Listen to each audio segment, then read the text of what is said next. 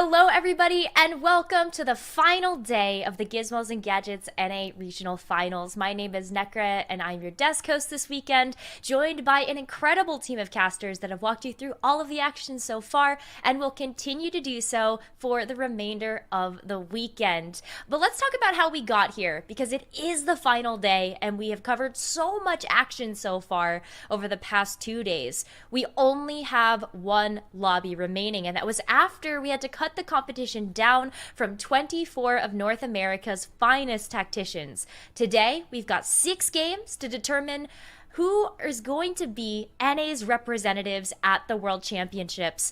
You can either be in the top 3 or you can be the finalist with the highest average placement across all 3 days, and that will get you your World's invite. For the remaining top 2 finalists, they will qualify for the last chance qualifier, which will be the final pit stop before Worlds. But that's not all. We also have that $25,000 prize pool split up across our top 16. So we did send some players home yesterday with a piece of that prize money, but the lion's share still is on the line, with first place taking home a World's invite and $8,000. Let's welcome in our first 2 casters to the desk. We've got Frodan and Bryce to kick off game number 1. Frodan, how are you?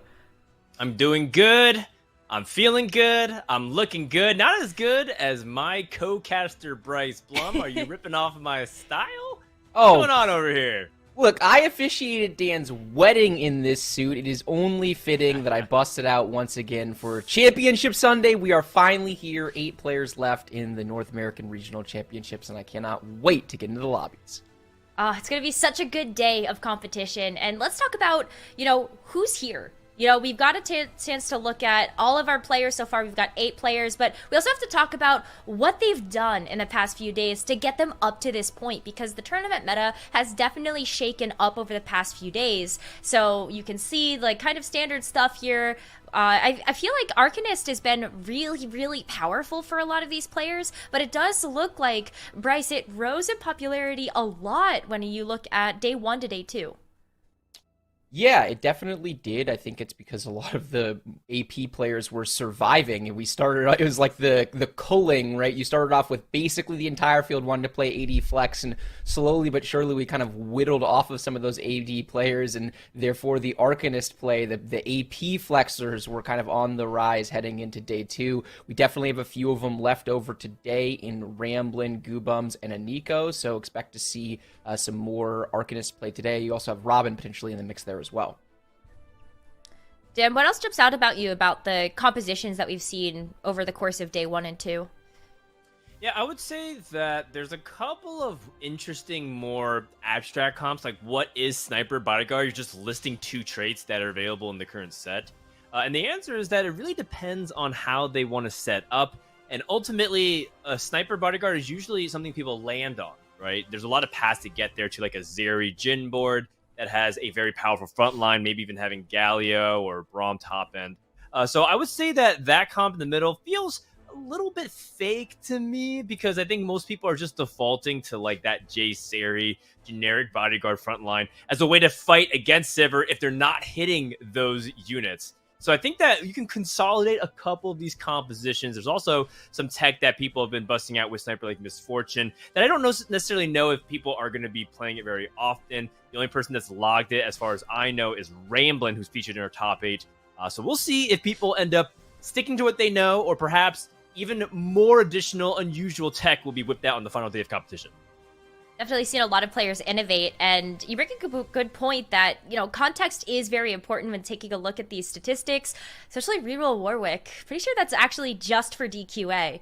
I can't think of another player right now that was able to find as much success with the Warwick and also ran it as often as DQA, so I think that the 100% there are just DQA. But we got to talk about some of these players now that are competing in day number 3. We've got 8 incredible players from North America, and I want to kick this off with talking about Team Liquid's Goose. You know, Goose is one of those players that had a strong showing a couple of sets ago, but has really flown under the radar leading up to the North American Regional Finals. And even on day number 1, they did squeak in at 14th place with an average placement of 4.5, but day 2, they really kicked it up a notch, and it was so impressive to see how Goose was able to play so fluidly in that mid game and ended up with an average placement overall of 3.5. So I'm really excited to see Goose continue to prove people wrong in day number 3 here of the NA Regional Finals.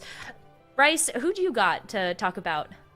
Yeah, Goose is undoubtedly a beast from one beast to another. I want to talk about my boy Goobums. Goobums is a player that also has flown under the radar, but for very different perspectives. You know, Goose is someone that has historically dominated the North American ladder, struggled a little bit in tournaments recently, and is now popping off.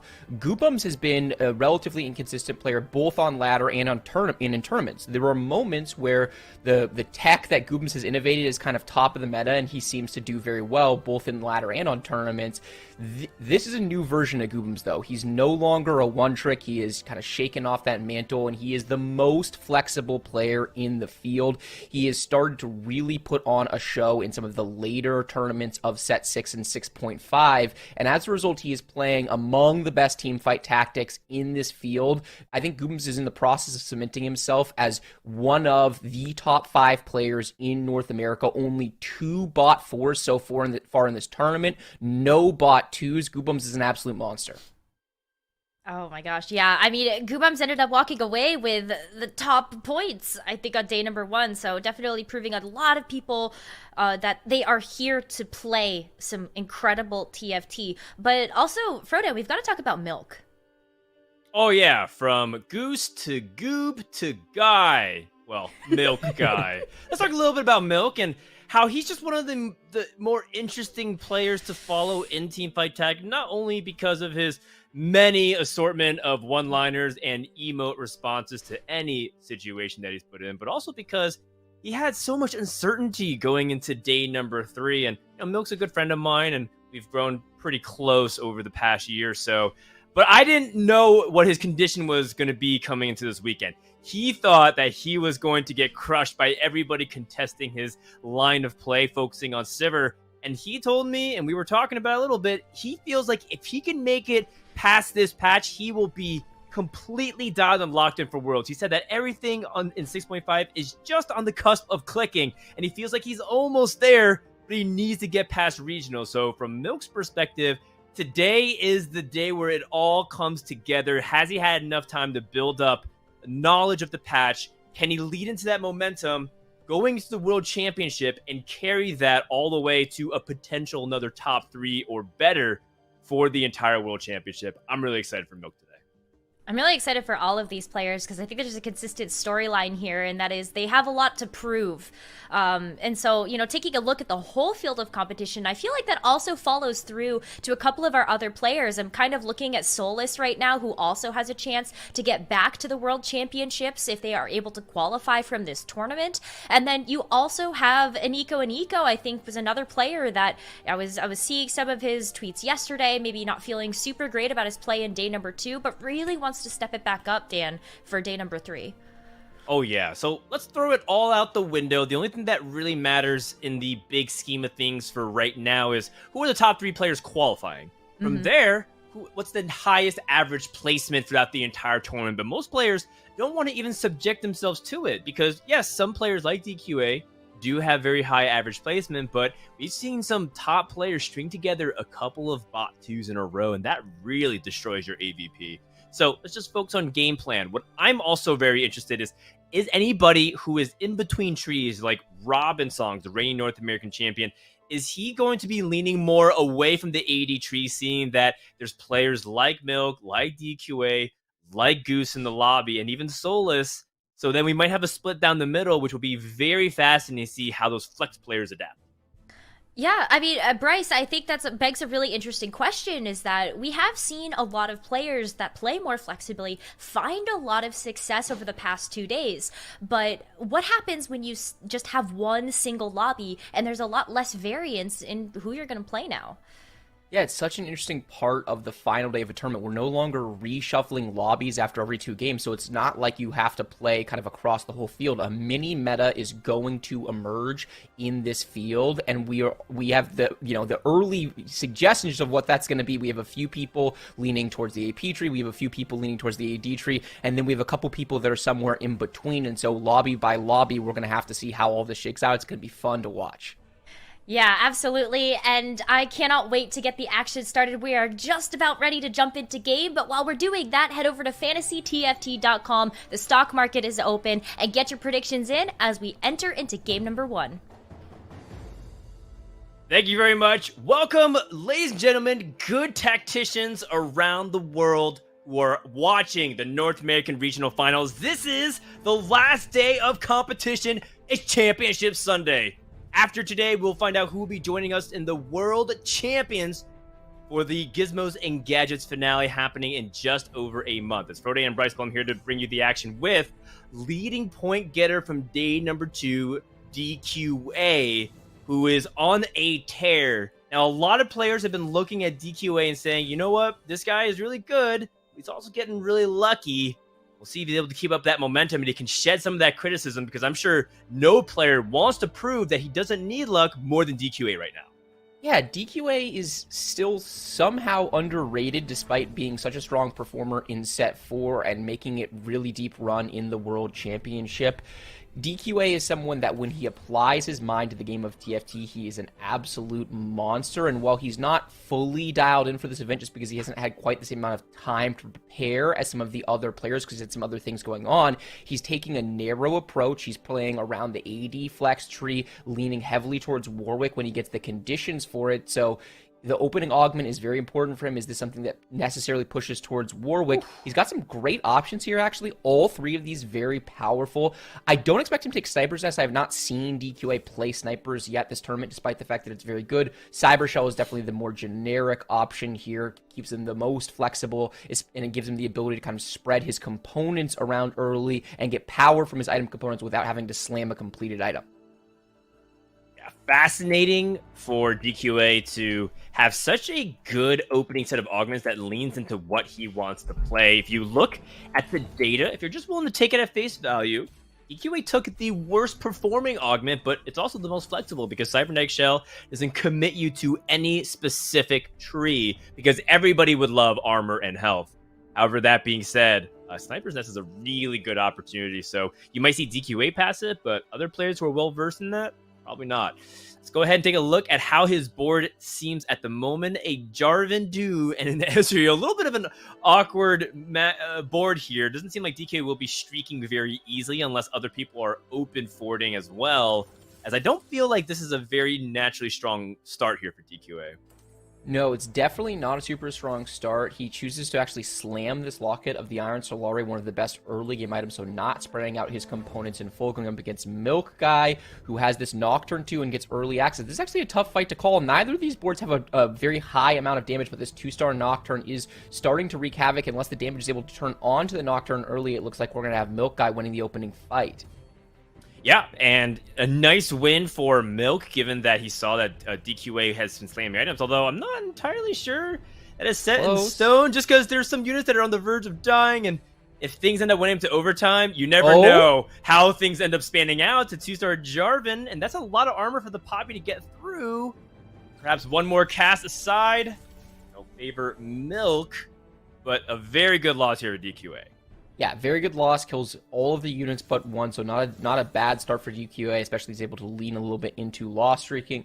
Hopping on board with Goose for the first time, who took Phalanx as his opening augment, also very generic. He can play anything from here, picking up some nice defensive stats for all of his units in the back 2 rows. He has a couple of upgrades on this board in the Camille and the Ziggs, and he also has that Yordle trait online early. Such a powerful trait, printing those Yordle units, getting your economy snowballing, as well as potentially getting some early 2-stars in the Yordles.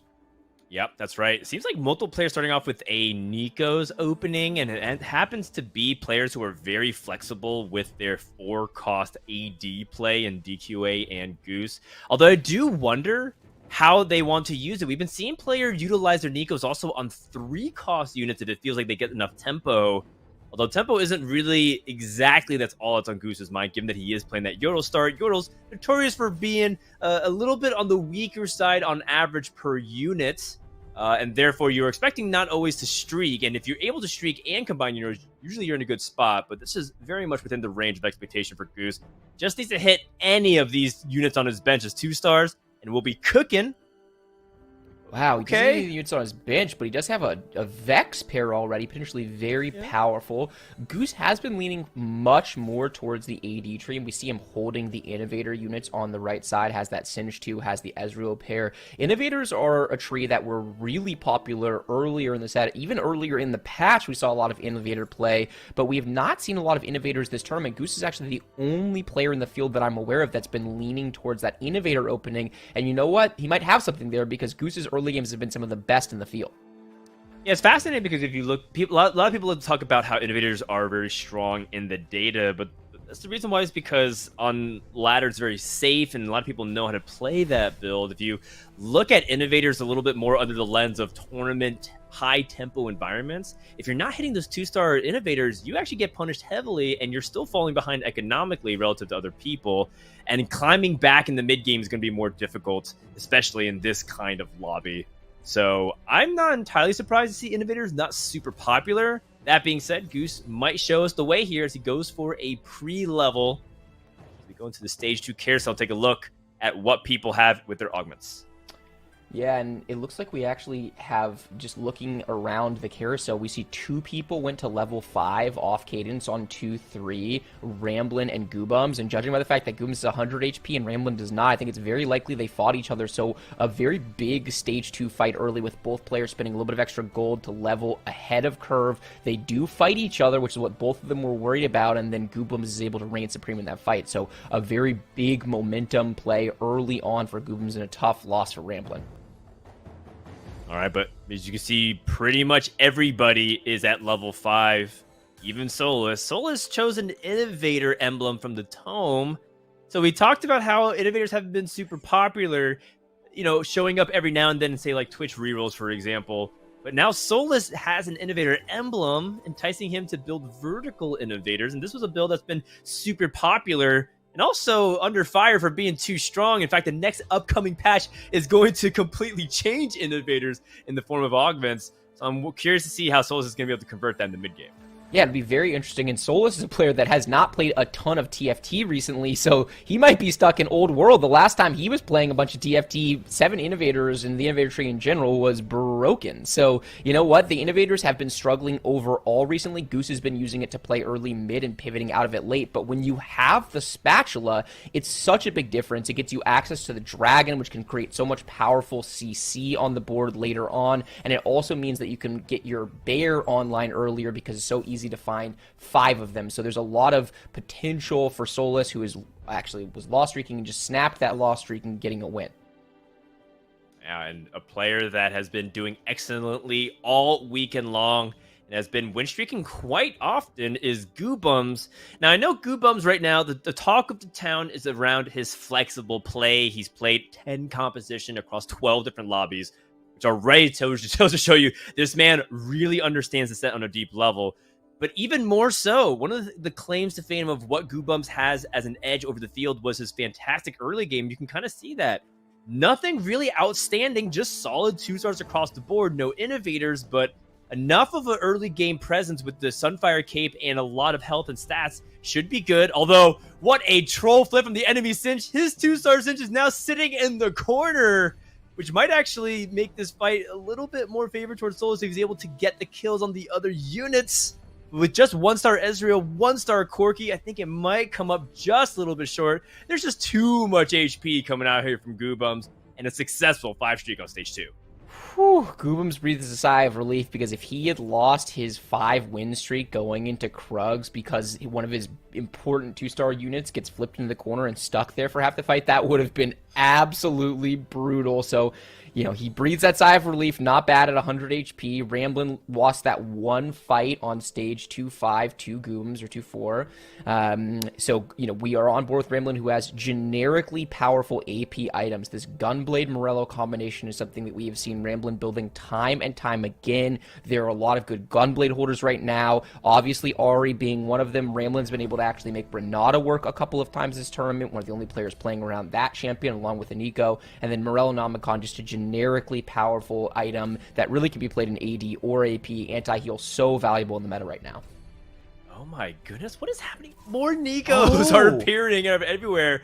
Just find a bow with that sword, could end up just slamming Giant Slayer immediately and keeping up his tempo.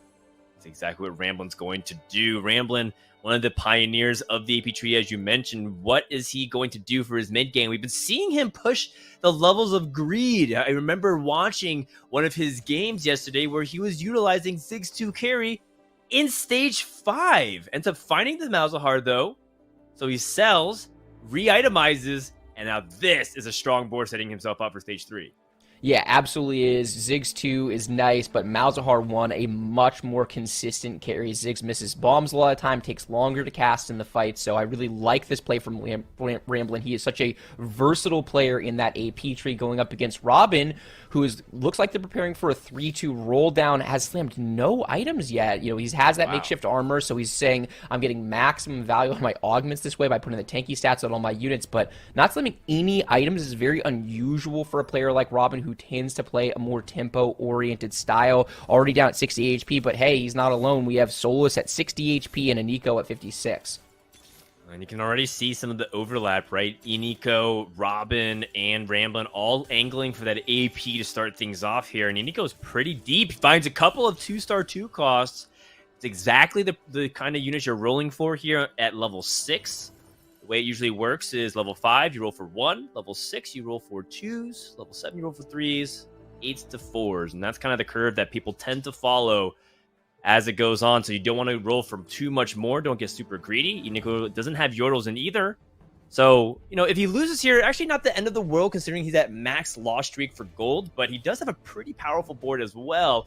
And we've seen what Brand 2 can do. This unit can be played all the way to the late game. We've seen even players like Ramblin Fast 9 with this unit. Yeah, and actually, Ramblin didn't just fast 9 with that unit because he had the Spellblade augment. He kept it in the entire game. Brand just chain casting and auto attacking for massive amounts of damage. This is such a powerful unit, especially the VIP version because you're casting twice. The burst from this unit is unreal, as is the healing because Gunblade now applies healing across your entire team. Hopping on board with the augment choices, and oh my god, Iniko is offered Luden's Echo, such a powerful augment because his brand is chain casting, so this thing is going to be popping out insane amounts of damage. Such a good augment for Iniko, who just took a big win, is looking to turn around his game from 56 HP. Meanwhile, Milk grabs component grab bag, and it's a wide array of different items. I'm thinking about an Infinity Edge Slam here, maybe a blue buff slam on this brand if he wants to do that. So a lot of different choices for Milk. Yeah, he has also kind of an unusual mid-game here. I think that champions like Twitch and Nocturne are largely falling off at this stage of the game particularly. Although I look at the items and I can't help but think that Milk wants to angle for a potential Irelia play. He has a Gnar, he has an Echo. If you can find an Irelia even off the carousel, he can immediately make an Assassin Emblem and start playing off of that and doing some really, really strong backline assassinations. Going up against DQA, who's picked a Hex Tech Emblem. Oh dear, that's usually not a good sign. Hex Tech Emblem is not the worst, but it does seem to have problems scaling aggressively into the late game. So DQA's got to really preserve the streak. You can see he's the only player that's on fire. So he is going to get a very convincing victory, but the question is, how much mileage can DQA get before people start to outscale him? Yeah, Hextech Emblem actually many top players think is worse than the Silver Augment Hextech Heart because the emblem means you have to put it onto a unit. If you want to go full vertical Hextech, that 8 Hextech trait being so powerful, you actually can't play the Alistar at level 8 because you were only able to get 7 units onto the board. So, not an ideal augment selection for DQA, but hey, he's playing tempo. Like you said, only player win streaking at 92 HP. Not a bad spot for DQA. Solus at 47 still hasn't been able to turn things around. Looking at his augment, looks like he took 4 score, which is a desperation play usually, or you want to try and look for a specific champion. I'm not sure what his likelihood is of being able to find exactly what he needs. But he's at 47 life, and that's not a good start for him. So take a look at what Milk is able to do with this Sivir. We've seen him have a lot of game plan oriented around Sivir. Does he want to just sell this Nocturne, or is he going to keep it and try to play a little bit more Hextech? Yeah, he's played around Sivir a lot this weekend. Not, I think, the direction that he wanted to go with the blue buff slam, and I think you were right that he was potentially looking at Aurelia. But hey, when you find a Sivir with a sword on the carousel, that is not something that we are, that we can possibly ignore. He's able to get the 4 strikers online, going to be able to move that Last Whisper. Sivir's such a good applier of the Last Whisper because she gets it across the whole team with her ultimate, going up against Solus, who is still looking to get that bear online with that Innovator emblem. Wow.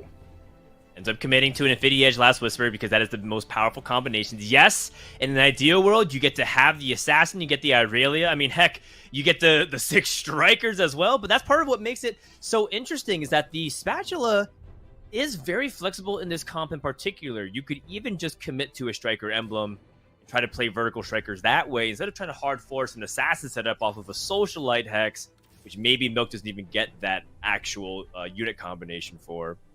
So I think that's a really good spot for Milk, guys. Let's go ahead and check in with Robin and see what's up in his corner.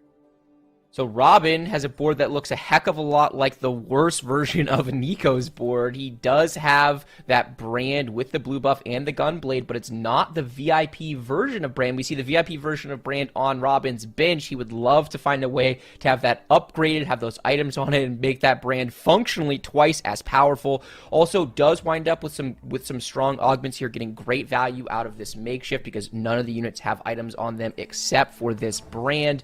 Going up against Milk, who has an extra level on him, has 4 strikers in play, has a Sivir with Last Whisper, i.e. I just don't think Robin's going to have enough damage to ultimately get through Milk's board. Yeah, the big thing, too, is that Robin could have a lot of damage in the form of, I believe, is that Spellblade that he has, or is it Runic Shield? But the thing is, like you said, he just has just nothing really to protect that Brand in a meaningful way. He's stuck on Vex 1. And with 34 HP, I think Robin already is adjusting his sight, saying, you know what? I guess today we aren't going 1-1-1-1, lag 1-1. I think I might have to play for like a 5th or a 6th at best, because right now, Robin Songs is struggling. Yeah, it is a Runic Shield, so everything about his composition is very defensively oriented right now. Has to sell this Brand. The non-VIP version just not going to be able to do enough work. If he's able to get 6 Arcanists online, if he's able to find an Ahri to hold these items, or a Malzahar too, then he can absolutely get stable, and you're right. This is very much, we're playing for top 5 kind of situation, if at all possible. And Robin knows that. Very comfortable when playing in these situations. He's going to go for a big roll down. He's going to find the units he's looking for. Transitioning over to Solus's board, who's also going to be looking for a big roll down, trying to get the Innovator board online. Just doesn't have a lot of the Innovator units, Dan. Yeah, and unfortunately, his powerful legendary hits aren't the ones he's looking for. He hits Victor and Galio as level 7 roll downs. He's not able to find it just yet. He does have what looks like to be a VIP Draven. Doesn't have the ideal Debonair set up because he's playing a 2-star Brand as well. But it is what it is, and he needs to start itemizing. Doesn't end up committing to anything besides the Bloodthirster. Oh, a Shiv on the Draven as well. And you know what? I like this because it still gives attack speed, and it's a situation where Solus is at 25 life. He doesn't get to be very picky with what his items are going to go on his carry. Yeah, Solus in a very similar situation to Robin. He's in, is there any way I can not go 8th here situation? He's trying to figure out whatever he can do. So, this is not a time to be greeting best in slot items on anything. He just has to figure out a way to get as much strength on his board as he possibly can. Unfortunately, he's getting absolutely no value out of this Innovator heart or the Innovator emblem. He has 1 out of 3 Innovators. Just the emblem. Does find the Draven upgrade, a very big deal, and he has the Leona too as well. So this board is not terrible. I mean, he does have a dead opening augment, but hey, we've got a 2-star 4-cost carry. We've got some frontline and Blitz 2, Leona 2. He also has that Camille, which is a oftentimes very tough unit to go back and find. You really want the clockwork in when you're playing Draven because that extra attack speed is so valuable. Choosing Slam a death cap on Leona, not something you see every day. Yeah, I think Solus recognizes the phase for the Locket is largely over, and he needs to stabilize. He's going up against Gizmos, who has a 2-star 3-item Sivir in the back line, and so it's going to be a front-to-back battle. Nice Vault Breaker from his Braum. Stall the Sivir for just a second. Maybe the spinning axis from Draven can now start to work onto the back line. A huge win for Solus, who needs every single victory possible, as he does end up getting a very important win versus Goobums. Robin takes another loss, and both Robin and Solus, who are on the verge of potentially not even seeing the stage 4 carousel. I mean, are they going to even be able to see their third augment at this rate?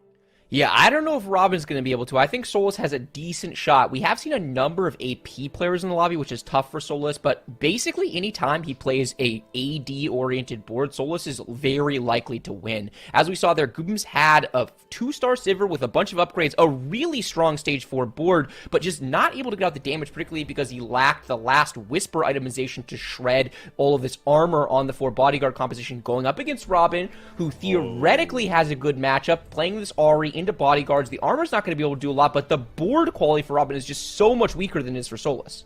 Yeah, it's just a 1-star Ahri versus a 2-star Draven, and sometimes it's just that simple. I don't think Ahri's DPS can keep up.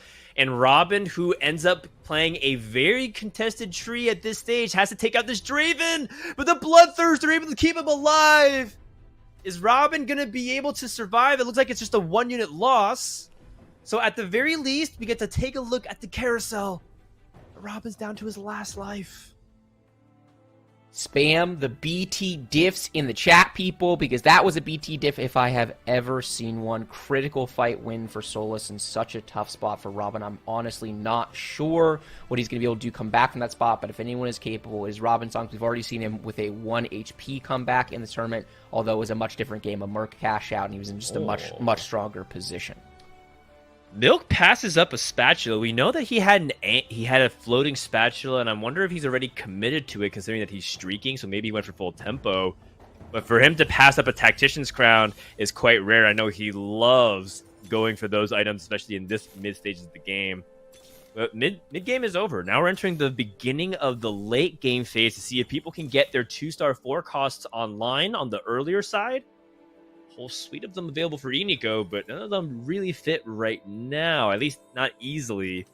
We are going to itemize this Ahri, and with Nico's help, just needs one more in order to get that Ahri 2 online. He's playing 4 Enchanter as well, which is surprisingly effective. It wasn't that strong early in this tournament, but as we started to see more AP players advance, it's a very reasonable call against players like Robin and Ramblin'.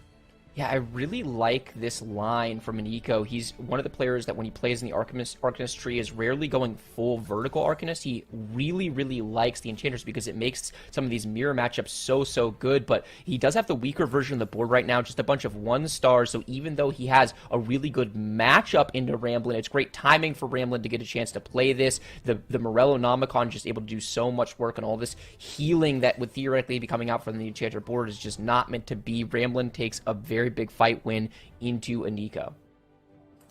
The last augment is a gold one here for Inigo, and makeshift armor is instantly picked here as Inigo does lack some front line. Meanwhile, DQA finds another cybernetic augments, which complements his existing shell, so now he gets a bunch of attack damage and he gets some armor. And he has committed to a vertical hex tech trait, but with that Vi 2, DQA should be solidly contesting for top 4, but the problem is he doesn't have that Sivir 2, and we know that several players are angling for it in this lobby. Milk was going for it. We saw Goobums already having Sivir 2. There's not that many more left.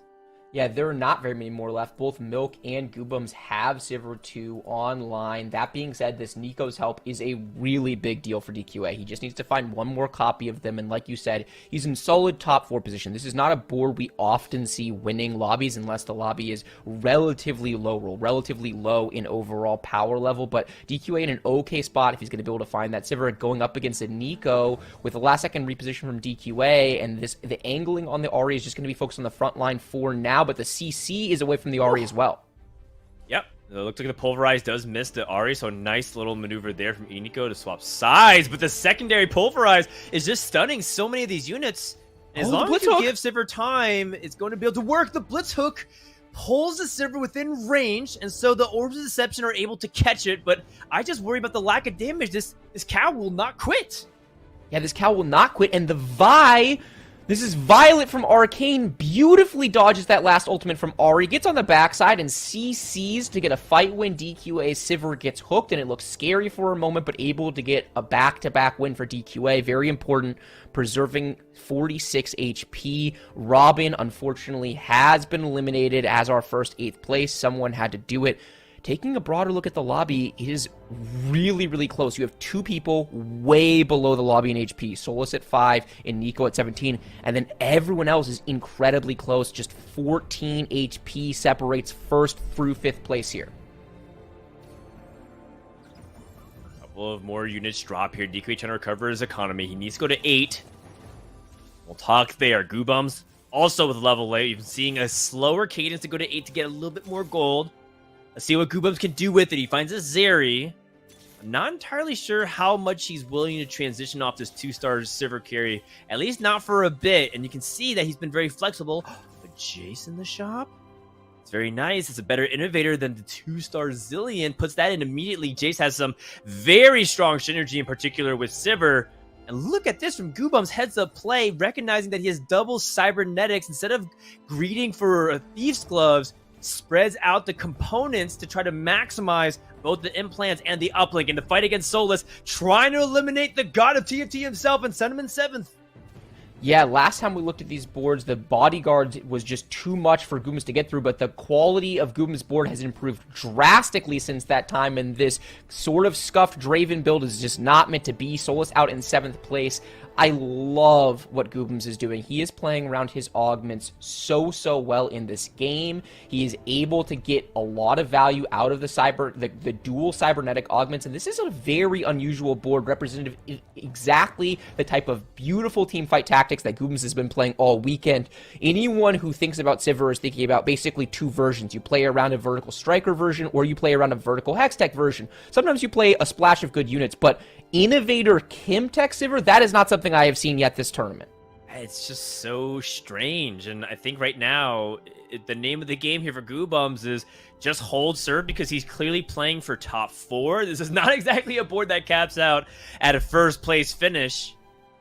We'll see how far he can go. Another elimination fight on the table here from Goobums. Can he go back to back? He does miss a Shroud opportunity because that was a scrap component, and right now that's a 2-star Ari for Iniko. Ari's trying to ramp up her Orbs of Deception, but speaking of ramping, that attack speed is at full capacity here, and Goobums will not be denied. Iniko goes bye-bye in 6th place. Able to at least outlast Solus and Robin, but not necessarily Goose, who has been slowly but surely bleeding, and it could be one of those situations where we see Goose have that win streak and unfortunately slowly bleed to just narrowly missing the top 4. Yeah, it is unfortunate. Rolling it down. Does have 8 copies of Malzahar. Make that 9 copies of Malzahar. Is that going to be the power spike that Goose needs to turn this around? Goose has not been playing a ton of the AP tree this weekend, but Goose, such a capable flex player, even though he's at a more narrow line this weekend, he's absolutely capable of playing from this spot.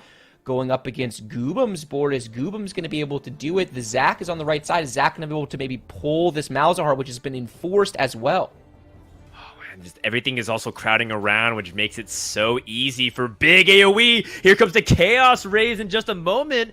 The Malzahar is also not killing the front line nearly as quickly. And I think the Sivir has just ramped so much. Zhonya's does end up keeping the Malzahar alive just enough longer to clean up a few units. And with DQA with a huge loss, Goose is now setting his sights. It's a battle for 4th place. Top 3 feels inevitable at this point. What can Goose do to bring us back and sneak into the top 4? Some very impactful items on this final carousel. We see DQA grabbing a Zephyr, and like you said, he's very much fighting for that top 4, so getting the chance to cheese that Zephyr and place it after the round has started in order to be able to guarantee a high-impact knockup could be the ticket to win a fight and get him into that top 4. Goose with a very close fight just now. Also has this Nico's help on the bench. So he's able to get either a Vex 3 here, still rolling down, seeing if he can maybe use it in some other way. He's going to put the Victor in play, buy that last Morgana, so he's 1 off of this Vex, he's 2 off this Morgana, going to have to use this Nico's help. It is a Vex 3, Malzahar 3, very unusual items on this Malzahar, but we did see that Zhonya's Paradox do a lot of work in the last fight. Is this upgrade going to be enough? Going up against DQA. Oh my God, and he has the Zephyr on the Blitzcrank! The hook onto the Malzahar! But is the Malzahar actually going to be able to still survive this? Sometimes the pull can be a blessing in disguise if there's not a lot of threat to it, and is able to target the 1-star Sivir from DQA. And kind of like we were discussing, DQA, without that Sivir 2, has a major damage problem. Oh my goodness! A huge wipe for Exact Lethal! And Goose with a massive victory, a 2-point swing for top 4. Yeah, Goose says, be careful what you wish for, kid. Have my Malzahar. I will happily apply that ultimate on top of the 1-star Sivir. Take your damage out of this fight functionally before it begins. Massive damage DQA at 18 HP all the way to dead. Moving over to Ramblin's board. Ramblin doing what he does best, flexing in the AP tree. Has a couple of items on this Renata and has a Victor 2 along with the Ahri 2. A lot of Cyber players in this lobby, so more item spread going up against Goose. This Vi is in a really good position. Is he going to be able to have enough damage to get through this incredibly tanky frontline Goose has put together? He's trying right now. The Chaos Rays is going to focus everything in the corner in a big cast, but doesn't actually do that much damage. There's so much healing and enchanter shielding going on that this composition setup does end up being very tanky against specifically the damage output of Ramblin. And so we do have a moment of reprieve here at 5-7 where we take a look at Goose and how he's going to be able to potentially fight for a top 3 if he can. But the issue is that Goose is really good against a board like Ramblin, but how strong is he against 2 very powerful AD carries in the form of Milk and Goobums' Sivir comp? Yeah, it's a great question, and Goobums also has the Giant Slayer to be so good into the multiple 3-star composition that Goose has been able to put together. But hey, Goose with a relatively scuffed look at Arcanist, a lot of items that we don't necessarily look at and say, this is what you want to build from the start of the game, is able to squeak out a top 4. A very well-played game from Goose either way. Speaking of well-played games, Milk did commit to that Striker spat, did commit to the Vertical Striker, and was able to get this early 2-star Sivir online, go to level 9, and Goose looks like he's in prime position to be able to potentially, or Milk to be able to potentially win this lobby. Oh, finds a Jace as well if he wants to play for it. Oh, ends up putting the Echo instead, utilizing the Scrap. Okay, I'm down for that as well. I think Milk is going to evaluate this pretty slowly. Way up against Ramblin. Ramblin does have a pretty decent angle with the Ahri. No Frozen Heart or anything off the Scrap. Let's see what this 6-striker board can do. Can it end it quickly before the Chaos Rays come in? Big AoE damage on both sides, and it looks like there's just too much AD pressure. Ramblin takes huge damage. Not to mention Ramblin's augments seem to be finally catching up to him, as Cybernetic Uplink only seems to be the solid combat that he has. Electrocharge is largely useless as the fights go way too quickly. Goose wins again over Goobums. Don't look now. Goose is charging for the top 3. Let's check in with Goobums and see what's happening there.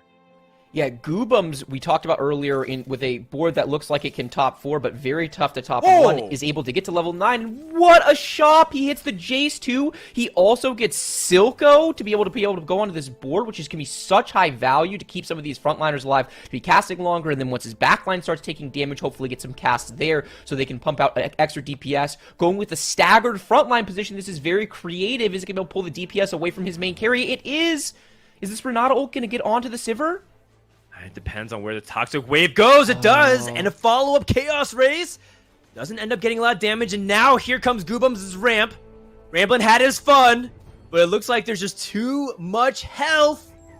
And that is the power of the double Cybernetics. Just everything surviving by a few hundred hit points. But Ramblin's job, he was crossing his fingers. He was hoping for a top 3, and top 3 it is. I don't think he can keep up with the 2 very powerful AD carry compositions, as Goobums and Milk look primed to run away. An Irelia 2 is available here for Goobums, but he would have to sell Victor in order to get that, unless he wants to sell something else as well. Yeah, and there's a Silco pair in this shop as well, so Gubams might be thinking about locking. He's going to be focused on positioning for this fight. It looks like some last-second repositioning, and it's going to be the battle of the AD boards. Milk Sports certainly looks more capped out, but oftentimes Ghost Sports are quite a bit weaker, so maybe Gubams able to get a big fight when they're Ramblin' board going up against Milks. We've seen this before. The Chaos Rays are coming out, but just totally whiffs the Sivir, and not enough damage out of Ramblin's composition. He goes out in third place.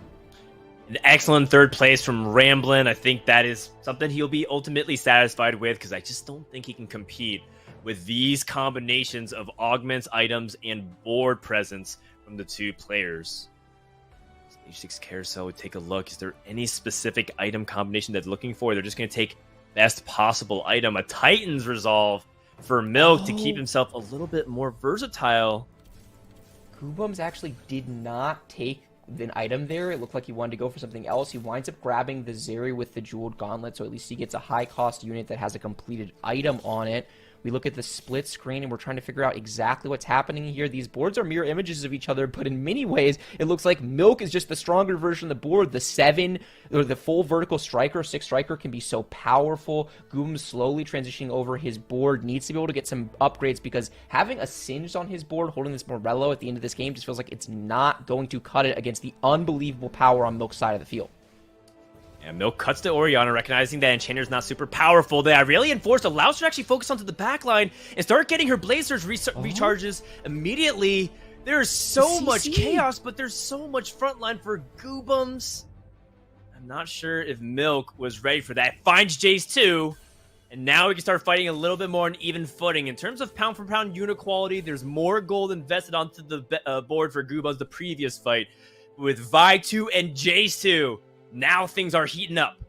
Yeah, they are heating up. This was also really clever positioning from Gubams. He gets the Singe flip CC onto the Sivir. He also gets a Zac pull into the Sivir. So much CC. Milk Sivir was not able to play the game. It has a ton of AD, but no QSS. So if you can stop it from attacking, then you can shut down Milk's damage. We'll see. No matter what happens, we're going to stage 7. So this fight purely puts the other in check. We do have a Jace 2 firing away alongside the Sivir as well. The Shock Blast not actually doing as much damage as I anticipated it. And now that Gubams has Victor 2, trying to see if we can use it to crit. Oh my goodness, look how fast they really crushed through, and that's going to settle the fight. And so now with the Jace 2 and that Vi 2, really powerful combination has given Milk enough to crack through. Now, in terms of the item quality, oh, it's not even close. A Hextech emblem available for Milk, and a Bloodthirster for Gubams. Yeah, that Bloodthirster could be a lot of work on this Aurelia to be able to get some extra sustain and extra damage out. I'd like to see Milk swap his Jace to be able to get that Zeke's and Banshee's value. I understand that Banshee's is really, really good onto this Aurelia, and it's going to be casting with blue up, but the Zeke's value on the Jace can pay so much dividends because it gets that earlier cast in the fight, which then could snowball the DPS from the Sivir. But the difference in that last fight was really all about the crowd control. In the first fight, Milk Sivir was not able to do the DPS, spent so much time knocked up and stunned. This time, it is a different story. Meanwhile, Gubams is able to get a full upgrade on that Silco, and that's such a big deal. Silco in these late game fights can do so much work. Milk finally gets offered a Silco. Is he going to be able to find a way to fit it into his board, or is he happy with what he has? It's so difficult. He doesn't have Innovator, so this Echo could end up being put out, and that's what he's going to go for, immediately placing that Silco. And here we go, potentially the last fight of this game. A 2-point swing. Who's it going to go to? Enforcers do happen on both the Jaces. Neither of them will be able to get their Shock Blast going start off. No impactful scrap either. And the Aurelian Sabers have finally hit their peak power. But I just don't think there's enough here for Milk to finish it off. 4 units survive. Milk barely survives. One more fight to determine it all.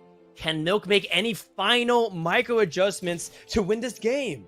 Yeah, this is so tough for Milk. Gubams is able to get a bunch of upgrades. The Silco 2, the Victor 2, the Jace 2 to accompany his Aurelia 2 and Silver 2. Gubams has played an immaculate game of TFT. This is not the line many people would have taken, but he's able to get to level 9 and cap out his board with these 2-star legendaries. Milk adjusting with Jace in the front line. I really like this adjustment. It was enforced in the last fight, which means that it's not able to get out that gate in very early in time, so better just have more front line if you can see if it stalls. Let's see if that makes the difference. All right, and once more, utilizing the Socialite Hex, Gubams has been unstoppable before. All of his 2-star carries are wreaking havoc.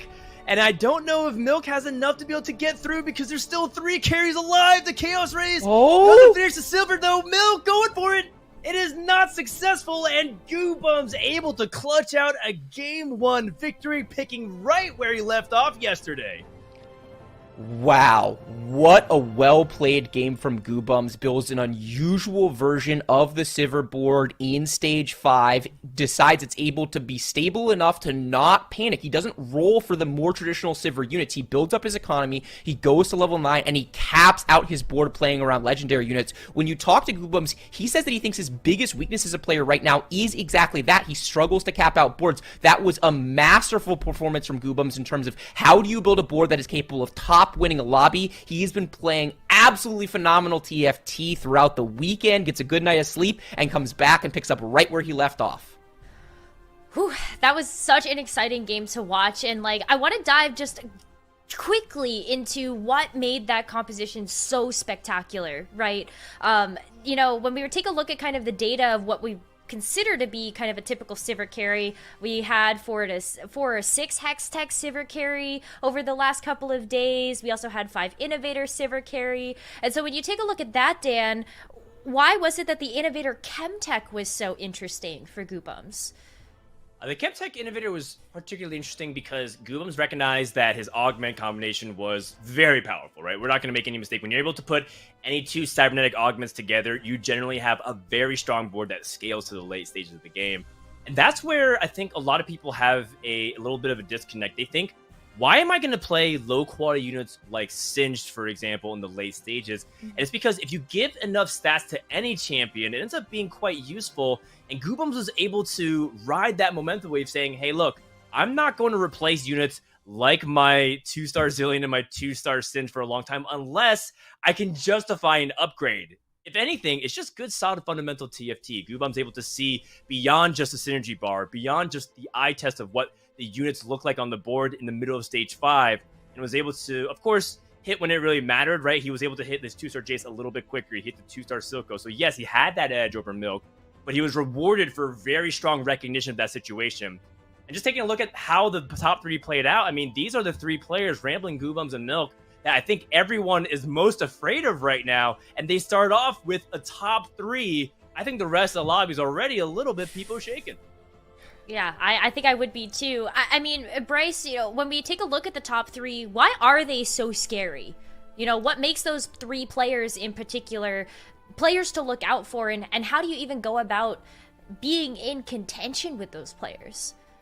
I mean, they're all scary for such different reasons. Goobums showing off his flexibility actually has not played a lot of Sivir in this tournament, despite the fact that it's been one of the most popular carries, but he rolls deep on Stage 4-1, and he hits the Sivir, so he builds a board around that, showing off so much of his creativity in board building, putting together a combination of units. I mean, if you go look at typical Sivir boards, literally none of them are going to include the Chemtechs. They're just not going to include the Singed and the Zac, but he gets secondary damage in the Victor, he gets great CC out of the Zac, and he's also able to get some good value out of that Singed because, like Dan said, the augments were so strong. So such versatile play from Goobums.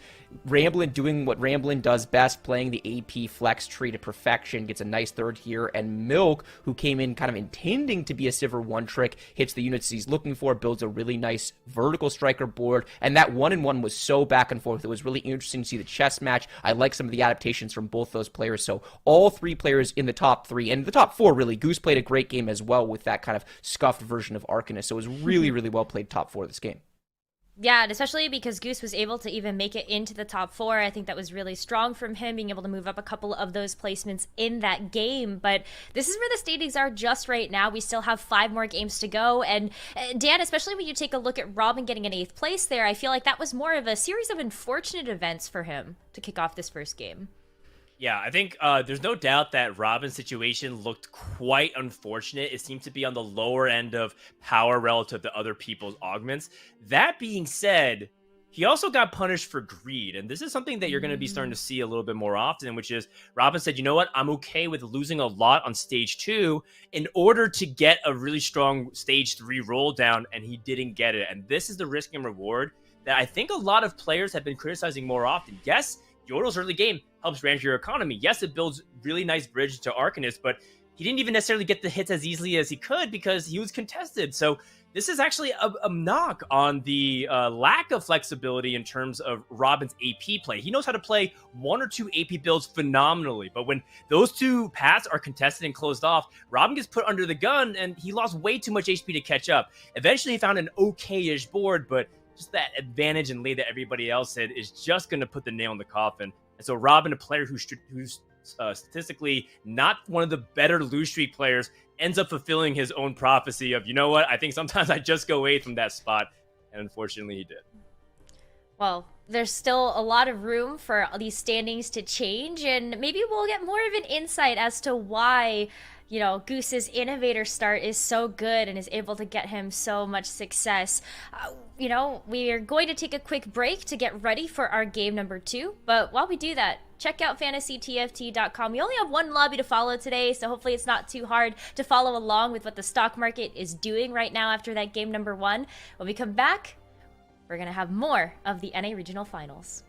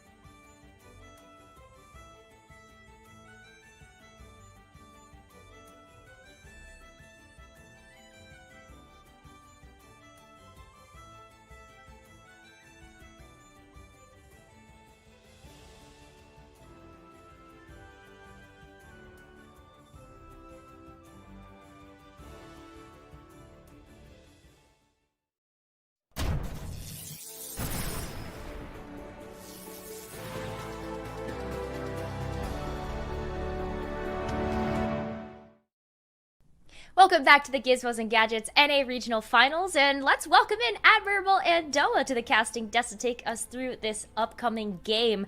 And I'm sure you are both so excited, so let's just talk about some of the players, right?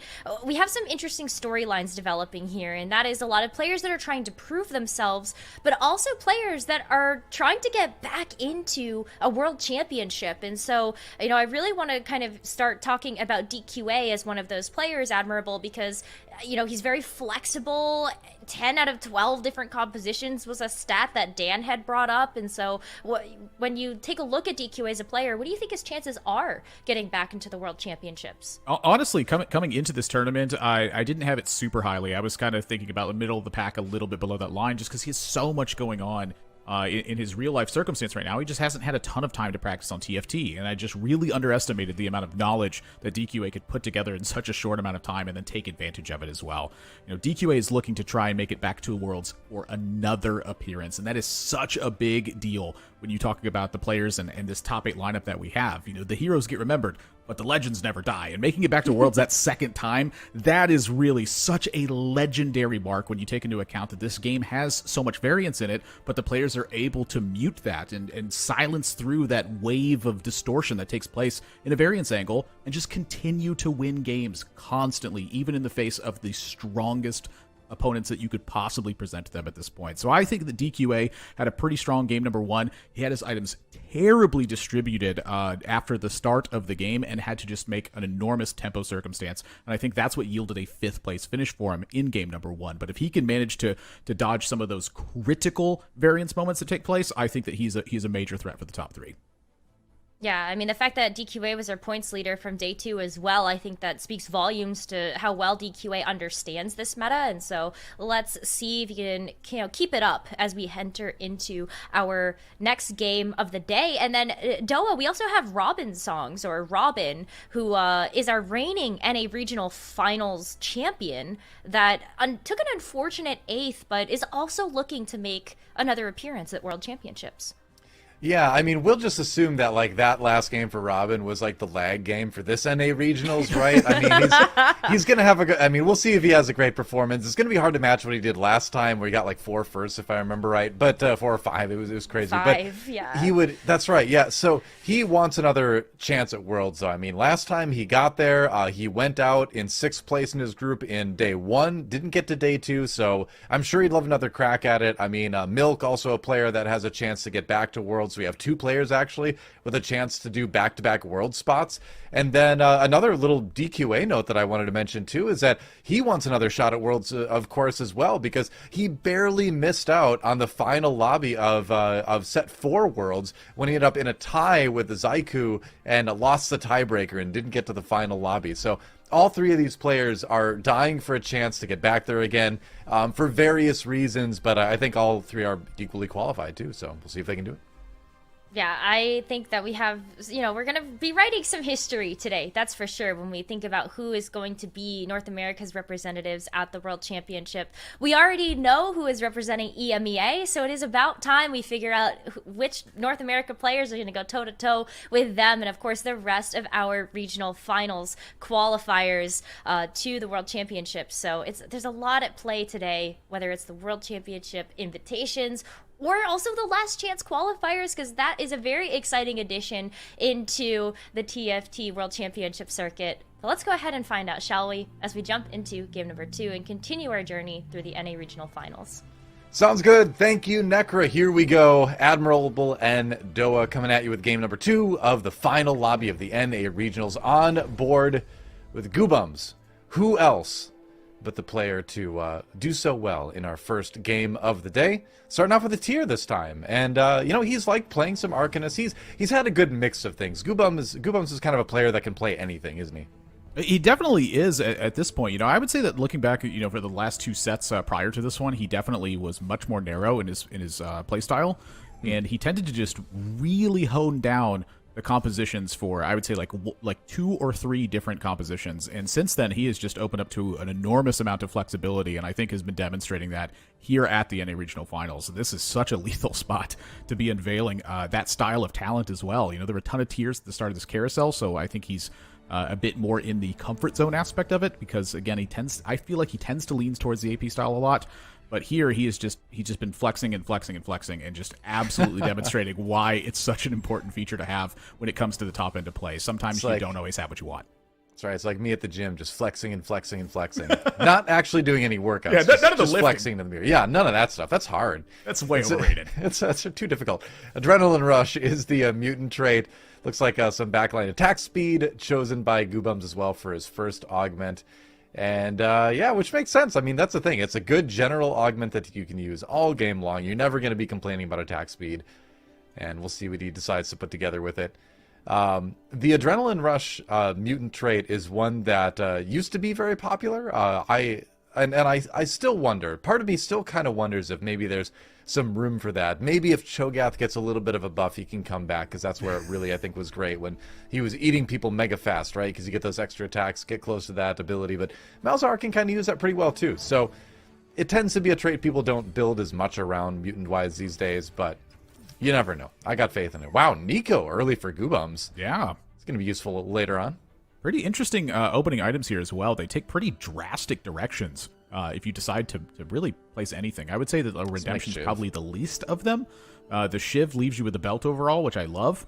Yeah. But you could also really commit to an AP style and slam a ZZ Rod.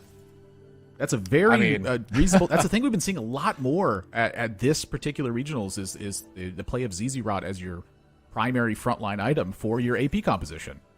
I mean, yeah, you're right. We have been seeing a lot more Zerat Portal, and I do think it's an item that is underrated. He may just decide to greed it though too. I mean, yeah, go ahead and use a little bit of the scrap benefit. Get that shield at least. All right. I kind of like the perhaps accidental opening here as well, where you played the bow, it got scrapped up, and then you put the tier online afterwards. So you're going to end up with a Shiv on the following round.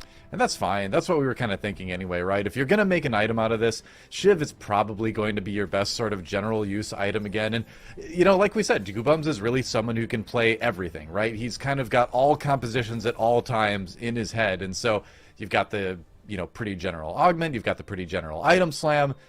Pretty generally okay start for him. Moving on to Liquid Robin, who needs to have a little bit better of an okay start this time around if he wants to get some points on the board here, at least more than 1 point anyway.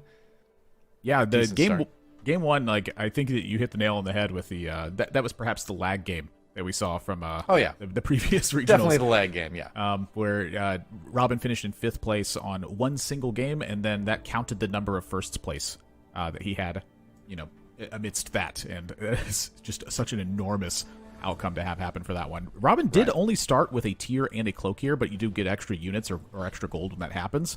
And so it does look like he's trying to take advantage of that again. Still very open to all the directions. I think the Socialite's in a pretty reasonable spot right now. And Gnar, as part of your opening feature for your Yordles, is very different than all of the rest of the Yordles that take place there. Gnar is actually dealing damage. He's actually, as a tank as well, he's basically like a weak 2-star unit, because when he uses that ability and his attacks become stronger, he just gets an extra 500 health.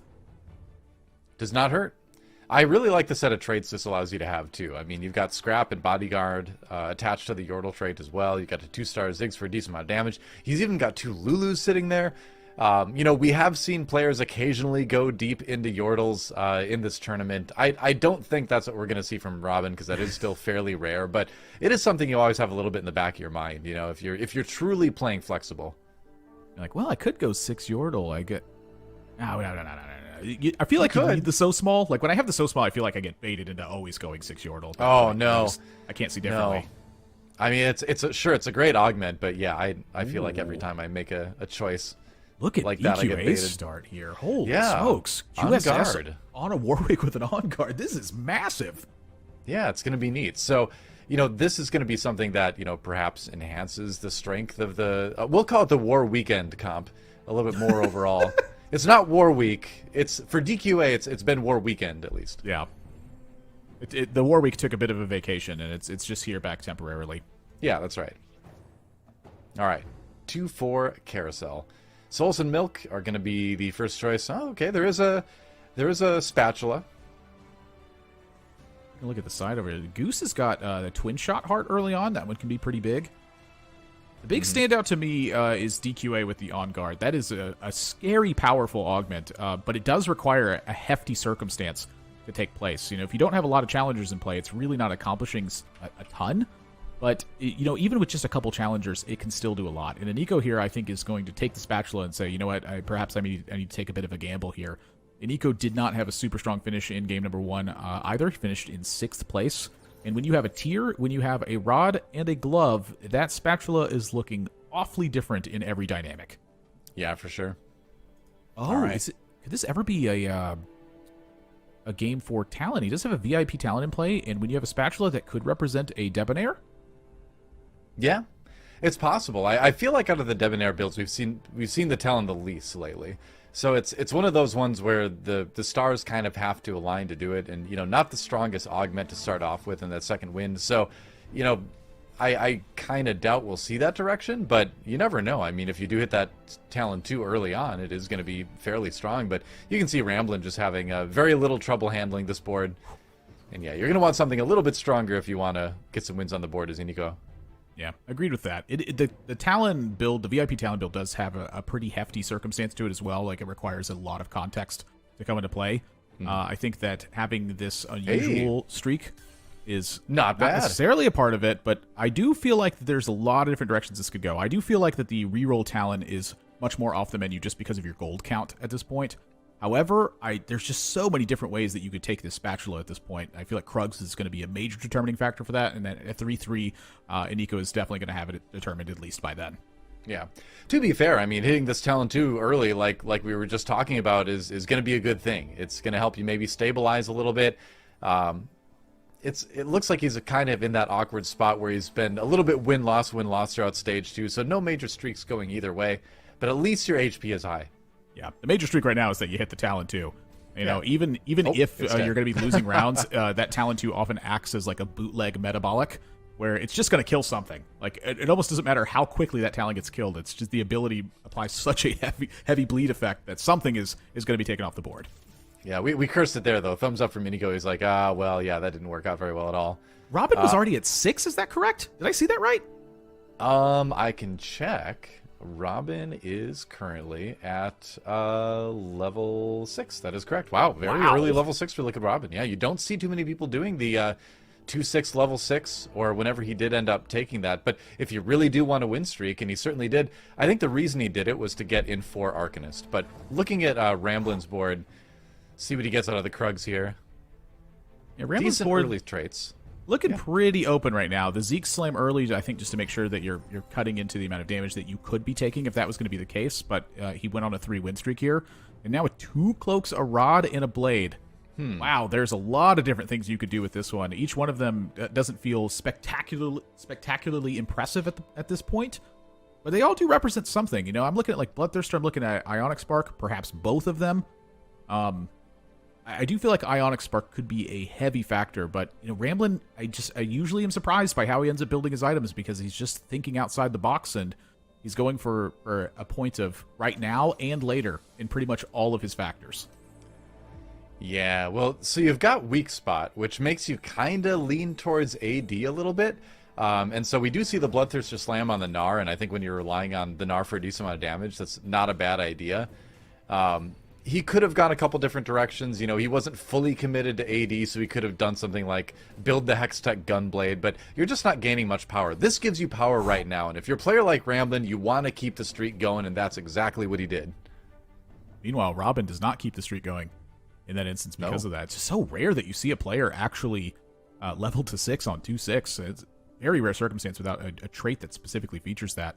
As we move on to Milk's board, with this Vex with a Titans in play, and a Last Whisper and a bow on your backline on that Ezreal, I feel like Milk has got a pretty strong setup for what we've been seeing a lot from Milk so far in this tournament, which is Sivir. Oh yeah, that's right. Sivir, and if you don't hit the Sivir fast enough, you can always throw those items on an Aurelia as well. Milk has definitely been playing a lot of that, but I mean, who hasn't been playing those striker boards? And they're fairly easy to get online. They're fairly strong. It's the best way to go AD right now, unless you high roll a VIP Draven early. So, makes a lot of sense. I love the Talon just kind of like taking things off the board. Even if you're going to lose, is what I call it. which is a terrible way to call something. But, you know, if it works, it works. That is a throwback. Wow. Milk takes another shot here. So the trouble is that if you're going for something like this, ooh, and all right, not the most inspired augments ever for Milk, I suppose. Even keepers, it's a little bit awkward. It's a bit tough. I mean, keepers gives you something. Yeah, I mean, at least True 2s gives you gold. I mean, maybe you end up finding some 2-stars you like. He ended up going with keepers. Okay, yeah. I mean, you can build a board around this, and the thing is if Milk doesn't have the damage, which he definitely doesn't right now, at least you can give yourself some survivability. As I forget who was saying it, but survivability is damage. The longer you live, the more damage you're doing. Yeah, Ramblin'. And so, yeah, it's a good thing to apply. Meanwhile, back on board with DQA, no surprise he's got the Warwick in action. Remember, because of his unguard, he's going to be disarming people with his challengers too. So against an AD comp, that's going to work pretty well. And I guess even against AP, you're preventing the cast from coming a little bit longer if you can get to people. So Quinn's basically Quinn's worried about her job right now because everybody's doing what she does even more often. Lucky she's a challenger. Yeah, it definitely is like a big feature here. The Quinn does get seized in this first round by the Blitzcrank, but that will quickly die, and then it gets off the cast, and that's a large amount of time it gets for this Warwick to build up that Titans.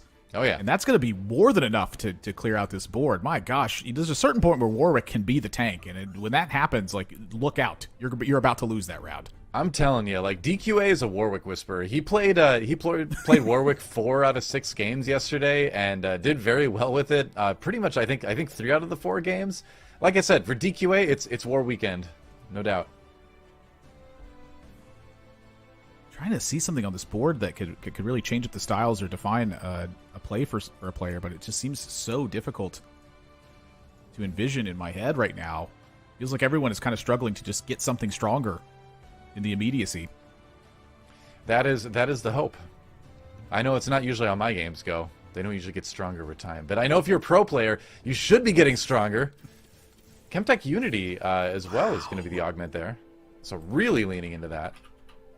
Yeah, Chemtech Unity is a bit of an unusual one where my initial impression of this was that it wasn't super strong, but that was because my first one of these the Unities I ever took was the Challenger. And then it turns out that the Challenger one is just not even close to the Chemtech one. The Chemtech turning everyone into a basic Chemtech 3 is very powerful, especially when your ideal situation is to eventually put 6 Challenger on the board here for DQA. Right. It's just going to keep everyone alive for longer, and again, the survivability is damage, especially when you have a Warwick that's holding a Titans. And you get a Warwick when you pick it, too, so one step closer to that Warwick 3. Little side benefit, can't forget. Let's see, so Iniko trying to do what he can. He's got a Talon with the Morellos, all right. Probably get swapped up a little bit soon, but can anyone kill this Warwick? That's the question. You've even got the bow on it. That could be either the Ginsus like we see many times, or even in a pinch, a second Titans is not bad either. And yeah, DQA seems like he's going to be on a bit of a strong win streak for a while. 2 strong augments, gets a Warwick 2 with 2 strong items, looking really good. Let's check out Solus's board though. 4 scrap, 4 innovator. Needs to find the Seraphine or something like that. Get 5 innovator online maybe. Yeah, 5 innovator tends to be a pretty strong stepping stone for something like this, and then if you end up going a striker position, you can go down to 3 innovator as you find the rest of the board you want to end up tanking for that spot, or if you spike a Jace or something, it can change the whole game plan there. But Solus so far, with the Knife's Edge and with the Second Wind, is looking like that they have a fairly reasonable front line and a reasonable source of damage that is inevitably going to get stronger over time. Going up against Goobums, who has a binary as well to go along that back foot. That is a tough board to fight. I mean, getting binary airdrop at your second augment is so huge because that's right about when you'd be thinking about putting a 3rd item on someone sometimes, and you can just say, well, all right, I guess I don't need to now, and then you can count on that and get a lot more item value across the board. So this Ezreal's going to get taken out. Ari is going to do the damage she needs to do.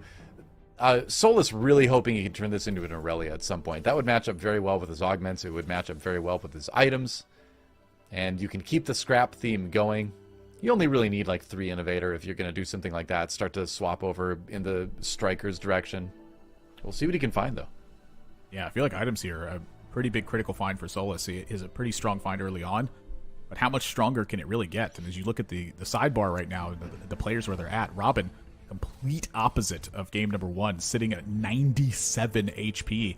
Solus getting a ton of items here, by the way. And then Milk dropping, or Milk all the way down at 46. So a hefty gap between the top and the bottom, and DQA the only player who was on a highlighted win streak at this point. And this is a major inflection point of the game where players are about to have drastic improvements to their board. So for Milk, it's going to be very demanding. For Robin, we're going to find out if they want to move up and have a heavy scalability, or if they're going to continue to battle for that position in the front line. Yeah. Now, Milk's twin shot board is in a little bit of a tricky spot right now. Hand of Justice on Lucian, I think, is not too bad. The awkward thing here is that you don't necessarily have the items you're looking for any of your carries. You don't really want to stack the Corki. You don't really have things like the Morella for the Lucian. And you could put items on the Gangplank, but he's only 1 star right now, and you don't have any more on your bench. So, you know, good components, good traits online, but just kind of an awkward mesh of the wrong stars as far as units go. So I think this is a very elegant thing that he did to sort of like get the most strength out of this board he's possibly could. That Lucian nearly died, but the Hand of Justice coming up big to give it one more shot against the Ahri, and I think that was a difference maker. Gets the win over Goobums there. I love watching Goose play, by the way. I'm so happy he's in this final day. It's so much fun to watch. And then also right at the end, he barely had the time to get that Zeke's online so he could get the full binary value there as well. Yep. And just a fraction of a second difference, and it all is completely different. For Robin here, this was a 4-2 level 8, finds a Victor, has a blue buff ready, with a tier on the bench as well. So Robin definitely needs some damage to start taking place here, but frankly, 6 Arcanist is a great way to get some damage. Yeah, I mean, this is your typical classic 6 Arcanist, 3 Yordle build right now. The Lulu is so nice in terms of giving your team more survivability, and she gives you that Yordle econ benefit, and then the Aurelia comes through and kills your entire team. Yeah, you had mentioned the Warwick Whisperer on DQA's side, but you know, for Solus, having this big Aurelia on 4-2 with an Infinity Edge and a Bloodthirster has been seemingly a common trait for Solus so far this event. And that's a lot of gold that Solus spent. I'm very used to seeing Solus with 40 or so gold. When you spend that much gold, you need to have something big happen, and especially in this tournament, you're going to have some big stuff happen, or everything's going to go wrong. Yeah. All right. So, leaning a little bit more into the Syndicate side. Whoa, that's an RE2. All right. I mean, okay, he's level 8. I shouldn't be that surprised about it, but, you know, it is 4-3, so people are only just usually barely hitting that level 8. Getting that RE2 is a pretty big deal. Now he just needs some damage items for her. Yeah, I think this is a really big one on Robin's side. Again, he elected to go with the Syndicate spot of things, which I think is the right call overall. You do want this Ahri to be fighting on the attrition side of things, and it does want time as well. The amount of power that Ahri has is important, but I don't think it's 6 Arcanist important at this stage just yet. I think that Robin just needs to make sure he's wiping out as much of the board as possible, and this is also, I think, giving him a chance to win rounds if he can spike to just a slight advantage at the start. Look at this extra time. Victor comes through, and Goobum's taking a big hit here on 4-3. Yeah, you think about it from the Robin side, and you're like, okay, what does my board need? Do I really need 6 Arcanists? And the answer is no, because you don't necessarily need that AP. That AP is more damage, but Syndicate gives you that Omnivamp. It gives you the stats. It gives you survivability, right? Which is going to equal more damage over the course of the round. So I think it really heads up play to make that little tweak for the moment to go Syndicate over Arcanist. Nico taking a Rod, sitting at 19. Solus gets a 3rd pick Jace off of this carousel. All right. Robin gonna go with the sword here. That's gonna give some more possibilities as well as a tier on Robin's bench. So we'll come back and see what that ends up boiling down to be. But for Iniko here, some things need to happen, and that's why the Rod was important. This is now a Renata with ideal items, I would say. Yep. And Renata Bruisers is something that Nico has been playing off and on throughout the tournament, so no big surprise to see him go towards that direction. Even as that Chemtech Spatula to get that trait online for the Zac and the Renata. Sivir, of course, can benefit from that too. You know, the attack speed, the durability, not a bad thing on Sivir at all. But the question is how far can this really carry him? It is, you know, in terms of the tier list that you see right now, it's not exactly on the top. You usually need a little bit more than that Renata, and that's what the Sivir is trying to do. It's kind of be the second damage dealer in this, but I just don't know if it's going to come out fast enough. The Sivir finally gets the cast off. A lot of crowd control coming through. That Zyra is a lifesaver right now for Iniko, but is it enough? It looks like it barely is. Give that Zyra a raise because she just saved that round. I also want to highlight the Hextech Gunblade there and how important that must be in this instance. You know, Iniko has been taking some serious hits in Stage 4 so far, and look at how big of a difference it was in that round, you know, between just that round and the fact that he's been taking losses. Like, nothing on his board changed aside from a Hextech Gunblade got added. That could be just absolutely the world of difference. Yeah, it certainly gives you a good amount of healing with that Renata, especially once it becomes a Renata 2. Ramblin went for the item grab bag there, was able to build a Zizarat on the Jarvan, which turns Jarvan into more of a tank because he's got essentially a second little tank inside of him now.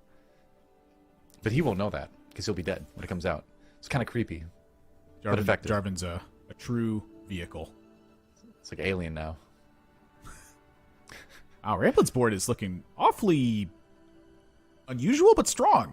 I like this. You know, Jinx being a striker is very different than what normally gets, I'd say, placed in a situation like this. You know, you're not always going to be able to guarantee you get a striker emblem.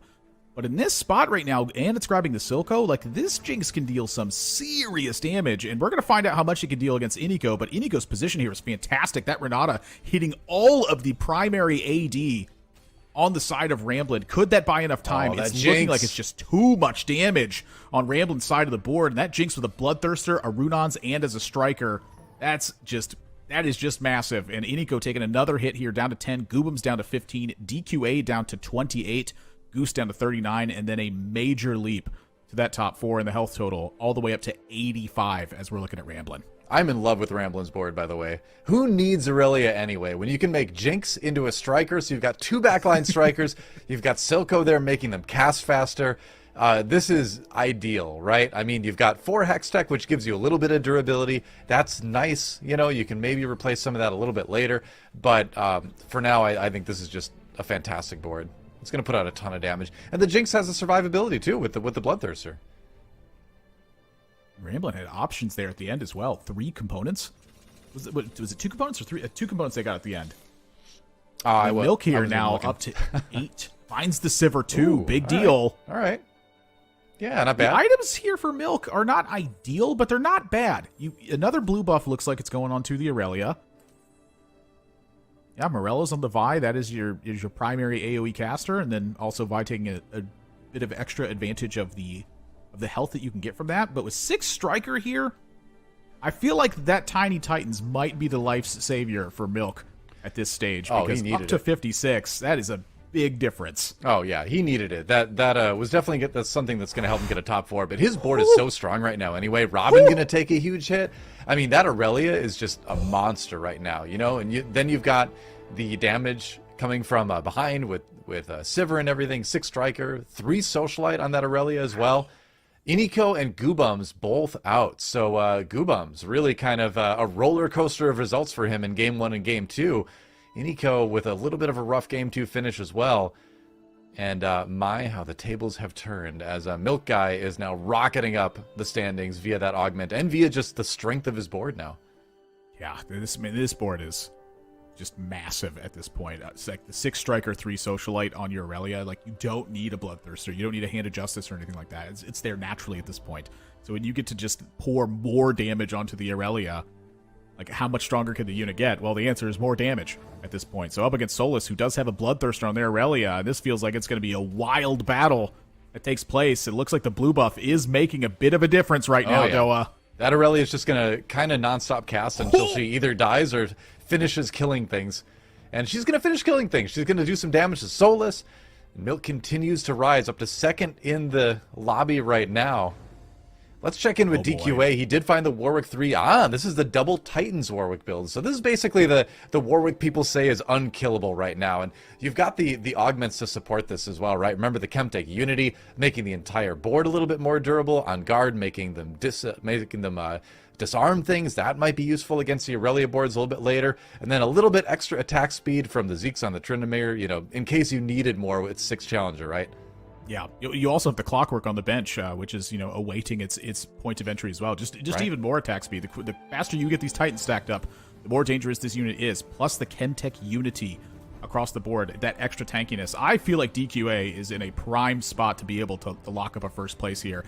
And look at this Warwick. Has it dipped below 20 or 75% health? No, I don't think in this fight.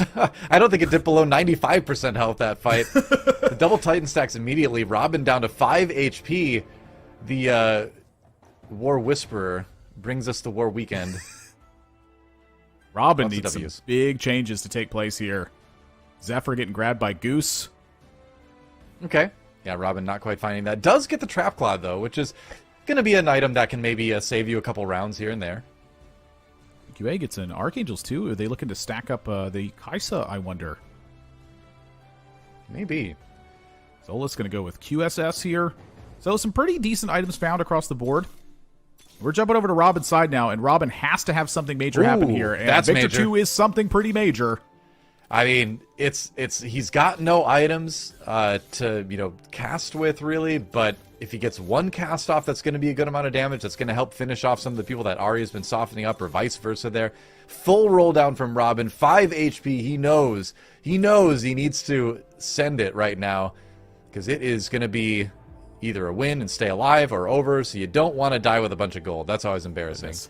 Ooh, It's can nice he to take out find the Goose? Victor 2 there, but just missed on all of the threes that he's looking for here. And that board on the other side, my gosh, there's so many items you get from Binary at this point. Goodbye. Goose is just shredding through this board. And Robin taking a bit more damage than is necessary in order to knock them out of this lobby. Down in 6th is Robin right now. Going to need some big outcomes to happen. Warwick! And wow, Solus at 9 able to take down DQA with the invincible Warwick, the invincible and quotey fingers there. Not so invincible after all, apparently. I thought maybe the disarm would come in handy against all the Aurelias, but I guess if they're chewing through the Warwick defenses with the Last Whisper and they're casting so quickly, might not make as much of a difference after all. Interesting. It's a lot that's going on from Solus in terms of the combat angle as well. You have the weak point, you have the Knife's Edge, you have the second win, you have a Morello's plus a Frozen Heart, a Jace that's wearing a QSS and a ZZ Rot. Like, you have a lot of time for this Aurelia to take over. Yeah. All right, the Corki gets grabbed here as the Twin Shot board tries to do some damage. Jinx descends from the heavens. Can she do enough damage, though, to finish this one off? It's looking pretty decent.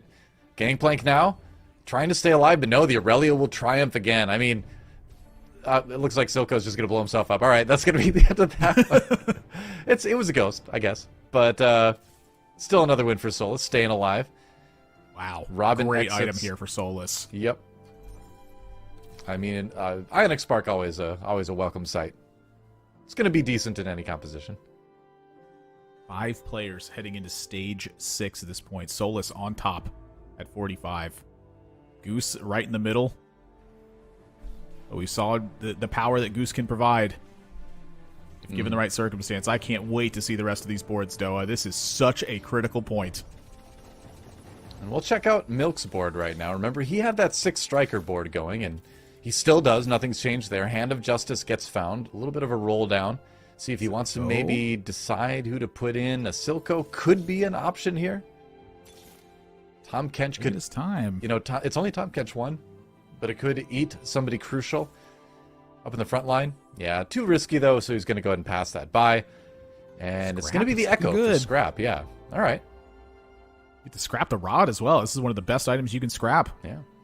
On to Echo at this point, but look at that binary from Goose's side. So many items get added to this board. But it's about overcoming this Aurelia right now. So that's CC, a major point. Aurelia taking some damage. Oh, and it's enough to clear the Aurelia, but is it enough to clear the rest? It is not. No, Goose takes a big hit as well. Ramblin' down to 5 HP. So from all the way on top, all the way down to a possible exit in 5th place. That would be tragic after the way the early game was going. It seemed like he had a very strong board. If he could find the Jinx too, that would be huge. But there's a lot of Jinxes being used out there right now. I don't think there's a ton left in the pool to find. Ramblin's going to have to redistribute these items here as well. I do think that there is a strong reason for everything Ramblin just took an action for. But how do you get this board to be the best that it can be? All right, should have a good Socialite spot not being used. Shroud, yeah. Good Shroud. It's going to slow down the Sivir at least. The question is, okay, his Sivir starts attacking a little bit quicker. It's not going to chew the front line quite as fast. And here comes Aurelia on the other side. Gets back to the Sivir. At the end, it's a battle. It's a 1v1, but it's not going to work out for Ramblin. He will exit In 5th place, DQA. Oh, Goose! Goose goes down to 5th. A massive loss for him. 3rd all the way to 5th, and we have our top 3 players exit. Wow. DQA in 3rd. Ramblin sneaks in a sneaky 4th. What a round. That was crazy. That is just massive. DQA getting just 3 players knocked out at 6-2. Poor Goose. I would not have expected him to, take that big of a dip. Seemed pretty safe up in 3rd, but just took so much HP loss that it knocked him all the way down to 5th. Wow. Solus here looking at a Jinx 2 in the shop is going to lock from this point. And this is the heads-up battle now. It's going to take at least 2 rounds for this to end from this perspective. But my gosh, we could be here for up to 4 rounds here, I believe. Yep.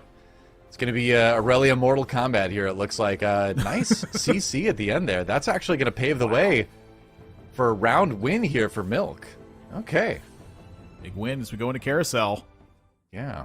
All right. So Milk with the edge at the moment. Any big defining items here? You've got things like the Frozen Heart to slow people down a little bit. Zeke's to speed yourself up.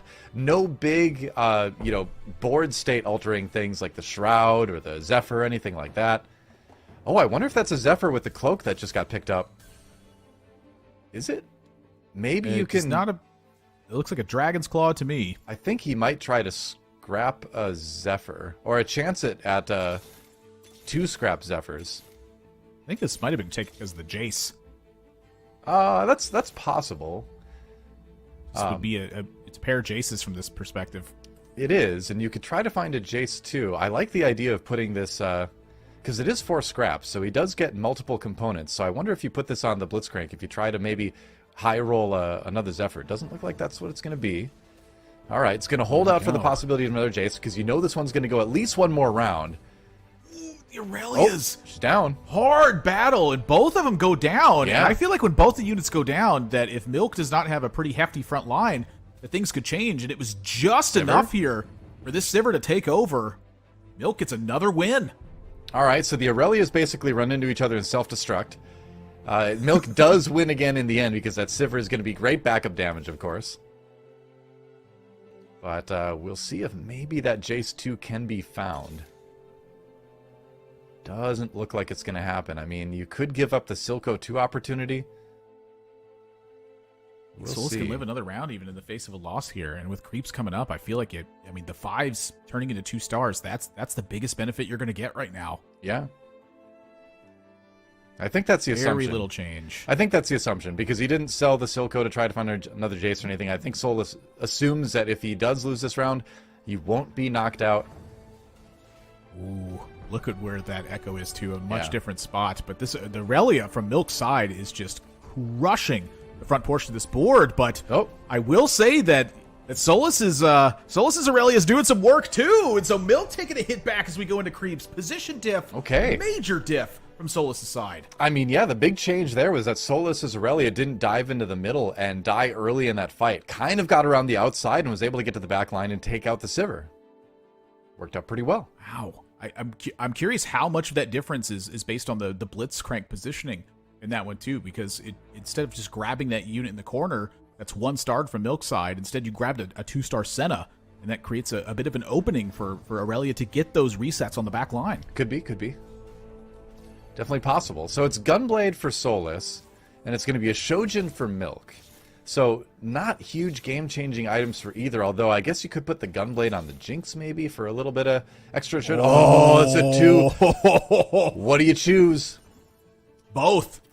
Yeah, you do. That's right. I saw the extra Jinx on the bench, and I didn't know he had the Jinx 2 already on the board. I had to check. He does. Looks in pretty good shape.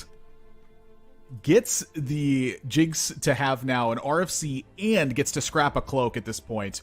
Yeah. Wow. Solus, I think, may have this one. Yeah, we'll find out on board with Solus now as he tries to win this game. Get himself 10 points here. All right. Does find that a little bit. The Aurelia's getting to the back line. She kind of dove into the middle, though. Little bit scary positioning, but it's looking pretty good for Solus. It will be. And Solus able to take game 2.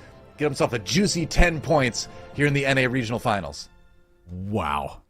Just what a difference there at the end. The Jinx on the cloak as well, just as you said, Doa, scrapping that cloak and getting the Zephyr at the final fight there as well. That is just an unbelievable difference that can take place. I mean, it was just awesome to see that back and forth happen between Solus and Milk, and this is now the second game lobby in a row that we've had this kind of 1v1 player scenario at the very end, Admirable, and you were pointing out a couple of great things there, like positioning, maybe items hitting the right targets, but like, what do you do when you're in that situation where it is a 1v1 and you're just trying to take the edge off of the other player? A lot of times there, I think we saw two things that have happened now in back-to-back games. And Bryce pointed out a major one as they went into their final fight, which is just what are the micro changes you could make that could perhaps tilt the difference. And then at the very end, we also saw Milk picking up Jaces and picking up Silco's there, I think trying to deny them from Solus's possession. It's the tiniest things that can make the biggest differences at that point, because really, your board's pretty established. If you're at that point and your board's not done, like, that's very scary for your opponent. Potentially, and we saw exactly why. 2-starring those 5s there at the end, that's the biggest change that can happen in that final spot, and that's exactly what happened, and Solus takes it down. Yeah, but I mean, Doa Milk just had back-to-back incredible performances, though, for Games 1 and Games 2. What is it about Milk's play through that Game 2 that really allowed him to be successful with a Sivir composition again? I mean, I think it's just kind of a combination of everything. I mean, Milk is great at navigating through the board strength throughout. I think that's been one of his strengths, is that he's very good at reading his strength compared to the relative power of the rest of the lobby and navigating that, knowing, I mean, I'm going to just kind of list off all the basics, because I think that's really it, right? He's just such a total package TFT player, right? Where he's going to know when to roll, he's going to know when to make changes, and that late game scenario is going to know the positioning things he needs to do.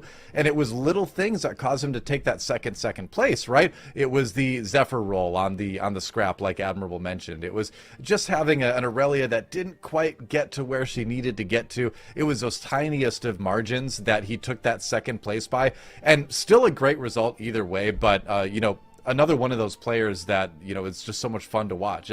There's certain players that have very good things going stylistically for them, where if you want to learn a certain style, you watch them. I think Milk is another one of those players, like Goose, like Socks, where if you just want to learn good TFT fundamentals, they're great players to watch for that. Yeah, I love it. So maybe check out some of their streams as they play through the NA Regional Finals. Let's take a look at our lobby winner, though. Obviously, Solus taking a win in our second game. Really good stuff from him to be able to make that Aurelia carry, especially all those legendaries just to top off all that damage.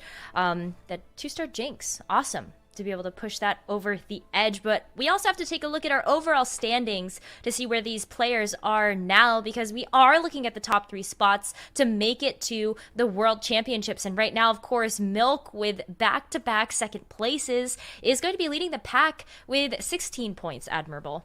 Yeah, I'll be honest, if you got second place in every single game of TFT you played, you'd just be the best TFT player of all time. It wouldn't even be a question at that point. Yeah. But for Solus, this was a major win. He finished 7th place in game number 1, and if he wants to make it through to Worlds right now, his average score placement overall is a 4.36. And you look at like Ramblins, for instance, a 3.79. So a pretty massive difference between the two scores that are there. So if Solus wants to make it through to the World Championships right now, I'm feeling like making the top 3 is pretty much their best way to do it. So that win here, very big as we come into these next 4 games. Yeah, that lead is awesome to see. And also, of course, overall placement, like you mentioned, Admirable being a very big factor when we take a look at how these players perform. Even if they do kind of start to, at the end of the day, solidify themselves in the top 3, it's, you know, just in case something happens, the average placement is still definitely going to matter.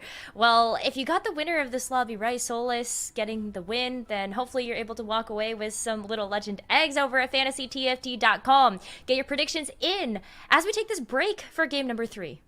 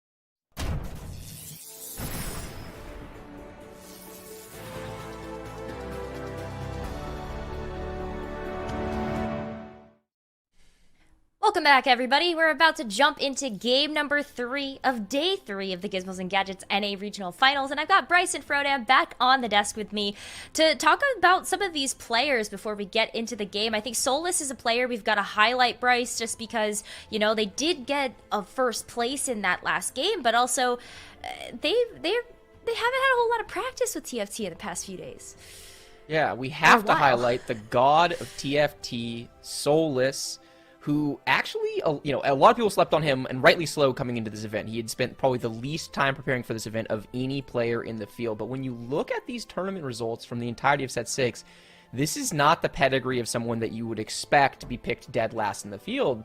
This is someone who actually popped off and was probably the most consistent tournament performer across all of Set 6, aside from maybe Spicy Appies. He was just so strong throughout the set, played a ton of games of Set 6, and you know what? This is a player that's more of a feel and intuition type of player. They're not someone that like goes by the book. They're not someone that forces a single composition, and so seeing Solus pop off in this event might be surprising for some of the people who are like, well, he hasn't played much, but at the same time, if anyone was capable of showing up to this event and popping off without practicing, it was this man. So it's so fun to see him putting it together again. It feels like each and every day the storyline is, okay, is today the day that Solus just goes and bottoms out? And apparently not, Nekkra.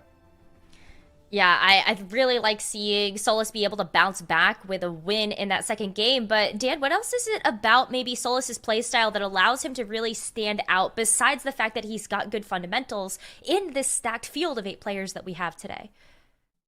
Solus has always been a strong intuition player. In fact, you can argue that more reps, if you gave him an additional week of play, he wouldn't even be that much stronger currently in TFT. He's always been somebody that's been, the one putting forth what the build should be, and then you have people like Milk who can really refine those builds and say, hey, actually, these items are better. This pathing is better. Like, you're not playing these item holders, you're doing this transition instead. And so, some players aren't going to be as optimal and refined in terms of their gameplay. Solus is really strong at the beginning of patch. I mean, heck, if we waited 3 days, because 12.6 looks to be like a massive patch, I'd actually put Solus as one of the favorites in this lobby alongside Goose, and put everybody else shifted down a little bit.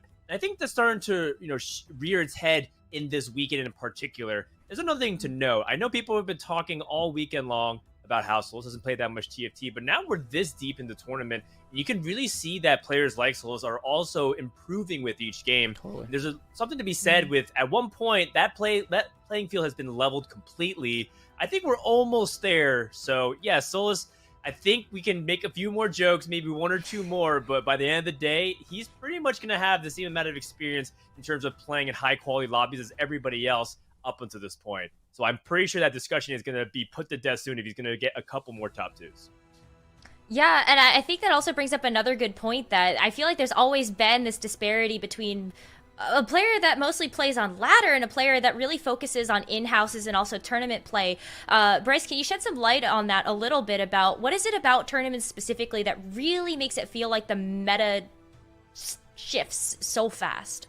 Yeah, I don't even know that it's the meta itself that shifts. It's the lobby pressure that shifts. When you play on ladder, there is always going to be some number of players, or in most games there are, that are just considerably weaker than the rest of the lobby. In tournaments, though, you don't get into that environment. And what that means is if you low roll early, you know how to get strong. If you high roll early, you know how to take advantage of that. So people are hitting their power curves a lot more consistently throughout the lobby, and just means that there's just more pressure throughout the game. You're not getting any of the kind of freebie rounds, and that's what makes tournament environments so special. Awesome. Well, Game 3 is ready to go, and let's hope that we see some of these players that are under the pressure a little bit, hopefully not buckle under the pressure. All right, here we go. Game number 3. Just 4 more games total, including this one. We're going to find out who goes to the World Championship and represents North America. And just a small aside, I really believe North America has been getting stronger set after set. In fact, every region has, but North America seems to be continually improving at a quickened pace compared to other regions. So I truly believe the representatives that we have, that we send from today, will be contending for that World Championship. One of them could be Solus from Team Solo Mid. We'll have to see as Solus gets introduced with a double Nocturne, double Jarvan shop to start things off here, Bryce. Yeah, really solid, and he also has Zeke's component, so he could easily wind up slamming that, playing tempo. If he gets some kind of Hex Tech-oriented augment, then he could wind up pushing all the way into 8 Hex Tech. We've seen that composition perform very well, very consistent in top 4s, and also very capable of top 1ing if you wind up getting the so far ahead, you get the early Sivir, you kind of snowball from there. So the augment's definitely going to be a big one for Solus, and a lot to think about, although choosing not to buy the Jarvan pair. Oh my god. Ha ha ha. This is, what we talked about, things that Solus has practiced versus not practiced. One thing this man has spent a lot of time doing is playing mercenaries. He has no mercenary units yet, though. Doesn't matter, he goes for it anyway. You love to see it. So he doesn't have any mercenary units. He's at 1 out of 3. The question will be, one, if any of them drop or appear in the shop. And if neither of those things happen, will Solus roll his early gold stash in order to find mercenaries, which already introduces a huge amount of risk and variance to the equation? And I'm not entirely sure, what happens if Solus misses. Does he just take that 8th place? Oh man, I'm not entirely sure. He gave you the thumbs up there, Dan, like basically on cue. And what happens if he misses? we take the 8th place, and he just says, "Yeah, I'm down." Solus has always been a very high risk, high reward type of player. He sells his center and pre-levels, try to give himself greater odds of finding 2 and 3 cost units. Wow, none of them in the shop. I think if he had 2 of them, or 1 of them, he might consider rolling for the other. Is he willing to spend gold though when he has none of the mercenary units? It doesn't look like he's going to. He's just going to try to play strongest board for now, but this is the danger of taking an augment like this. A lot of the kind of heart augments wind up giving you a unit in the trait, but mercenaries so powerful that you do not get any of the mercenary units to go along with it. So he's got to find a couple of them. He's looking for a Lowy, he's looking for Quinn, and then obviously if he can find a Gangplank or a Misfortune, he would love to see that as well. Going up against Ramblin, who has the more consistent economy-based trait online early, the Yordles, guaranteed printing gold. Not quite the same high upside as mercenaries, but very effective. Also slammed an Iotic Spark, which is a very powerful early game item. So much damage can come out from this 1-star Poppy just because of that itemization. Yeah, fascinating to see that Ramblin took an Enforcer heart. His options must have been quite awkward, as I know a lot of people aren't big fans of it. As Ramblin does look like he takes a narrow loss, which is pretty much exactly what both players are looking for. Solus says, until I get my Mercs online, I'm not that interested in losing that much HP, has played a pretty reasonable board. And then Ramblin, of course, wants to take the fewest hits amount of possible, playing an all 1-star Yordle board.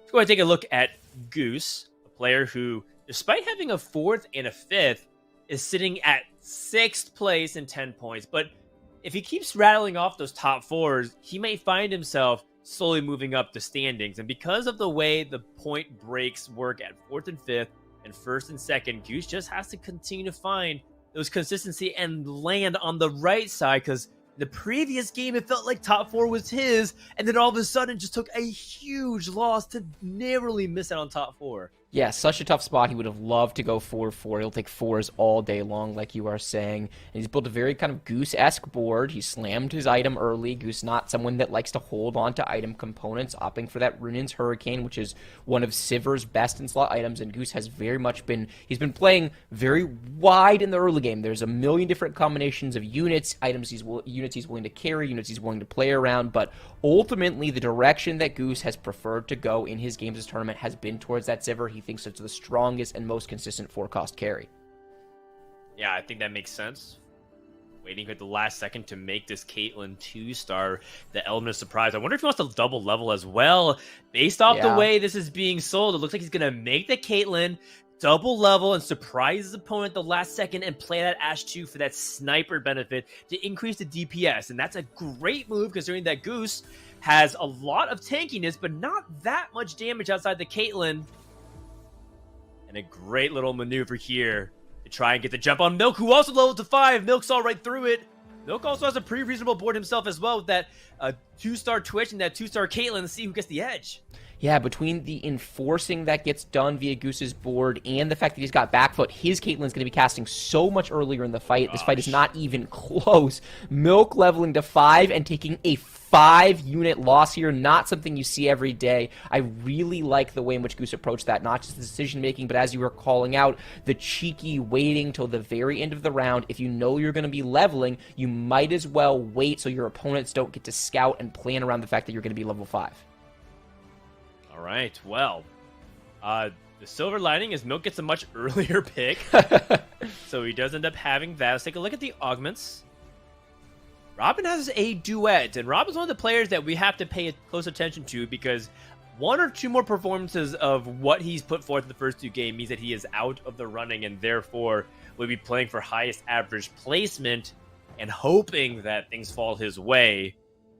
Let's check in later with him as we take a look at Milk and see what he can do. So now that you've lost, this is a very interesting moment here for Milk because there's no streak to protect, so he could end up trying to prioritize making 20 gold, a little bit over his best board, and I think that's the case of what's going on here. Could end up, playing better units like the mutants, for example, just pound for pound a little bit better than some of the other stuff going on. But one thing that's interesting is I think Milk is angling for a Warwick reroll based off his itemization choice and the fact that he has the Zeke slam on the Tryndamere. What do you think about from this position? Is it a Warwick angle?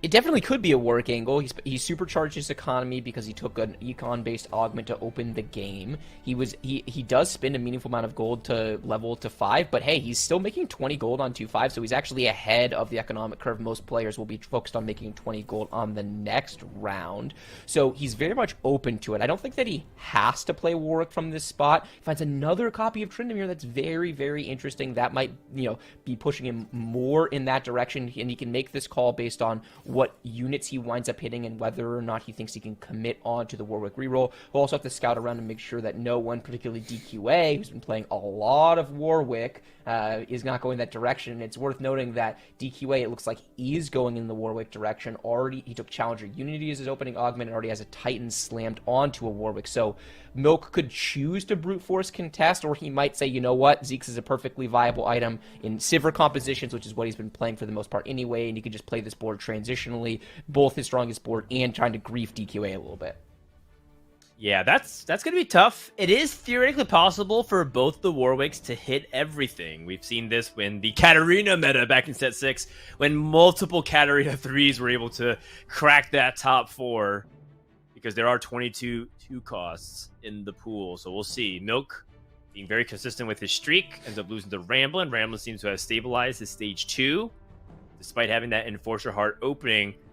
As we do have only one player streaking in Goose at the end of the stage. We switched POVs. We thought this might have been Milk's POV for half a beat. Turns out it's Iniko's. Now, Iniko has 4 copies of Talon, and this could be a nod to the fact that Iniko likes to play very flexible boards. And I don't think he's going to re-roll Talon given his item situation, and the sell of that 4th Talon is confirmation of exactly that.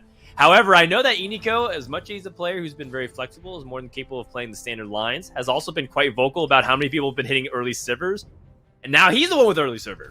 Yeah, he does have the early Sivir. No items that would make Sivir very interesting. His items are generic, in fairness. He's slammed tank items, and Nico likes focusing on tank items early in the game when he can because it gives him tempo, and it also opens up the maximum possible number of compositions.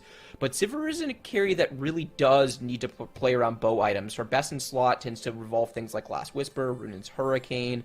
So if he can, he would like to be able to get some attack speed or attack damage focus items onto the Sivir. For now, it's just a quality unit. It gives him strikers, it gives him hex techs, it can do a meaningful amount of damage even without having itemization at this stage in the game. So Iniko would love to be able to play around this early Sivir, but he doesn't have to.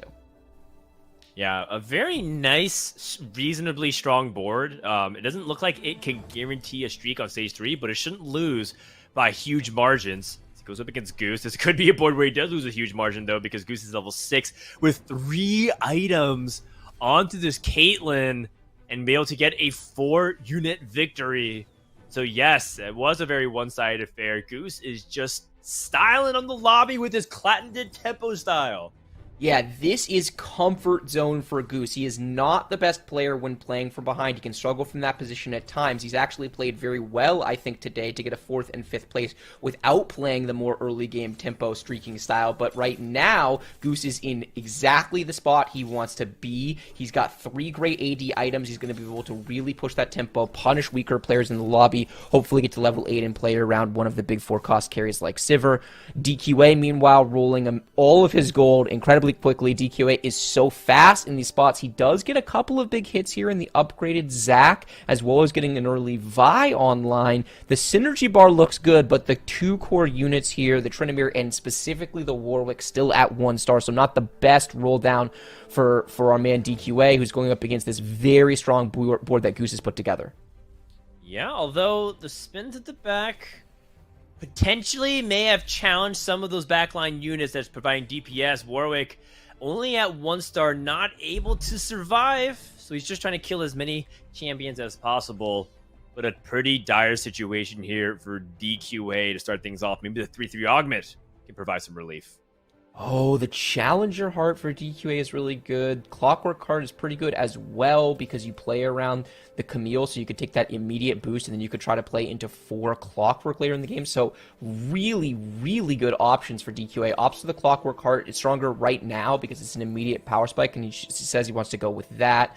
Meanwhile, Robin, in an unusual spot for Robin. I'm so used to seeing him play around rolling deep in these positions, but hey, he does have an upgraded Lucian, very powerful unit. He has a very early Vi, super powerful tank as well. The synergy bar is quite strong, so he says this is enough for now.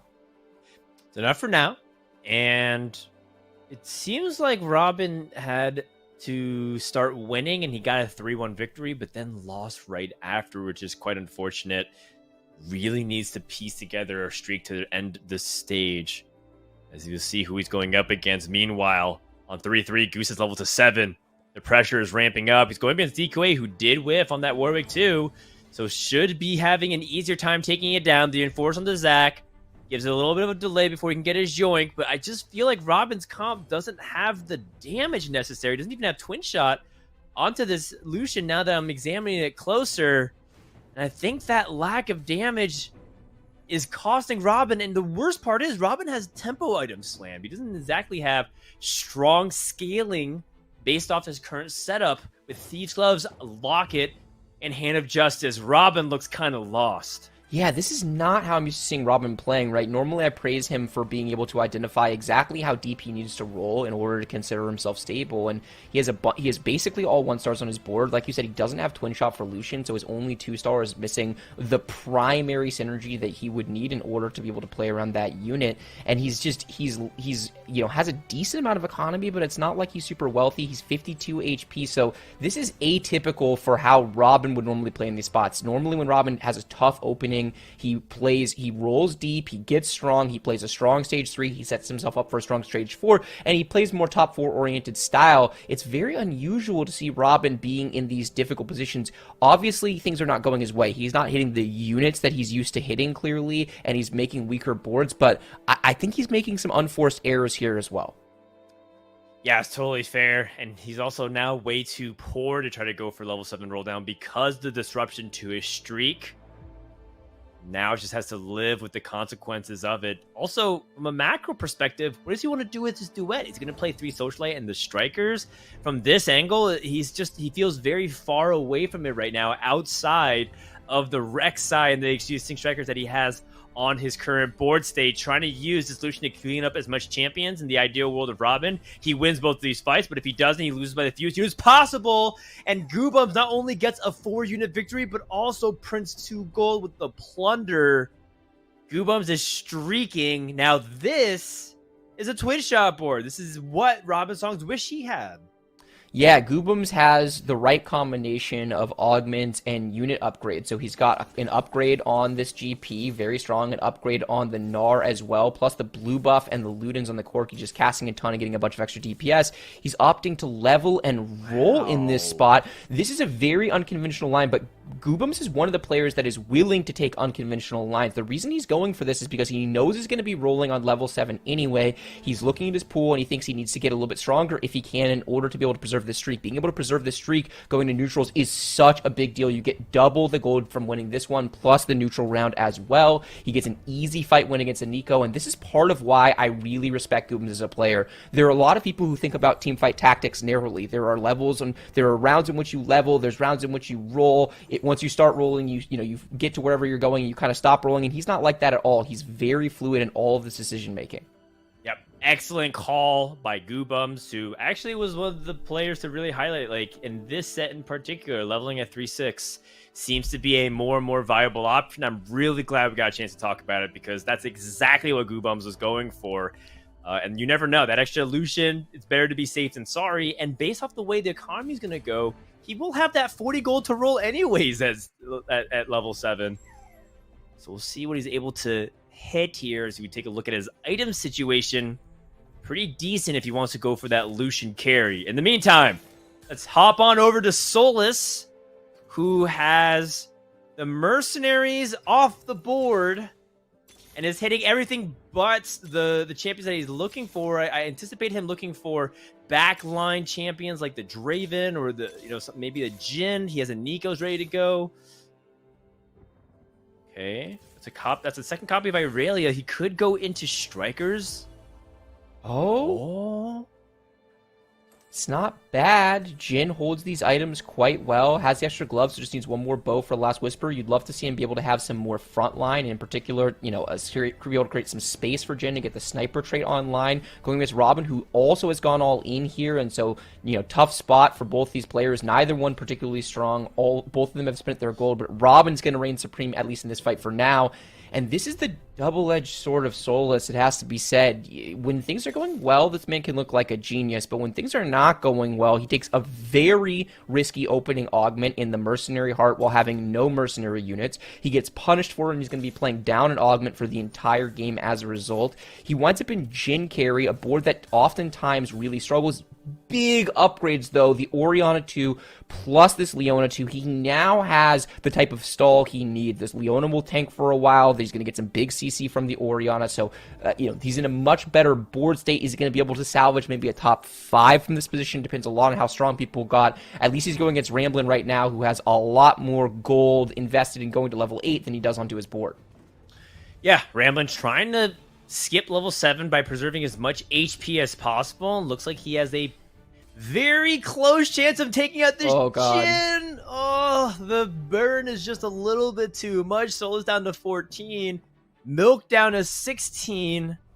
And now we're starting to get to a question of whether or not players like Milk and Solus will even see their stage 4 augment. Ramblin, a player that is really threading the needle of trying to make sure that he is as strong as possible without spending as much gold. You can see he's even pre-leveled to 30 out of 56 EXP to try and get some of that out of the way. Doesn't want to waste precious seconds rolling, or rather missing the opportunity to roll because he didn't have that EXP already invested. So this next fight win is massive. If you get another dub here, Ramblin will be big chillin'. Yeah, absolutely. Ramblin is in a really good spot. Even if he doesn't win this fight, he's still in a really good spot. He has a Nico's help on the bench, which is so important because a lot of the AP comps play around 5-cost units. It also kind of makes it far more likely he's going to be able to, for example, get an RA2 online going against Goose, who is still in comfort position, has only lost one fight this game, has pivoted from a Caitlyn onto a Jhin 1. He has another copy of Jhin, so we might see multiple Jhin players in this lobby, and Goose is trying to play this same tempo we're in this out, but I think he might be thinking about fast 9ing. If he can find an early Jhin 2, he could easily get the green light to go all the way to 9 and potentially cap out his board around, for example, a Jace carry. So Goose very much in the driver's seat of this game from everything we have seen so far. Yeah, and his items are so strong with the 2 Zeeks and the 3 AD items that makes that Jhin 1 sing. You have a tail of 2 Jhin comps. You have one that was floundering about at the bottom with Solus, hits Jhin 2, loses anyways despite a reasonable setup. It just doesn't have the momentum on his side, and Jhin requires either a crazy amount of frontline or the proper support as a secondary carry. But enough about that. Let's go ahead and look at Ramblin's roll down. He has 5 Malzahars, sells 2 of them. So it seems like he's open to the idea of moving out of it, despite having a Nico's. Finds Renata too, and immediately replaces. It's been a hot minute since we've seen Renata, but if Ramblin is seeing a lot of AD players, he looks for opportunities to play Renata because she is so effective with her dazzle effect to slow down those AD carries. Yeah, and it was Renata really struggled into Aurelia metas, specifically because Aurelia's dashing all over these fights and can get early access onto the Renata and one-shot this as a carry. But in Sivir metas like we have right now, everything is much more front to back, so this Renata is going to be able to get her casts off and win these war of attrition style fights. So it's a really nice adjustment from Ramblin into what's happening in the meta in real time. I think this is a unit he would not have played around as recently as a week ago, and now he's playing around it much more frequently and does big damage to DQA. Oh boy, here we go. The third augment. Ramblin picks Band of Thieves. No combat augments for Ramblin. Definitely a scary moment for him. Taking a look at Milk. Milk has Backfoot and Celestial Blessing, a very powerful combo. If he's able to utilize that attack speed to heal a lot and make sure that his strikers can stay in the fray. Whether or not he has the ability to make this Irelia 2 really pop off here, and really depends on his matchmaking. Milk has 16 HP, almost no margin for error. Yeah, absolutely no margin for error. Definitely playing this exact same line every single game so far. Really focused around the striker tree, but no +1 on the striker, so not going to be able to get the full vertical strikers. Forced to roll a bunch of gold at level 7 this game. At least he was able to upgrade that Aurelia. That's a really big deal. He also finds a copy of Sivir. His items are really good. CB3 is pretty good. I think he would have loved something that would have made his board tankier, because it seems like his big issue right now is not damage, but frontline. It's true. The shield does help a little bit with Celestial Blessing, but that Enforce did not help the cause of Milk and this Irelia. Does end up waking up. The Blade Surge trying to work. Does end up eliminating Jin just at the last second. What a huge performance out of that Irelia too. She took everything. The Enforcer, the CC, the big crit damages, and with her last Blade Surge, the very tip of her spear ended up killing the Jin just enough to survive. That was a fight that is as close as it gets, and Milk fans everywhere breathe a deep sigh of relief. Yeah, such a deep sigh of relief. Looking at the augment selections, DQA went Bruiser Soul. Definitely not what he was hoping for. Phalanx from Goobums. High in shopping for a Nico. And I think that was high 5 for Robin. It will be interesting to check on it on his board. The only player win streak, and we talked about how much Robin was struggling. He was able to build the kind of board we expect out of Robin with a deep roll down on level 7, able to win streak the entirety of stage 4.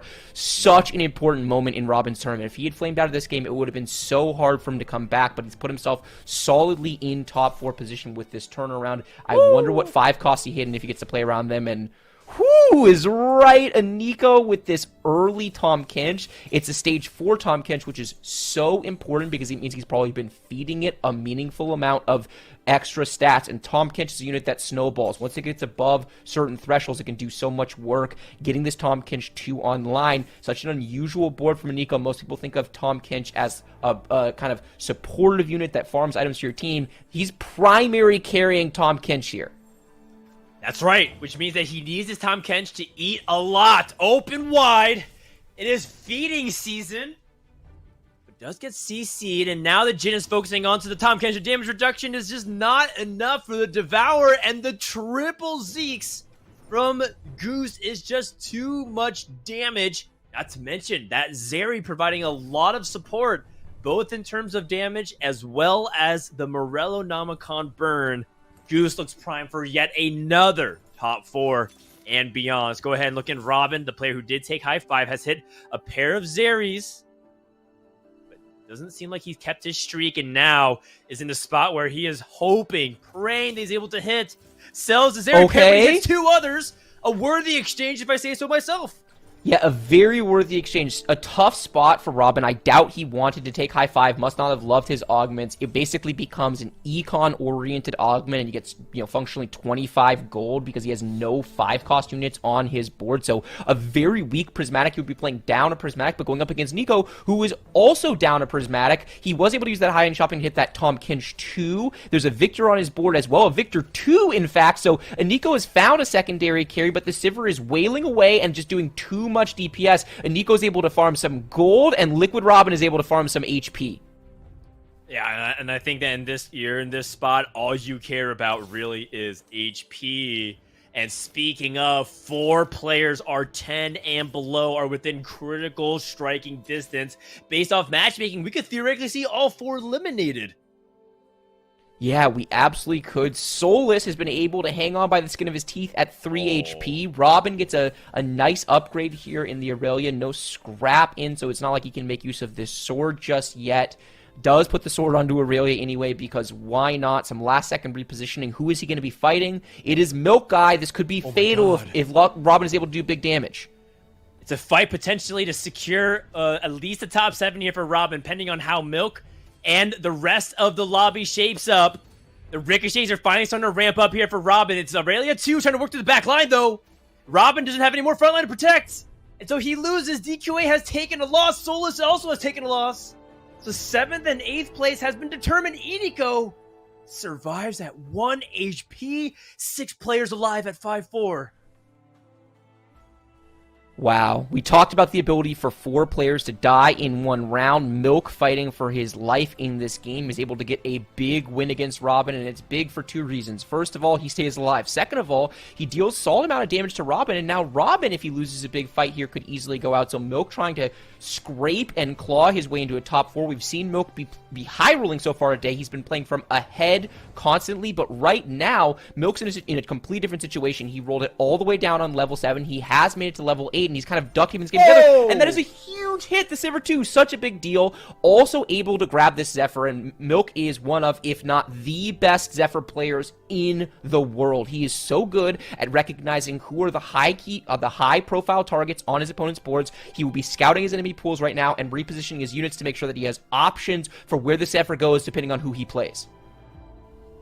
Moving Morgana to the back. A last-second swap into the Socialite Hex as well, because he knows there's a possibility, and he's going to leave that spot open and get it onto the Renata. However, Goobums has landed it onto the Irelia, so it comes down to who was able to get that advantage from the early positioning.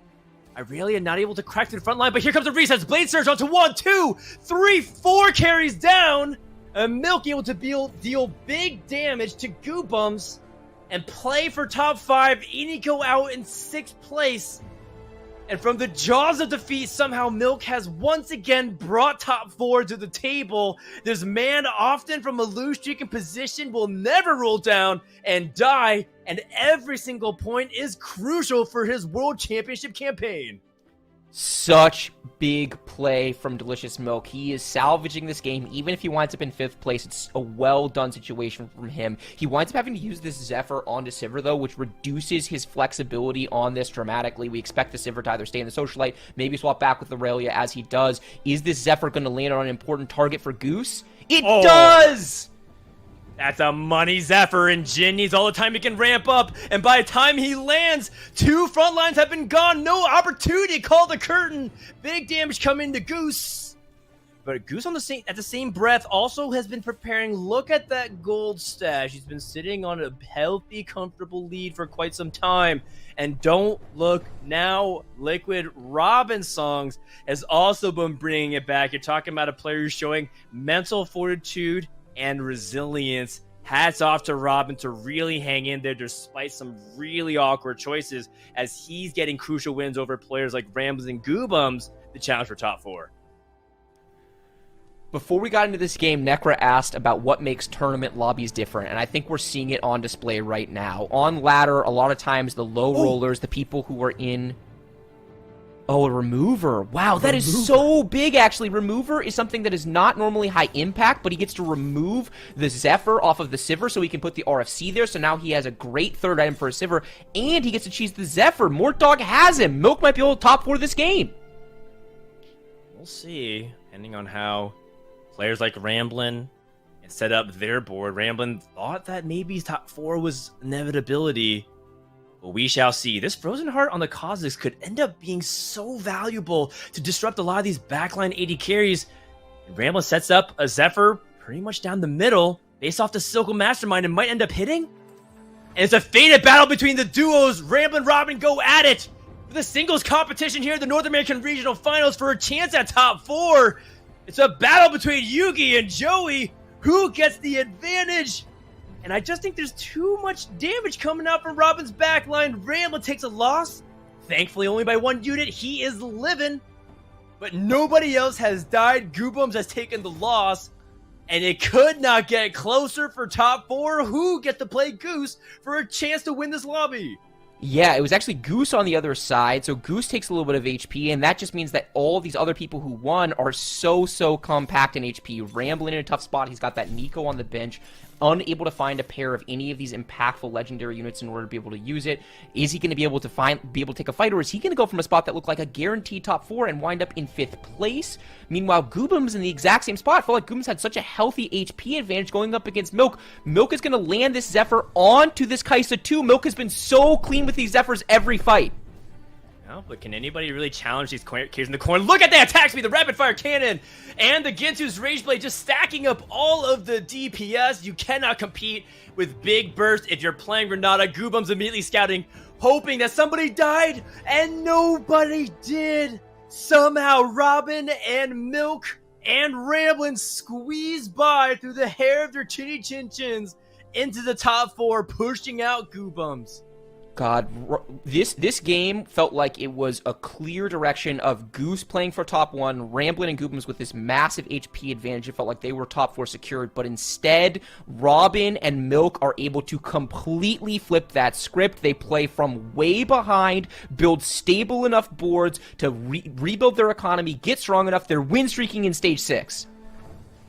Okay, Milk doesn't land the Zephyr onto a very meaningful champion. This time we get to play with Jin early into the fight. Zeri with a lightning crash trying to apply a bunch of Morello, but just look at the Blaze Surge systematically removing 1 unit at a time. And all of a sudden the HP lead from Goose has completely evaporated. Now he's on the chopping block. Ramblin' Robin also going at it once more. Robin gets the win! A huge victory for Team Liquid's Robin Songs. Yeah, 2 Team Liquid players in the top 2, Goose and Robin, and Milk Guy trying to play spoiler in the Team Liquid Coronation lobby. Are there going to be any items that change this game? These gloves. Who's going for the Edge of Night? Not often an item that people are happy to build, but they're more than happy to pick it up off the carousel if the situation calls for it. As Milk can utilize the Thieves' Gloves to potentially roll a very impactful utility item, or maybe just get more tempo onto the board, considering that he has Scrap, which can be a very powerful way to add additional shields. Milk rolling, see if he can find Braum 2, does not hit. That's pretty much the only thing that's been going against Milk. He's been getting the rolls. His augments have been okay. Can he find the right positioning? A last-second targeting on C5, nobody's there. But he eats a Shroud down the middle, and Robin is still in a win streak. A battle between the 2 strikers here, Bryce. Yeah, Robin cleanly outpositions Milk in this fight. He lands his Shroud, he dodges the Zephyr, but will it be enough? Milk's board is just so strong. The Sivir for him in the backline is wailing away. Robin's damage is gone. Robin's hope of a top 2 seems to be gone. He dies. Goose finally gets a fight win after he feels like he's been bleeding out the entirety of this stage. So we have our top 2 secured. It is Goose, who's been playing in the middle of the pack all day trying to get his first top 1, and it is Milk. Milk has been the Cinderella so far today. He has been the bridesmaid, but not the bride. Back-to-back second places for Milk. What does he need to do in order to turn this into his first place of the day? I mean, there's just a couple of different really high-impact threats. There's that Jin in the corner. There's also the Silco. If you can find a way to get the front line, maybe? Another one on D5 trying to catch one of the carries, but Goose has switched it out, and it's just Renata. So now we get to fight with all carries into the fight. Milk is trying to make the big comeback from 9 HP when it looked bleak, when he was looking like he's going to go bot 2. Can he find a way to close it out? Irelia's down, which means that's all up to Sivir, and I don't think it's enough. Milk tries once again, but it is not enough. Another second place for Delicious Milk and Liquid's Goose will be taking Lobby 3 with a victory. Such a good game from Goose. We talked about it really early on, that he was 100 HP, that he was pushing levels ahead of tempo, that this is his comfort zone. This is where this man likes to play. And it did get dicey there for a little bit. I wasn't sure he built a board that had capped out high enough in order to be able to get the top one, but he solved the puzzle of Milk Striker board that had not been beaten for so many fights in a row. Milk gets another second place, so he is our leader, but Goose, with those big 10 points for first place, puts himself in outstanding qualification position halfway through the day. Yeah, absolutely. And I want to call out too that Milk had to make a huge comeback, Dan. Like, what was it that really allowed Milk to stabilize and then also push that to be a second place? So the reason why Milk is so good from a lose streak position is because he knows how to squeeze every ounce of value from all of his champions when his back is against the wall in particular. And the advantage you get is that you have often more gold because you're a consistent streaker compared to some of the people in the middle of the pack. And you also get the right item combination. Milk also has been just having things go his way. That item remover onto that Zephyr to allow him to get it onto the right target, plus that item that drop is a rapid fire cannon, which is actually so huge to keep Sivir safe against other people who are backlining their socialites and their snipers. Honestly, I kind of was surprised that Milk didn't win that lobby, and I think it came down to that last second micro. It's kind of ironic that we praise him for being a comeback player and being so precise with his control landing the Zephyr. He completely whiffed that Zephyr, which has been a huge part of how his fights have been favoring him. And so when he lands it on a support unit that didn't matter, instead of going for the carry or even potentially a frontline unit, Milk probably is happy in the big picture of things, but knowing him, he's probably frustrated himself for not being able to close out these games, because the difference between not one, not two, but 3 second places is 6 points. That's a lot when you think about your chances of qualifying and guaranteeing it versus being a little bit uncomfortable because people are catching your back. A great lead for Milk, but you have to imagine that he is also a little bit frustrated with himself right now. Yeah, I mean, frustration aside, sure, 3 second places in a row, very, very good for Milk. But Bryce, what do you do in that situation to make sure that your mental stays strong, whether it is being frustrated or also knowing that you have to kind of catch up a little bit in the standings? I think you take back and look at that bigger picture and you say, I'm leading today. If you told me at the start of today I would have 24 points through 3 games, I'd say, Mortog, thank you very much. I will take those 24 points. I will take my lead and I will keep going forward. So I think Milk is fine, but Dan is right. These are games, not just this game, but multiple of these games I do think were theoretically winnable for Milk. A couple fight RNG things don't go his way, maybe not the best positioning into his opponent's boards, but 3 straight second places, that's a hell of a lot of consistency. And I just have to say, Goose has really, really put on a strong performance, not just today, but yesterday as well. This tournament overall, he's a player that has struggled a little bit in tournaments over the course of the last couple of sets, but he came in with a different level of focus and motivation for this tournament, and it is absolutely paying off. Goose has always been one of the best ladder players. It's the tournament play that has been questionable at times, and Goose is popping off on North America's biggest stage. I would love to see him keep it up and be one of the players that represents us at Worlds, because he is such a special player of teamfight tactics. Yeah, I think he's also a great representation of players just consistently getting better and better over the course of these tournament days. And Goose has just had such a strong performance that when we take a look at the overall standings of where these players are 3 games through the day, I don't think it comes as any surprise that Goose does have the second place spot right now behind Milk, with just some consistent performances through game 1 and game 2, but obviously that win for game number 3. But Dan, it feels like there's still so much wiggle room when it comes to the back half of games today. Yeah, while it is very telling of what's happening at the top and quite frankly the bottom, in the middle of the pack is where it starts to kind of get interesting. DQA took an 8th, and that was his worst finish by a big margin. And the 8th for DQA is impactful for 2 reasons. One, obviously puts him deeper out of stretch of that top 3 who qualify to the World Championships next month. But also DQA going into today had the highest average placement. Behind him was Goobums as well as players like Goose. But if Goose and somehow Gubos make it to that top 3, then DQA's average has to remain high. Otherwise, some other players might be able to sneak through. So keep an eye out on how this back half, both of the players that are going through, but also the players who are just on the outside that need that high AVP. Yeah, just to kind of catch everybody up from these games that we've had, I guess total of 15 so far for these last 3 days. We have Goobums at 3.27 average placement. DQA is at 3.33, so still up there.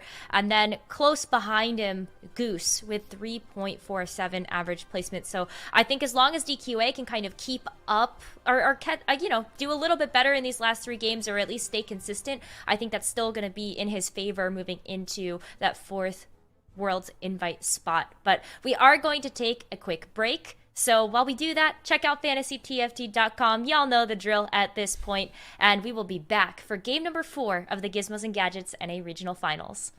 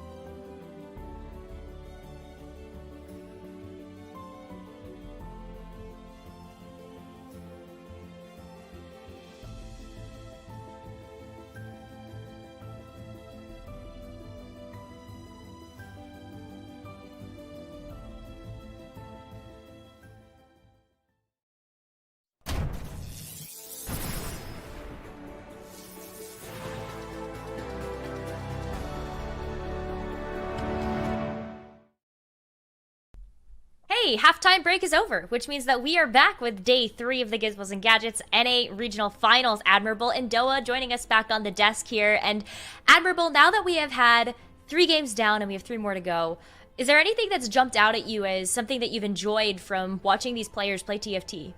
One of the things that I've enjoyed so much is still that there's so many different strategies and styles that players will have, and that they all seem to have a success to some degree. And I think one of the best things to look at from that last game was just Goose having 3 Zeeks attached to the board early on, and was using a Gen 2 for a long time, which is a unit that is pretty largely ignored aside from the fact that, like, when it wants to support Zeri or when it wants to provide clockwork.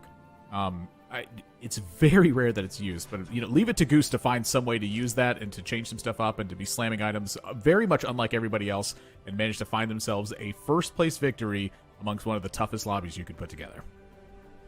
Yeah, this is a super tough lobby for sure. And I like how you bring up that creativity, because we've even seen something from Ramblin' in that last game where Renata was picked up, Doa, and I thought that was a really interesting choice, but also a good read on what players are doing in the lobby right now. What do you kind of make of this AD versus AP that's really happening between these players?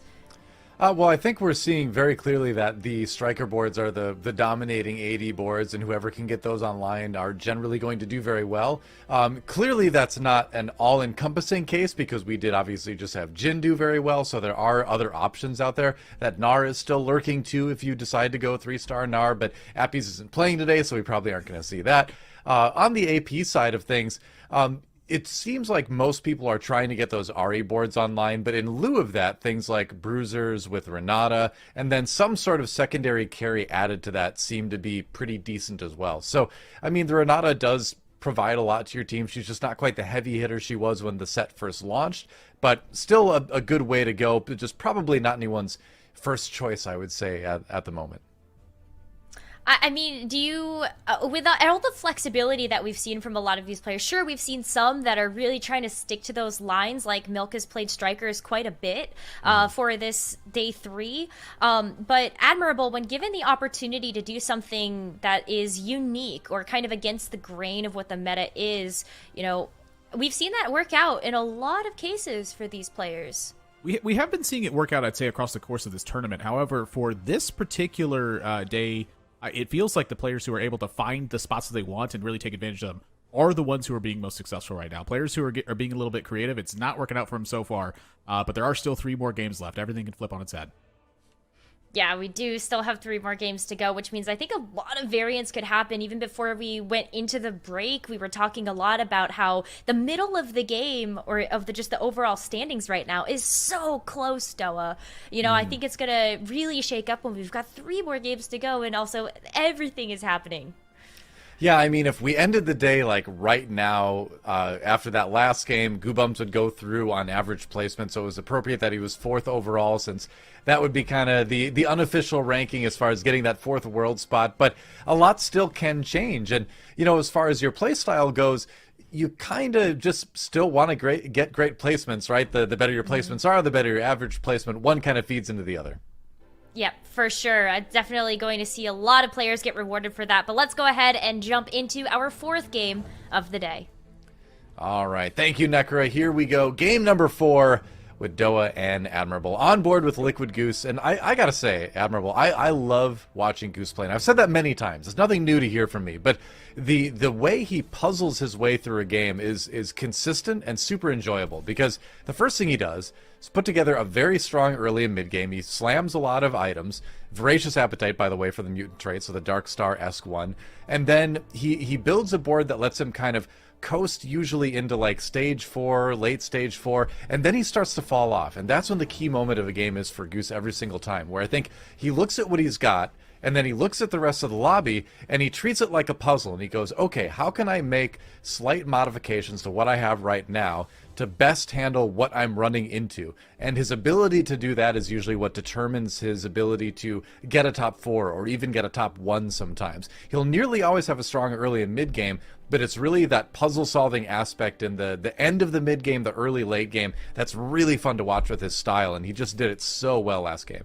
Yeah, that's such a great way to put that as well, because when you look at his overall playstyle in general, he's not like the quickest roller in the West.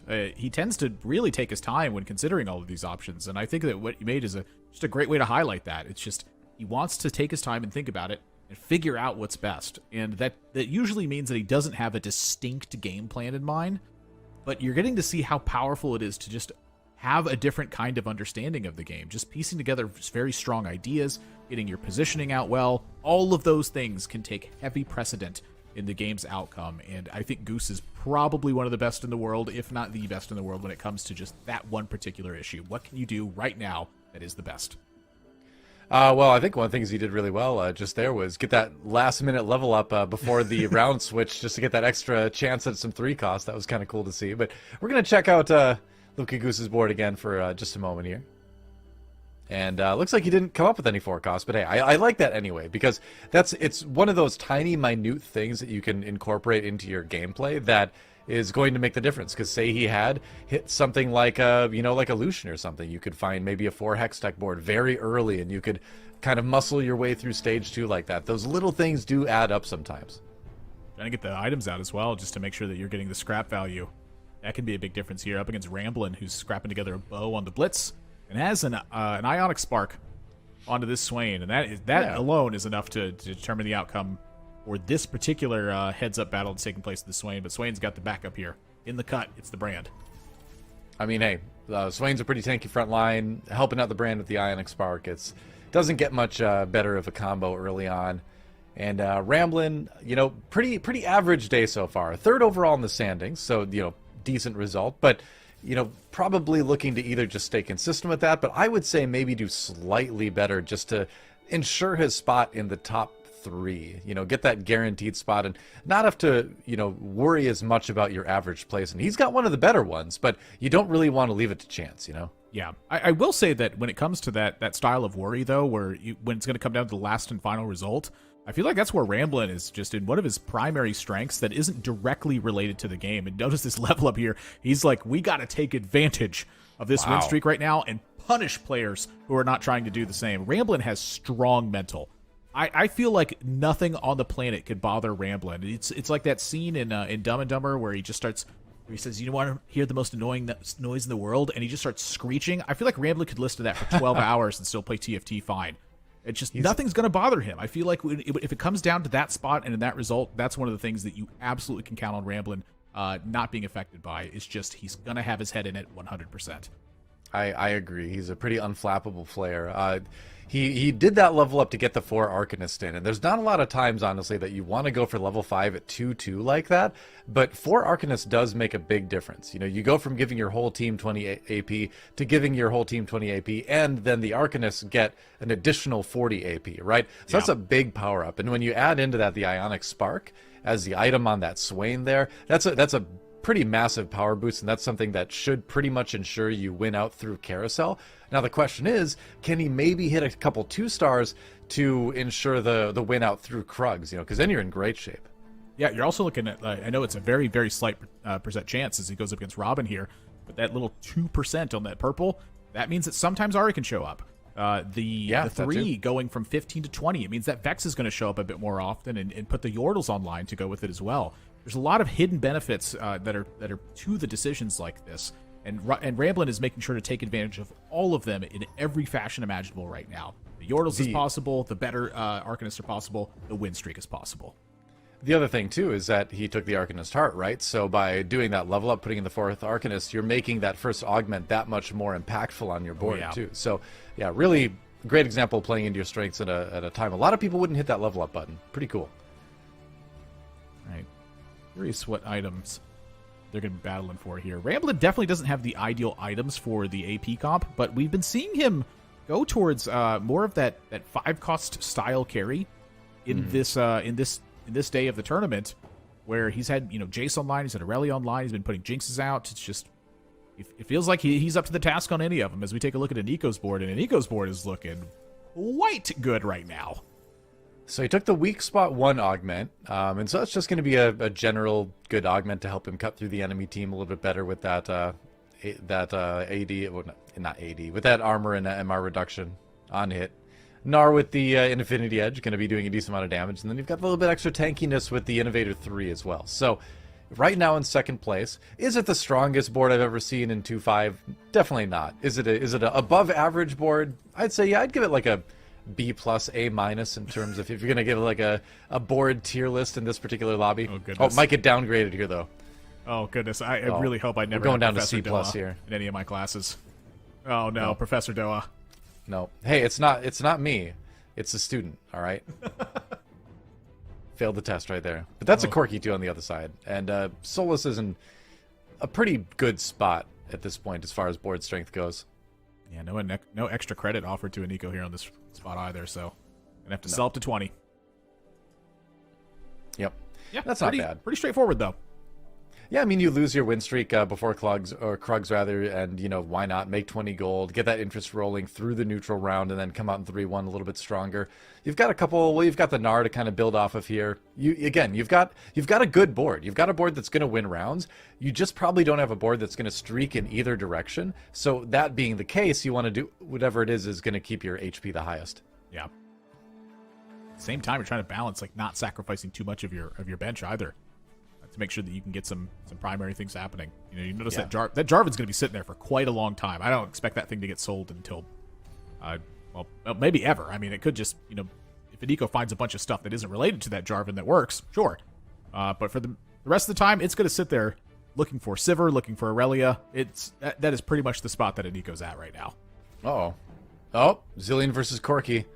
The battle of technology. Time versus rockets for Flying Machine. Oh, and it is going to be the Corki that wins out. All right, and that's actually better, probably, for Iniko, because you can go into the Krugs with a tiny little lost streak. We're going to swap over to Solus's board, though. Twin Shot online, like we saw earlier, has that Corki, too. Has the blue battery as well, and the more those Twin Shots cast, especially the ones, well, all three of these Twin Shots, frankly, the more of the chance you're going to exploit the opportunity to get a double cast, right?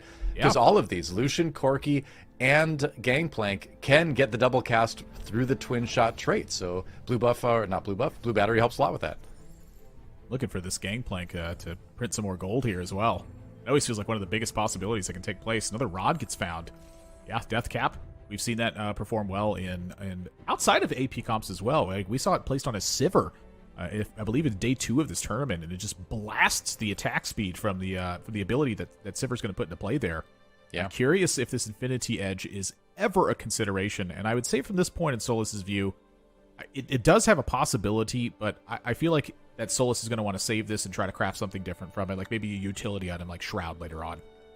Sure, or even something like a QSS for the Gangplank, right? I mean, something to, you know, enable the board a little bit better. I think a lot of players would be tempted to slam the Infinity Edge just because that is a great item on the Gangplank, but you kind of look at it from Solus's perspective and you're like, all right, my board is pretty strong, even though there isn't Aurelia on the other side, but my board is pretty strong, and so do I really need to commit that item right now? And I agree that the answer is probably no. Yeah, certainly no with the way that he dismantled DQA there. Yeah, I mean, right now Solus's board is at its pretty much primary strength, but DQA on their side, that was an Aurelia that they found during the quick roll, I think trying to determine which way they were going to go, and they have a Neeko sitting on the bench as well. DQA is one Aurelia away from just completely disrupting some directions that can take place. Although it may just be that Aurelia is not where they're seated right now, but you know, a lot can change in just one single shop. I think that Aurelia is the designated Sivir item holder. She's got the Rage Blade, she's got the Zeeks, that can go on somebody else here. So we'll see if he's able to transfer that to something else later, probably the Sivir. Meanwhile, let's take a look at Milk, who has a very early Draven. Wow, okay. We take those. Yeah, back foot as well. Last Whisper equipped. A Warmog on your Leona. This is looking like a great way to turn this around.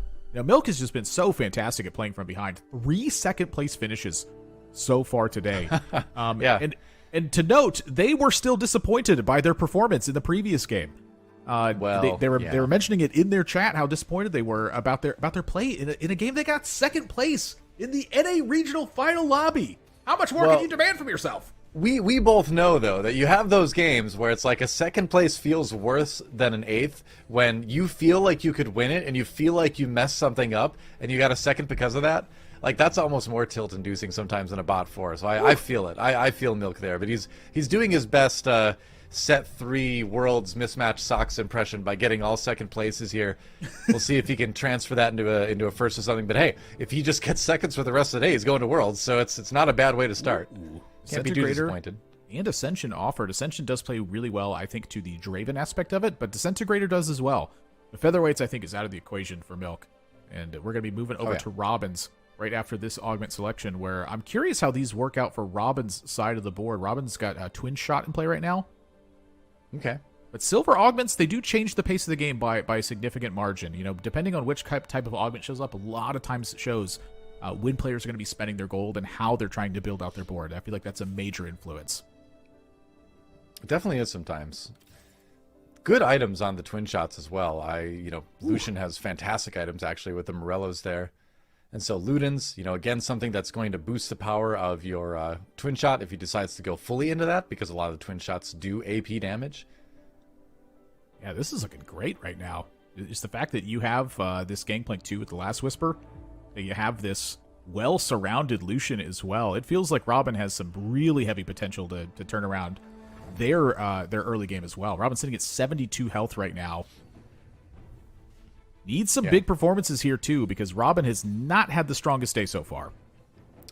Yeah, was able to finally take a top 4 last game, but he's going to need to keep that up if he wants to stay relevant and have a chance to go into his second Worlds in a row here. Does get a big win over Ramblin' though, so it's a good sign at least. And again, he does also have Triforce, so he's going to be really playing into the 3 costs this game, and if he can 3-star some of these, he'll be in great shape. Now the problem is, we know there's already another twin shot player in the lobby, so it might be one of those cases where you try to play into that augment, you try to play into the Triforce, and you just end up contested a little bit too much. So we'll have to keep an eye on that. Wow, Milk and DQA here picking up 4 costs for the items that they want. For the rest of the lobby, I'm kind of curious where this pans out the best. And Nico, I feel like maybe is that a threat to Robin on that one? Like, hey, you took my sword. Be prepared. Maybe get in their face a little bit, Yep. All right, there's a Senna, another 3 cost. Probably not one you're going to throw in right now. Oh, boy. Nice. Yeah, we definitely the IE going on the Gangplank is pretty nice. Yeah, the Socialite is in the front row on the second hex in that spot. Is that worth it? I think so. I think if you do this and you flank it with tanky champions, that way GP isn't going to get surrounded there. He's going to at least get a cast off or 2. It gets more dangerous as the game goes on if you don't 3-star him, but I think right now you're going to be pretty fine with that.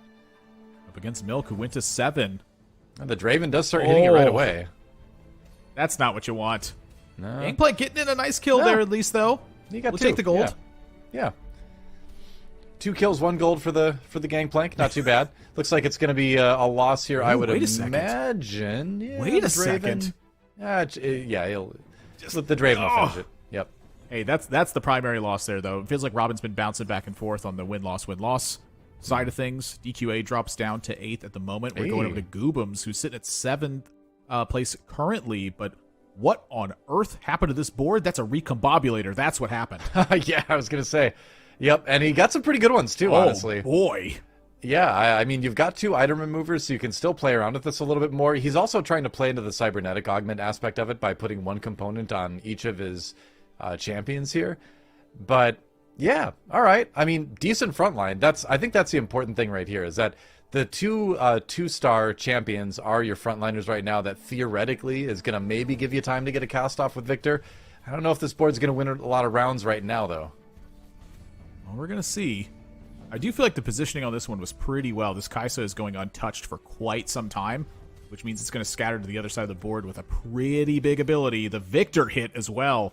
Wipes out that back, and the Kaisa's going to finish it up. Iniko taking a big hit here, but does have 50 gold as they're moving into the end of Stage 3. Goobums picking up a couple more champs here that could or could not be relevant, as the items are all over the place right now for Goobums, and figuring out how to clean this board up is a true task. Like, this is one of those primary spots where your intuition is absolutely going to have to play a role here, I believe. Mm-hmm. So just kind of thinking about it, it's really going to depend a lot on what comes out of these wolves, as far as do you push it in an AP direction because that's the way it looks like you're kind of leaning right now, or do you maybe make a swap here? Yeah, with a belt and a With the belt and a rod, I think you're definitely trying to find something in the AP line here.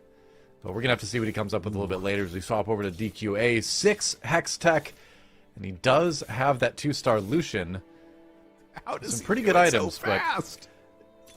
But yeah, a little bit of a roll down here. Looking for the Sivir. Doesn't find a single one, though. Jeez. That's a bit of a tough one for DQA. I mean, those Lucian items are, fine. Like, sure, Lucian can use that, but you really probably wanted a Sivir so you could get the Zeeks on something else. You see he's got an extra Lucian on his bench just for that purpose. And, you want to get 6 Hex Tech in with the carry that it loves, which is that Sivir. I mean, this was like a Sivir could have been found, an Aurelia could have been found. I feel like so much could have been found here to improve this board. And DQA instead had almost... They added a Jace to the board, which was a 3rd Enforcer plus just the strength of a natural Jace. That was just not a good outcome. That's one of the worst outcomes I feel like I've seen. I mean, when the next patch comes in, that 3rd Enforcer is going to be important, right? But, like, not right now. So it's just really rough. I mean, what can you say? He's doing a little bit more rolling. There's the Aurelia, but again, there's the Sivir. Okay, so that's what he really wanted. Now, you can just sell that Lucian. Exactly. This is kind of what we expected. This is what he wanted to do last round, and I almost say this is what you get for not playing Warwick DQA. But, he played into what he found, and it's still a chance to build a pretty strong board here. Double Zeeks. Yeah, there's the Ginsus. He's got the QSS for the Sivir as well, if he decides to complete it. Oh, it goes Infinity Edge. Okay. I feel like that's a scout around the board diff. Yeah. No, I think that's totally fine. Determining that one. And this backline, it just got about 15,000 times scarier. Oh, yeah. From the perspective of DQA's opponents. Like, you queue into this and be like, how did you lose your last round? Well, the answer is he didn't have these in play. And so I feel like DQA now is in a solid spot to be making a comeback and securing a top 4 finish. I feel like without finding that Sivir, things could have been very dangerous. I think what we're finding out, too, as we watch this, towards the end of this tournament here, is we're finding out that 6 Hex Tech isn't necessarily quite as weak as people thought it was. I still don't think it's a top-tier comp at all. It is probably in the, A-, B+ tier, but if you can get it online and you can get the right components together, like a Sivir that attacks very quickly, a Jace augmenting that with his ability, you can do well. Now, can you do well from where DQA is in this game? That I'm not 100% sure about. I'm not super optimistic with 33 HP, but you do have at least the bones of a comeback put together anyway. I'm interested to see about this slight adjustment here. Did sell a Vi? I guess the Vi sale was because you have an Enforcer trait going on right now. Yeah. You don't necessarily need the Vi in play, and you're looking to get up to 10 gold. Ah, there we go. Very minor stuff like that can just be a world of difference. And I feel like here for DQA, the fact that they're going to pick up this win, what looks like a win here anyway.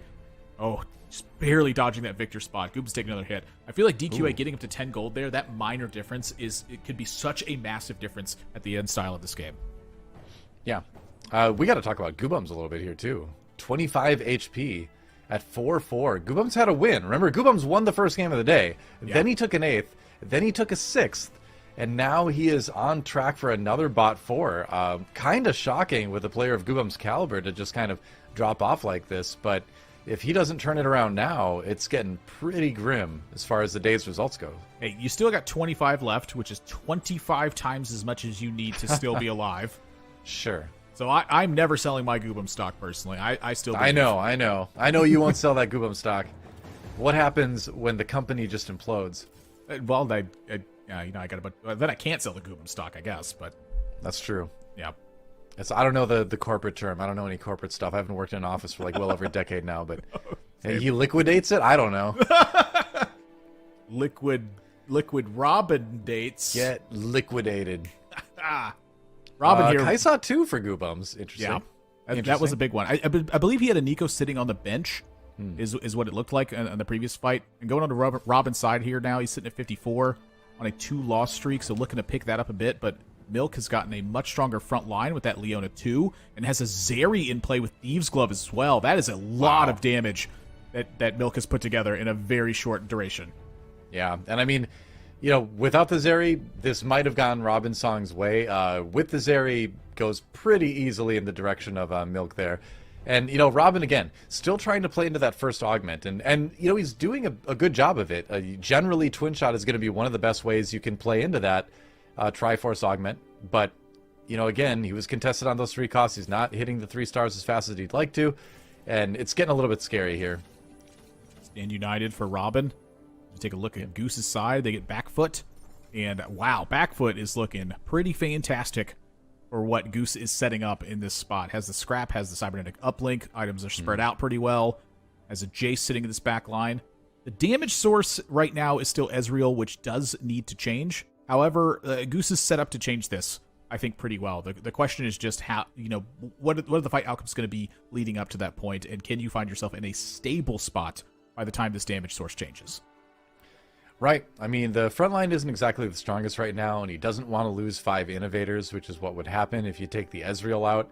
And you know, he's got to be thinking to himself too, like, do I really need to play Jhin again? Like, can't I just find like a Sivir or something like that, please? You know. But he's holding the Jhins because that's a smart thing to do. You gotta have that backup option, and you know, it's costing you a little bit of interest maybe, but it's not the worst case scenario. Hey, Clockwork is real if you're playing innovators. And that is an excellent holder of these damage items with that Ezreal backup. Even right now, it's just, honestly, this board looked pretty solid against what Robin was offered in that spot. Robin taking another big hit. DQA down to 13. And Goobums picks up a win. 2 wins in a row from 25. Milk at 64 with a win streak. And so this is what we're looking at in the lobby. It pretty much just goes downhill in a pretty even fashion from top to bottom right now. Iniko having a fantastic spot so far, and Iniko needs some really big finishes as we move into these last 3 games. When you take a look at the scoreboard right now, Iniko is sitting at just 8 points in the final position. Yeah.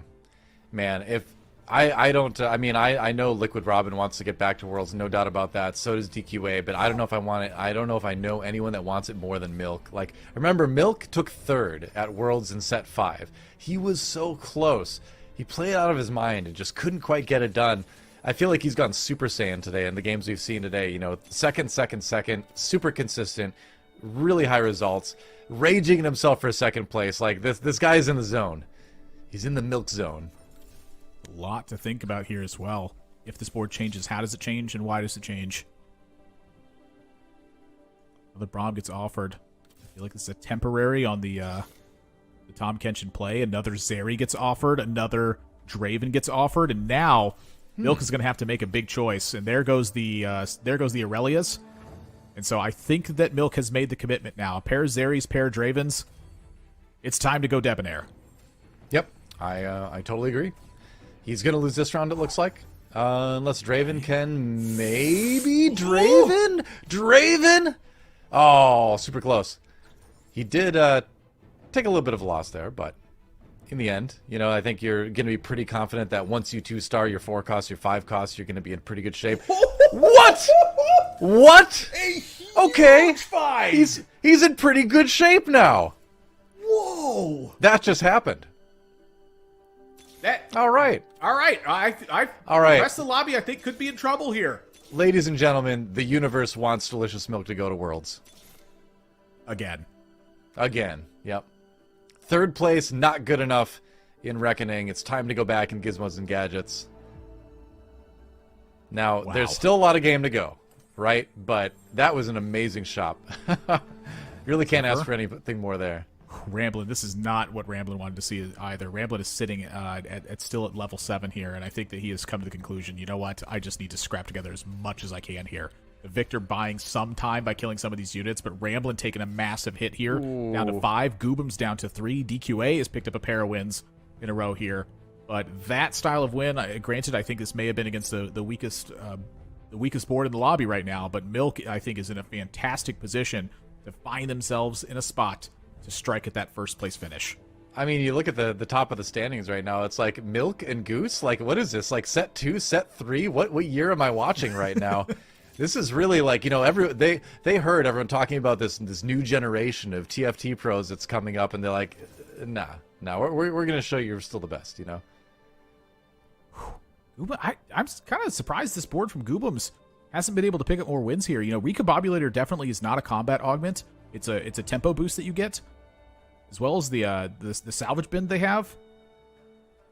It's all tempo here, but it's just kind of surprising this Kai'Sa has not been able to secure more. Going up against Milk right now, and we know that Milk's one of the strongest in the lobbies. Is this the end of the run for Goobums here in Game 4? If Kaisa gets a second cast, is that enough? Woo! Oh my gosh, it is.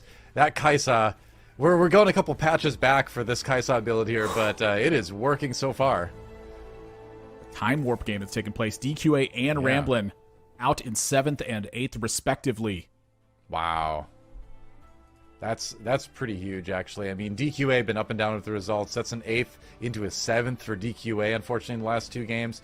Goobums, again, first place in game number 1, then 8th, 6th, 8th for Ramblin'. Oh, I'm sorry. No, I had that a little bit wrong. Goobums still alive. Ramblin', rather, has had a pretty good day, aside from this 8th here. I am just... This lobby is so close when you look at these games. It feels like every single one of these games has just been ultra close from this point. Yeah. Voracious Appetite, you could see, played a pretty big role in that previous one as well. Kaisa just having so much damage on that second ability cast. Yeah, it really is all about enabling Kaisa to get the second cast off. Ooh, 3 Chemtech. Yeah. Finding a way to take advantage of the spatula here. I will say that when Vi becomes Chemtech with these items, it is a big change to the game. It's a good little amount of survivability for her. Gets the cast off a little bit quicker, but let's watch the Kaisa again as he goes up against Iniko. There's cast number 1. All right, allies dying. Kaisa powering up via that mutant trade. Kaisa gets jumped on. Needs to cast one more time. Wow. There it is. It was a big one, but that might not be enough. Might need a third one here, it looks like, but it's still just the Ezreal on the other side. The damage was not high enough. Vi was still alive at the end. The Vi was the primary focus of the damage. Yep. Well, let's jump over and take a look at Solus's board. Something we've seen quite a bit of. 4 Striker, we've got the 3 Socialite, Aurelia. Going to be pretty tanky with that Titan's Resolve, and then a good amount of self-healing with the Bloodthirster, a good amount of cutting through the opponent's defenses with that Last Whisper. And then the Static Shiv on Sivir, one of the best items there. Yeah, the additional healing on the Aurelia can be relevant as well. Sure. Having 3 Socialite plus the Bloodthirster, if this unit is not getting just absolutely obliterated with a ton of damage or getting focused, that Aurelia will usually be at top health. But right now, sitting on this Vi, I feel like it could take a bit for that to kill, and that was 4 ability casts from the Aurelia. Yeah, onto the Kaisa now. The Kaisa trying to escape, barely gets taken down. Oh, and that's going to send Goobums out in 5th. Robin taking a 6th place. And so Robin Songs, again, a player that really couldn't afford to take a whole lot of more bot 4 finishes, but yet that is another one. Goobums, another bot 4 finish for him as well. I mean, yeah, it's a 5th, but still not great. Goobums still struggling a little bit here today. Yeah, needs to have some strong finishes in Game 5 and Game 6. Is just sitting right outside the cusp of being in that top spot right now. And our top 4 in this one, Iniko, Milk, Solus, and Goose. Goose been having a fantastic day, and Iniko had to have this style of turnaround this game. I will say about Goobums' finish here, though, that was a win, right? I mean, he had a very rough early game. He took a chance on Recombobulator, and he turned that into a 5th place. I mean, he really kind of like scrapped that 5th together, cobbled it together out of just parts of worse boards. So, I think that's one of those ones where you'd still rather have taken the top 4, but, a 5th, I think you're going to be satisfied with the way that early game went. Wow. Look at this from Iniko's side as well. Jin gets put into place with the clockwork aspect. AD Seraphine, let's go. It's very unusual. I feel like the Seraphine wants to get replaced, but how? I mean, the thing is you can get a couple results from here, right? First of all, the Seraphine's going to attack a little bit quicker. She's going to cast a bit faster with the RFC, and then maybe you live long and you high roll a Jeweled Gauntlet, and then you've just got crit build Seraphine, because why not, right? So, it's a bit odd, but, it's not the worst thing ever. Decent items on the Zeri from Milk's side from that Thieves Gauntlet. Trying to buy time for that Jin, but it's just not enough. Jin is not the spectacular unit to have on the board right now holding all these items, but if that's what you're offered, that's what you're offered. Yeah. Now Nico's got time, on the though. bubble. He does. And this 5 Innovator, you've got some great items on the Echo as well. I mean, it feels like the kind of board that you're going to be able to survive to at least a top 3 with, just because if you do lose, it's going to be like last round, where you don't lose by that much, right? Yeah, I mean, the front line is just, it's so much time here. Having the phony plus the makeshift armor. And positioning means everything right now to Aniko, and a great spot for this Echo right now. Big Shroud and a Frozen Heart in the middle of the entire team. Wow. Yeah, that is about as good a positioning as you could ever hope for from Iniko versus Solus's board here. Zimmer does cast. Aurelio got hit with the the Zillion clock as well. And that gives Jin that time that was necessary. That Aurelio would have popped off. And instead, it's the Jin that's popping off. Wow, that phony frontline soaked so many hits from the Orianna, and that is actually going to be it for Solus in this game, out in 4th place. Goose down to 1 HP, but manages to survive to a top 3. So again, Milk and Goose in our top 3. And Milk looking like they are back for a vengeance after what they considered a disappointing 2nd place finish in the previous game. 81 gold on level 8, on the hot win streak, has a great board. You just can't get much better than this. Yeah. And we should also add real quick, too, Iniko having the first great game for him today.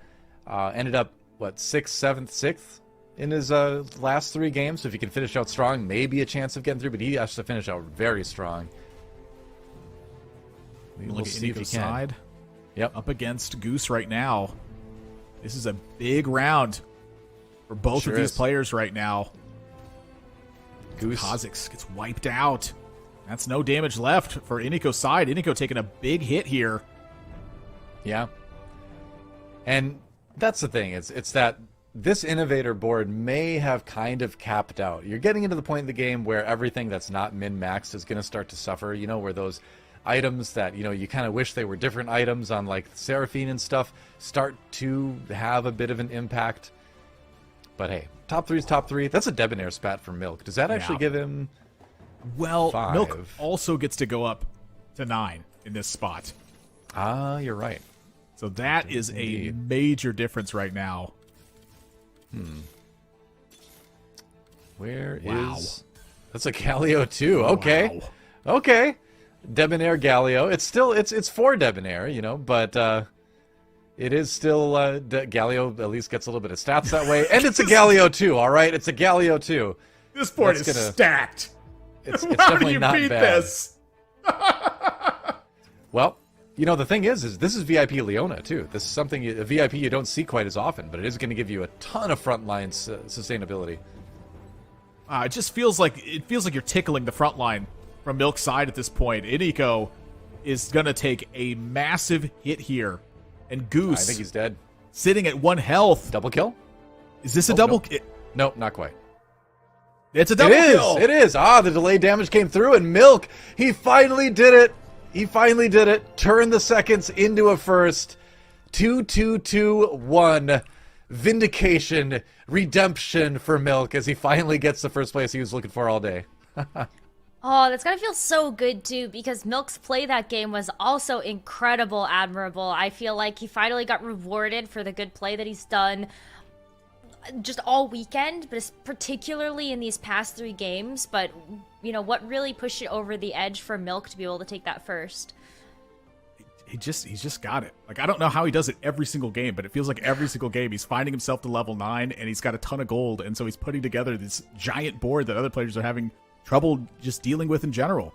And after you get second, it's like something maybe was missing in this spot. Like, it just feels like he's playing a different game right now. Sure, we can tack on the high rolling aspect of it, but when you just have this strong of a finish consistently throughout tournaments for as long as Milk has, there's a certain point where you have to stop looking at the luck and start wondering, what is he doing that's so much different than everybody else? He just keeps doing it. I mean, there's a thing in sports, obviously, called the zone, right? And that's the point where you reach it.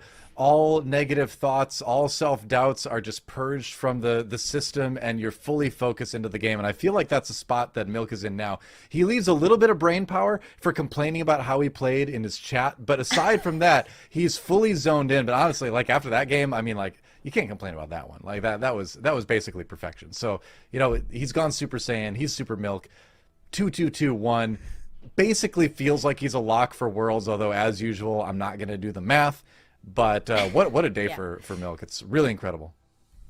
Yeah, I love to see that from players. And Adele, you brought up such a good point that there are a few players that have really been super strong for day number 3, and that's Milk and Goose, who are absolutely making a huge comeback and a huge performance here at day number 3. But let's go ahead and take a look at Milk's overall winning composition.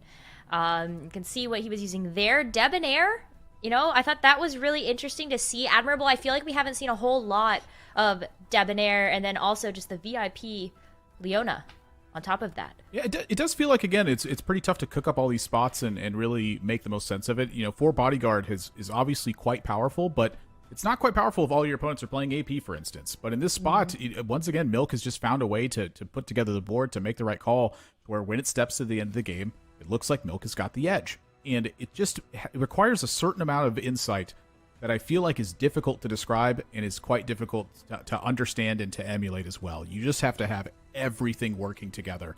And right now, after that first place, it definitely looks like Milk has got everything. Yeah, you see that look on his face too? That's the look he gives you when you like doubt his skill. That's where like, okay, I'm not sure if you're joking. If you're joking, if it's okay, but if you're not, I'm gonna body slam you. He's gonna give you like the Zangief final atomic buster or something like that. Yeah, exactly. I thought he was just looking at my board with that. I was like, oh god, stop, please. That is a threatening gaze from the powerful Milk guy. Hey, well, whether he's amped up on vitamin D or calcium or something, as we take a look at our overall standings, Milk is in that first place spot with 3 second places and a first in that last game. I mean, Doa, look at that disparity between first and second. Yeah, I mean, what can you say? Delicious Milk is having one of his all-time great days of teamfight tactics. And you know, like I said, am I looking at like set 3 here? Is this set 2 tournament standings? Like Delicious Milk, Liquid Goose, and Solus in the top 3 here. It really is like it's like a blast from the past, and it's a ton of fun to see. Yeah, this is awesome. Nico also getting like a really, really big second place, and the standings still look so close together. Admirable. I mean, the fact that we don't have very much separation anymore between 3rd and 8th. We have 2 more games to go still. Yeah, honestly, that's one of the things that's so crazy about the lead that Milk has right now. There's still 2 games left. Like, this is usually like the end of the day. There's one player that's had like the distinct day. Milk is already there, and there's 2 more games to go. Now, that being said, there's also the feature of the strongest average finish across all 3 days of the NA Regional Finals right now, and that does keep shifting at this point. Right now, Ramblin currently has the lead of that at 3.38. And so Ramblin sitting at 4th place, again, as Doa had said, sitting in 4th place, and rightfully so at this point. They lead that spot because the strongest average score over 3 days, they're also going to find themselves at the World Championship. So this is a big couple of final games that we have going here. Not just the players who are in the top 3, but the players who are in the race for that wild card spot. You know, the other thing, you have to think about is that there's players that are really close to catching that, though. Iniko right now is at 3.56. So that's something where one game and it could swing. So if you're Ramblin', if you want that spot at Worlds, you really need to pick it up for the last couple games here. Oh yeah, 2 more games to go. Still so much more action, and I'm sure these overall standings are gonna come down to the last game. It always does. It always does, and especially with a field of players like this, it's going to be an exciting finish to day 3 and the NA Regional Finals. We're going to take a short break. While we do that, check out this ad from our partners at Ball Street.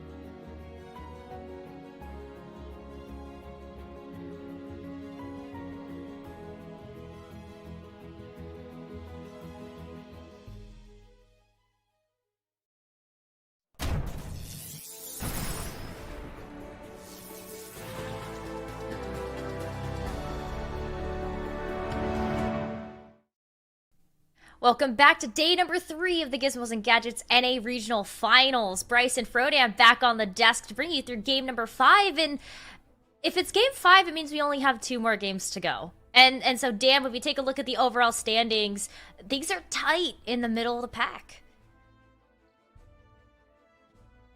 Yeah, I think that it's super close in the middle right now, and you have to really account for the fact that some players are going to be changing their targets. Some players are really comfortable. Delicious Milk fans are already busting out the K-pop, the Blackpink PPDs in chat already. Festivities have begun. For Goose and a couple players around the tier, they're still like feeling good, but a little bit nervous. And then at the very bottom, it's pretty much, can they play for a last chance qualifier spot, right? Like Robin, in particular, is a player that I think everyone had a lot of high hopes going to day 3. Maybe because he get back-to-back champion. That's out of the equation now. Can he fight to keep his world's hope alive and potentially keep his tournament going on? And I think that's going to be something interesting going to game number 5. Who can continue to impress, even if their chances of winning this tournament are not necessarily in sight anymore? Yeah, for sure. And I think that when we take a look at game number 5 and 6, Bryce, yeah, sure, maybe the entire game plan is just to keep playing for the top spots because average placement matters, and then also you just want to make sure that you have more points than everybody else to be able to secure those top 3 Worlds invites. But, what else do you feel like can really be done for the middle of the pack and just looking at the meta overall of how this day 3 has really gone for these players matching up against each other? I mean, I think what your game plan is going to the last 2 games entirely depends on who you are, right? Milk celebrating, Goose just play for top 6s and you're totally fine. If you're Ramblin', Soulless, or Goobums, you are right in the thick of the action. You just got to play the best TFT you can, maximize your points. But for some of them, they're in different places with the average placement. And then you look at the bottom of the standings, right? Someone like DQA, who dominated days 1 and 2, came into today with the highest average placement. He's really been struggling. I think the chances that he's able to score enough points in the final 2 games to get in one of the top 3 spots is quite low. But the chances that he's able to do well enough in the final 2 games to be able to take that average placement spot, that is very much on the table for him. And so these players have to think about the format, what they're playing for. And like Dan said, there's also, if you're on the bottom, maybe you're trying to focus on last chance qualifier as opposed to actually getting a guaranteed world spot through this tournament. So it's a lot of different variables to juggle, and the players just need to be thoughtful about their approach to the game based on where they sit in the current standings. Yeah, that's definitely a good point, where I think when we've taken a look at the players as a whole that are participating in today, Bryce, you put together an incredible twit longer that we all saw about kind of talking about each individual player's play style. And so I really hope to see these players turn it up as we get into game number 5 of day 3. Here we go. It's the beginning of the end here of the Gizmos and Gadgets North American Regional Finals. We've had one player who's been a standout above the rest today. It is Delicious Milk, aka Milk Guy, aka Jeffrey Pan. He's our man. He can't do it, nobody can. At least that's the variation that I'm going to say so that Mort Dog doesn't get mad at me. Take a look at how his opening is. He does have a glove start. Now, Milk's been a little bit more on the flexible side of the AD tree, but it seems like he does still favor that strikers. I wonder how he's going to be able to start off on the early game, because he's been actually opening lose streak and trying to play from behind, which is not how many people are approaching this current patch. Yeah, very few people are approaching the current patch that way in general, and no one in this lobby is approaching the patch that way. And that's a really big deal, because if you're Delicious Milk and you have to have someone like Spencer in your lobby, for example, then they constantly will contest each other for that loss streak. It forces them to play even weaker boards in Stage 2 and take a lot more damage when they don't face off against each other. But since he's been able to play uncontested loss streak a lot of these games, he's been able to play around that. Wow. So, Gold Collector, okay, he goes with Infinity Force. Do you agree with that decision? So Infinity Force is the item that scales better into the late game. Gold Collector is an item that it can obviously farm a lot of gold, but it's actually predicated on the fact of whether or not you have a strong 2-star unit that can utilize it. I've seen a lot of people take Gold Collector and then fail to kill units ever since they took it down a peg or two. So I do agree with it because Milk isn't a win streak player. He actually wants to lose streak to ensure that he gets the best picks on carousel to properly itemize and to also evaluate what the lobby is doing before he makes a decision on what part of the 80 tree he wants to commit to. So from a macro perspective, relative to his game plan, I think this is the correct choice. Yeah, I really like that, and it highlights the distinctions between, how a player plays in a certain spot. There's rarely one right answer in TFT, which is ironic while watching Milk's board because he's one of the big proponents of there is, in fact, a right answer, and you can run all the different scenarios, and there is one correct choice. But I think the reality of TFT, at least from most players' perspectives, is it depends on your playstyle. It depends on what you're trying to accomplish. It depends on how you want to approach a game of TFT. And if you're a loss streak-oriented player, then taking a gold collector is probably to make a lot of sense. Meanwhile, if you're a Goose, taking gold collector could make a ton of sense because he plays tempo. He's going to have that strong board. He's going to be able to farm units with that gold collector and snowball his advantage. So I think it's all created differently. Going up against Ramblin', who has an early Misfortune with a death cap. Misfortune is a unit we haven't gotten to see a lot of played in North America, but very popular in Europe. Do you think Ramblin' considers playing around this MF not just for the beginning, but for the rest of this game? Definitely something to think about. It's funny that we mentioned that Milk isn't win streaking, but yeah, he did end up getting Last Whisper, which is fantastic against the bodyguard board of Ramblin', so ends up getting a win there. Which we'll see if that ends up being something that he wants. I think Misfortune is underrated. I specifically actually started queuing up a lot of Misfortune games this weekend with the intention of trying to force it if I could. And I just got to say that even the games where I get Misfortune 2, she is very powerful if you have the right setup for her. The right setup usually means pretty good items, a decent augment or two, and very good front line. And if you can combine all those things together, Misfortune can actually do a lot of work, as we've seen, even in the EU regionals that happened this week. Yeah, absolutely agree with that. Hopping on board with Solus, who is currently in third place, going up against Milk, who Solus is going to get an easy fight win here against Milk. Was not able to roll the Last Whisper this time, and just too much power on Solus's side of the aisle. So Milk takes his first loss of the game. Solus on a nice 2 streak, and Solus has really been impressive today. I mean, he had that one really disastrous game where he opened Merkheart and never got Mercs online, never got online that game overall. But aside from that, he's been doing quite well. And hold the phone, Frodan.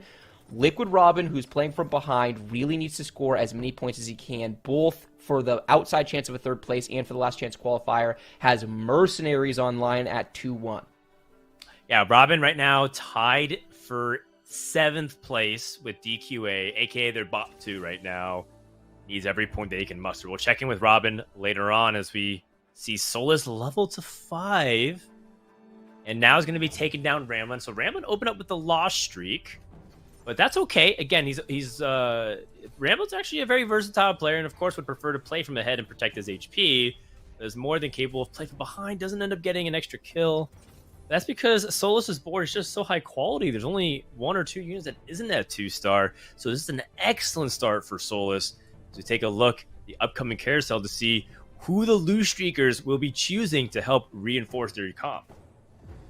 Yeah, at the bottom of the table are Robin and Ramblin', famous duo partners. The Ramblin'-Robin, iconic duo, North America's most dominant. And Ramblin' gets a Misfortune with a tier. Already playing around Misfortune board. That is definitely something we're going to have to keep an eye on as this game progresses, because very few players in the North American ladder actually know the conditions of Misfortune, but Ramblin' is one of the ones who does know the conditions. He basically knows the conditions for every comp. I know he's been studying the European Misfortune players specifically, so it'll be fascinating to see if he decides to commit to that line and how it goes for him.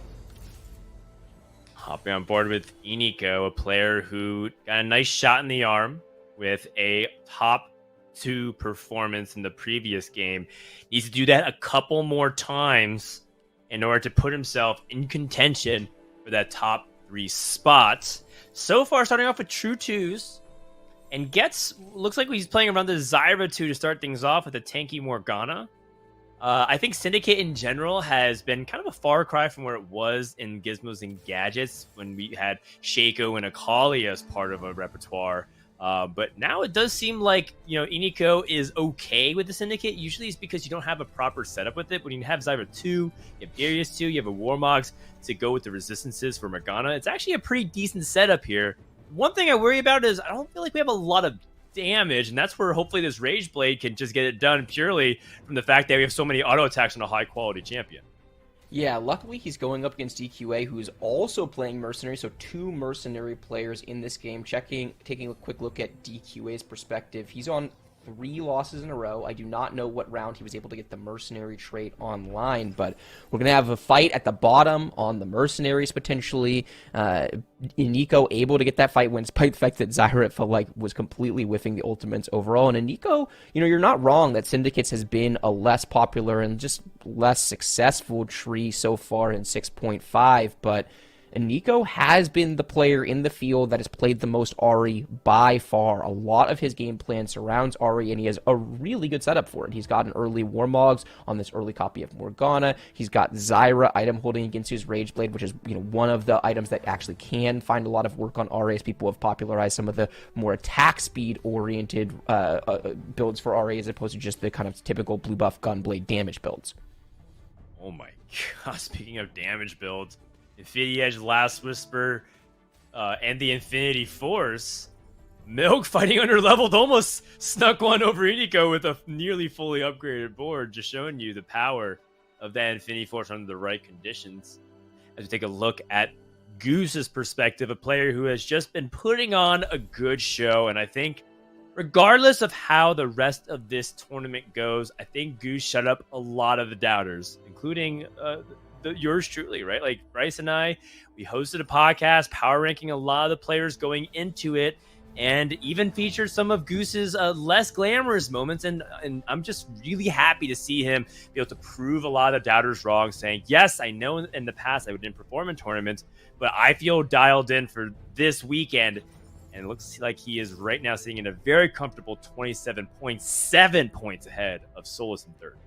Yeah, I'm really, really happy for Goose. I have loved watching this man play TFT since the very beginning of TFT's history, and this isn't random, this isn't a fluke. He has fundamentally changed his approach to how he's playing in this tournament. He's playing the same wide open style early, a lot more narrow late. He has played a couple of Jhin games today, actually, so he's showing a little bit of versatility, not just playing around Sivir, and he's found an enormous amount of success. He even played an Arcanist game at the very beginning of the day, so he's still wide enough to take advantage of whatever the game is giving him. He's such a creative player. He hasn't abandoned what makes him so good, but he has put a little bit of refinement, a little bit of control into his gameplay, and it's really working out for him. So I'm really, really happy to see Goose doing so well. Essentially, as long as he avoids, back-to-back very bottom of the table finishes, he is going to be making it to the World Championship through this tournament. That massive point lead, it's easy to focus on Milk, but Goose also has a huge point lead over the other players with only 2 games left to go.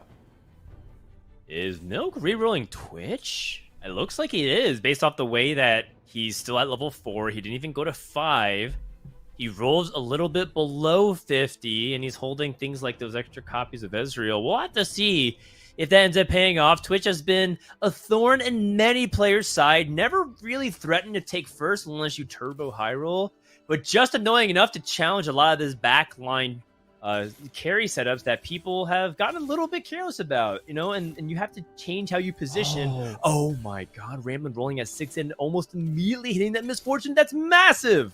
Wow, and he finds his Act 2 and another copy of Misfortune. I think we can confidently say he's going to commit to the Misfortune line. And so let's talk about what makes this unit shine. It's all about whether or not you can get enough damage onto the Misfortune to burst down the enemy frontliners. If Misfortune has to use multiple casts on frontline, oftentimes you're going to lose the fight. And so that's why you typically go around 3-star Misfortune, because you want that extra burst of damage. You also want to play a lot of snipers. Oftentimes you wind up in 4 snipers with this trait, unless you get an augment like, for example, Gold Reserves or maybe Sniper's Nest, which can give you that extra pop of damage. Yeah, that's right. And also, the fact that Milk wants to play a composition like Twitch, which is an assassin-based composition, is huge, because more compositions are likely to clump to try to fight the assassins, which is great for Make It Rain. Let's take a look at the 3-3 augment and see what we end up getting here. Ramblin's looking for more of a combat-based augment, because he already has his economy in a pretty good spot. It's 3 of them, but one of them feels quite useless in Featherweight, so it's pretty much Exiles or Thrill of the Hunt. Yeah, and Exiles can be tough, particularly when he knows there's a Twitch reroller in the lobby, because it means that there's going to be a very free access to his carry, so he opts for Thrill of the Hunt. I like that selection here. Good lobby recognition from Ramblin'. We also see Robin's choices. He also gets offered Featherweight. It's hard to imagine he's going to be wanting to play that augment. Triforce and Celestial Blessing. Celestial Blessing, definitely the more generic of the two. Triforce, he would have to then play around 3-cost reroll, and he chooses that. So it looks like he's going to play Twin Shot reroll out of Mercenary. So he's looking for a big cash out, get a ton of gold, maybe some Nikos or some dice to help him get these 3-cost units online. Yeah, but almost to add insult to injury, he gets a Draven right after, and Robin loves playing around his 4 costs. So quite an unfortunate setup there. I also do kind of worry about Robin's speed. There's a common joke within the TFT community that Robin's one of the older players and therefore has, quote, boomer reaction speed. He has salvage bin, and if he has a mercenary salvage bin cash out, I worry that, one, Robin's not going to cash out in time, and if he does cash out, does he have the speed to ensure that he doesn't lose in the following round? Because that ends up happening, right? The round after a cash out is still a little bit vulnerable for the mercenaries players if they don't get everything online in a timely manner. Yeah, we also are looking at him taking a huge loss against DQA, down 25 HP, and DQA holding a lot of the units that I think that we're going to be looking for here, because he's got 2-star Gangplank and 2-star Lucian, and I have to imagine grabbing Triforce. That is exactly what Robin's game plan is. Meanwhile, Ramblin' able to get a Sivir with a sword off of the carousel, really big pickup, and I think a meaningful amount of what's going on there is he wants to deny that Sivir to the rest of the lobby. We've seen so many Striker and Sivir players throughout the course of this tournament. Ramblin' is already committed to his misfortune, but if he can take that Sivir out of the back pocket of one of the Lost Streakers, all the better. You can look at Robin, see if he can cash out. That's a second Draven. Level up and roll. Needs to hit some of these 2-star units. Holds a 2-star Draven and a 2-star Gangplank. Big time hits here for Robin Songs. And he's trying to decide if he wants to make this Gangplank or move the items. He's going to move the items. Yeah, and he has great items for this Draven, and I think Robin is going to seriously consider just completely sacking this Triforce augment. I mean, he'll probably wind up with some 3 costs on his board, but with this early Draven 2-star, I think there's a decent chance that Robin is going to say, you know what, even though I took Triforce, I wish I had Celestial Blessing. I cannot go back in time now. It is what it is. I've hit this Draven 2. Let's play around it. Yeah, that's right. Is this enough to cash against Goose, who did not level the 6? Wow, a big disarming assault onto that back line. And so Robin will cash out with 25 HP. Let's see what's in the mercenary chest. Important to note that Robin is going to sell parts of his bench as well to make space. Does not want to accidentally convert some of those champions into gold. So he does this very carefully. Okay. Oh, 1 Nikos. Oh my goodness. A Thief's Gloves and a 2-star Zac. Not bad at all. Does end up having a very reasonable setup that he can continue to streak throughout stage 4. Now, the only question will be, does he just stay, like you said, does he completely sack his Triforce augment, or will he find a way to go into 3-cost reroll? But I just think the 3-cost reroll angle is so weak from here. Yeah, I would never play around 3-cost reroll from this angle. I think our win con is really clear. He got a bunch of good units out of the box. He got a Zac too, which he desperately needed. He needed that front line. And then he got 2 4-cost units. He got a Draven and a Sivir. So now he's got 4 copies of Draven plus this Nico's help. It is very clear to me what Robin wants to do. He wants to go to level 8. He wants to build a strong Draven board, and he wants to try to play around the Draven 3 if at all possible. Okay. We'll see if anybody else ends up playing Draven whatsoever, but you know, he does have options at his disposal with that Nikos, as you mentioned. Even if he can't get Draven 3, for example, could use it to get, say, a Zeri 2. And when you have Zeri 2, Draven 2, and a very reasonable front line, you don't even really care about your augments at that point. You just have so much raw power through the Debonair traits and good items that should be enough to get you through. Meanwhile, on the other end, I want to highlight that Eniko is still streaking 100 HP currently in the lobby. Yeah, such a good spot for Eniko. He was able to get the 1-for-all augment to play around the Syndicate board, and he is just in a great position, and Nico is not out of this. He had a great comeback second place. If he can keep scoring more points, then he can put himself into qualification position for the sixth and final lobby. Moving over to Goose's board, playing around the innovator tree. This is something that Goose has been doing and basically no other players in the field have been doing. He's been carrying this Ezreal. He's been getting out of the innovators. He never stays in the long term, but he still really values this composition in the early to middle stages of the game. Yeah, and they provide a solid anchor, in particular when you have these phony front lines. It's just a lot of health to chew through before you can get to the backline axis of Ezreal. So a nice job there. Ramblin', nice move to the other side to have the Misfortune avoid the Frozen Heart so that Misfortune can continue to get her attack speed. Let's end up using another Make It Rain. Look at that Zac pull to make the Make It Rain even more effective. And that is some good synergy in abilities, something that we haven't seen in quite some time. Reminds me of the Aatrox pull into the Cannon Circle ult back in TFT Fates set 4. Goose is still not done rolling, it seems. Or rather, does he feel stable enough and actually doesn't want to roll from here? Because this is actually one of those situations where I have a hard time evaluating if I feel stable.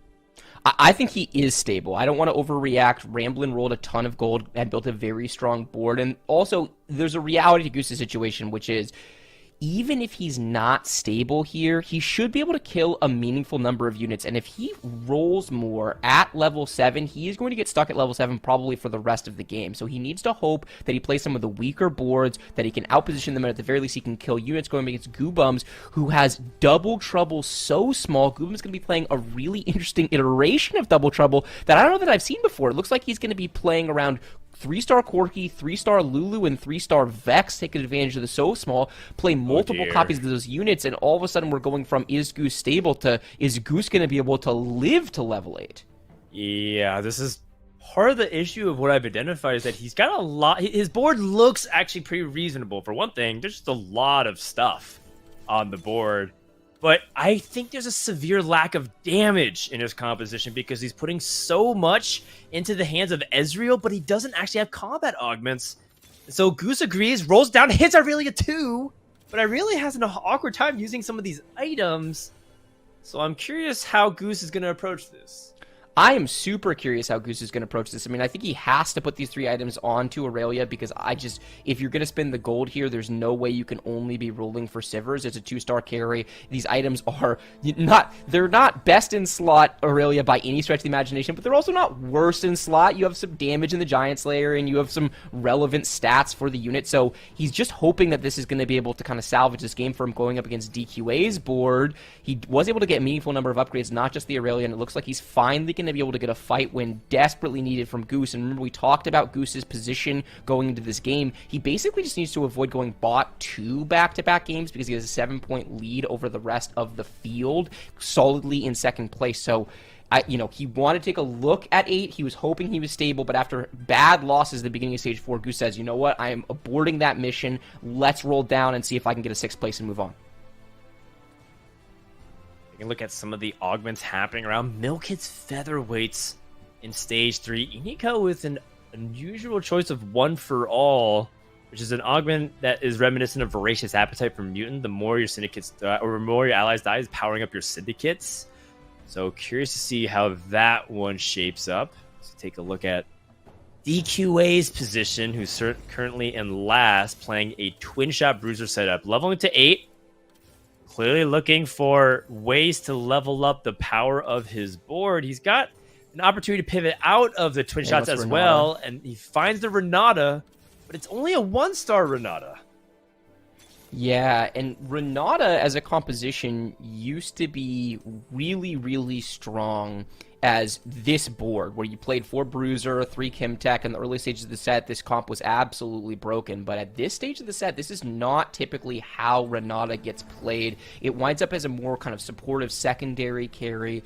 If you were able to find Victor and Silco, maybe it would be good enough. But I just really worry that DQA's spot is just going to be tough. Speaking of tough spots, by the way, Ramblin' down at 28 HP. He rolls it basic all the way down. He does have 7 or 10 gold left. He has 7 copies of Misfortune and 7 copies of this Zac, so he's certainly capable of getting online from this spot, especially if he gets a good augment. But I am pressing the worry button at the very least for Ramblin' here as well. All right, second win. A very quick choice from DQA, who wants to continue to roll before other people can potentially take his carries. We're also looking at Goobums playing that double trouble, so small Yordle-based composition. And I'm curious if he wants to take back foot for a little bit more attack speed for all of his champions that tend to stay back row when you play Yordles. Their strength and number, they tend to want to clump up and help protect each other. Or if he's thinking about a different option. He does have blue buff. Luden's can be extra sources of damage if he feels like he's lacking, but Double Trouble does provide a lot of stats as well, so seems like Goom's going to go for option 3, which is makeshift armor, despite spreading out some of his itemization. That took a long time for him to come to that conclusion. What do you think here, Bryce? I don't hate it. He's trying. I mean, I don't think that he's loving any of those options. I think that they're all decent options for his spot, and it's just a question of what he feels like he needs. Does he need more front line? Does he need more back line? He decides he needs more front line. Getting that makeshift armor on the second copy of Vex 2 is a really big deal. He'll be playing a second unitemized Vex 2 for the entire game because he has double trouble. So if he hits the 3-star copy of it, then he's going to get another 2-star copy from the augment itself and be able to play it out that way. Going over to get DQA, and I have to say, this is unbelievably low roll for Goobums. He is for sure winning this fight, except that the TG roll for this Kaisa is an Archangel and Umbrellonomicon, so really, really high roll items on that Thieves Gloves for DQA, and in a super close fight, that makes the difference. It absolutely does. Very tense situation. From 4th place and below, DQA down to Robin. Any of these players could theoretically make a push to the top 4. I think the least likely candidates are players like Robin and Goose, as they don't have the boards that feel like that can scale to top 4 at the moment, unless they hit. Robin, by the way, with that Merc cashed out on that win streak, see if he can continue to go. Goobums hits a very crucial 3-star Corki. Yeah, such an important hit, and let's see if Goose is able to salvage this game. He's been struggling in stage 4. He really wanted to play around Sivir. I mean, these Aurelia items, if he could just, if he could recombobulate that Aurelia into a Sivir, all of a sudden the spot is actually quite good. He's got the Striker Heart. He's got the Last Whisper. There's so much potential power for Goobums, but he's just not able to find the units that he is looking for, and he's doing his absolute best to salvage it. If he can wind up with a 6th place here, he's going to be really happy going up against Robin, who has a 2-star Zeri to accompany this Draven. Robin's board is so strong. Yeah, that's exactly what we talked about. Who cares about Triforce value when you have 2-star everything else when you're playing one of the highest comp power levels in the game in the form of Debonair? Robin is dealing big damage, but Ramblin is also ahead of Goose. And if Ramblin goes back-to-back 8th place, that could effectively eliminate him from the running. I would have to go through last chance qualifier. Let's go ahead and see if Goose can stay alive here and whether or not he can avoid that 8th place before Ramblin does. Yeah, and Ramblin is just in such a tough spot. We've not seen any of these 3-stars flash on the side. We saw him with so many copies of the Misfortune and the Zac, and he just hasn't hit any of them. It's for whatever reason, whenever Ramblin rerolls, he seems incapable of hitting. It is such a tough spot because it felt like he was really in good shape for a consistent top 4 from his position, but sometimes the game just gives you not what you're looking for, and you have to find a way to make it work. So back on this fight, we have Goose jumping into Goobums. Goobums is able to get his Corki away from the Frozen Heart, which is a really, really big deal. This Aurelia is going to ult over and over again on the Vex, and it is evaporated. So Ramblin goes out in a very difficult 8th place. Goose looks like he might be following him in 7th place, and that is very worrying if you're a Goose fan because he is still okay. He just needs to top 4 the last game probably to get in, but he has gone from, it seems like, very, very high likelihood of advancing to a pretty high likelihood of advancing. Goobums hit Vex 3. It looks like Lulu 3 as well. All the Yordles are finally making their appearance. Now, Goobums is not playing 6 Yordles, so he's not like he's going to be summoning the Yordle Lord anytime soon. But now he goes to level 8 and has an opportunity to play 4 copies of all the champions that he wants to. It's going to be very, very strong. In the meantime, we're hopping on board with Robin's Songs. A whiff on the Shroud completely going up against Eniko's board, who seems to be stable with that R. You called it out, Bryce. He was angling this from stage 2. Oh my god, look at that Zyra locking down the entire back line, giving some crucial time for Eco to clean up more champions. Can the Ahri even do anything to the Draven, though? This is the power of Draven. Yes, you can try to stop him, but he has so many threats, and if you don't take care of him soon, he becomes unstoppable in fights. Yeah, and it's worth noting that we talked about Draven 3 as the win condition, and I think he was ruling for that, but he winds up picking up a VIP Draven and decides that he can't afford to greed the possibility of a Draven 3. He likely used his Neeko in order to be able to get the Zeri 2, and he finds the VIP Draven 2. He replaces Draven. That's probably a fight difference there. That fight was pretty close, and the VIP Draven with the extra armor shred is able to do so much more damage into an Eco Syndicate board. Look at how the rest of the lobby is. Three players are theoretically within striking distance of lethal. Robin making a charge up to the top. He needs every point he can get. Hop on board with Iniko with a fast 9 in stage 5. It's not something that you see happen very successfully often, but this is the best shot for Iniko. He put in the Silco with the Victor. This is the top end of Ahri board that he's looking for, but they are just 1-star units. Needs to just survive until he can 2-star some of his board.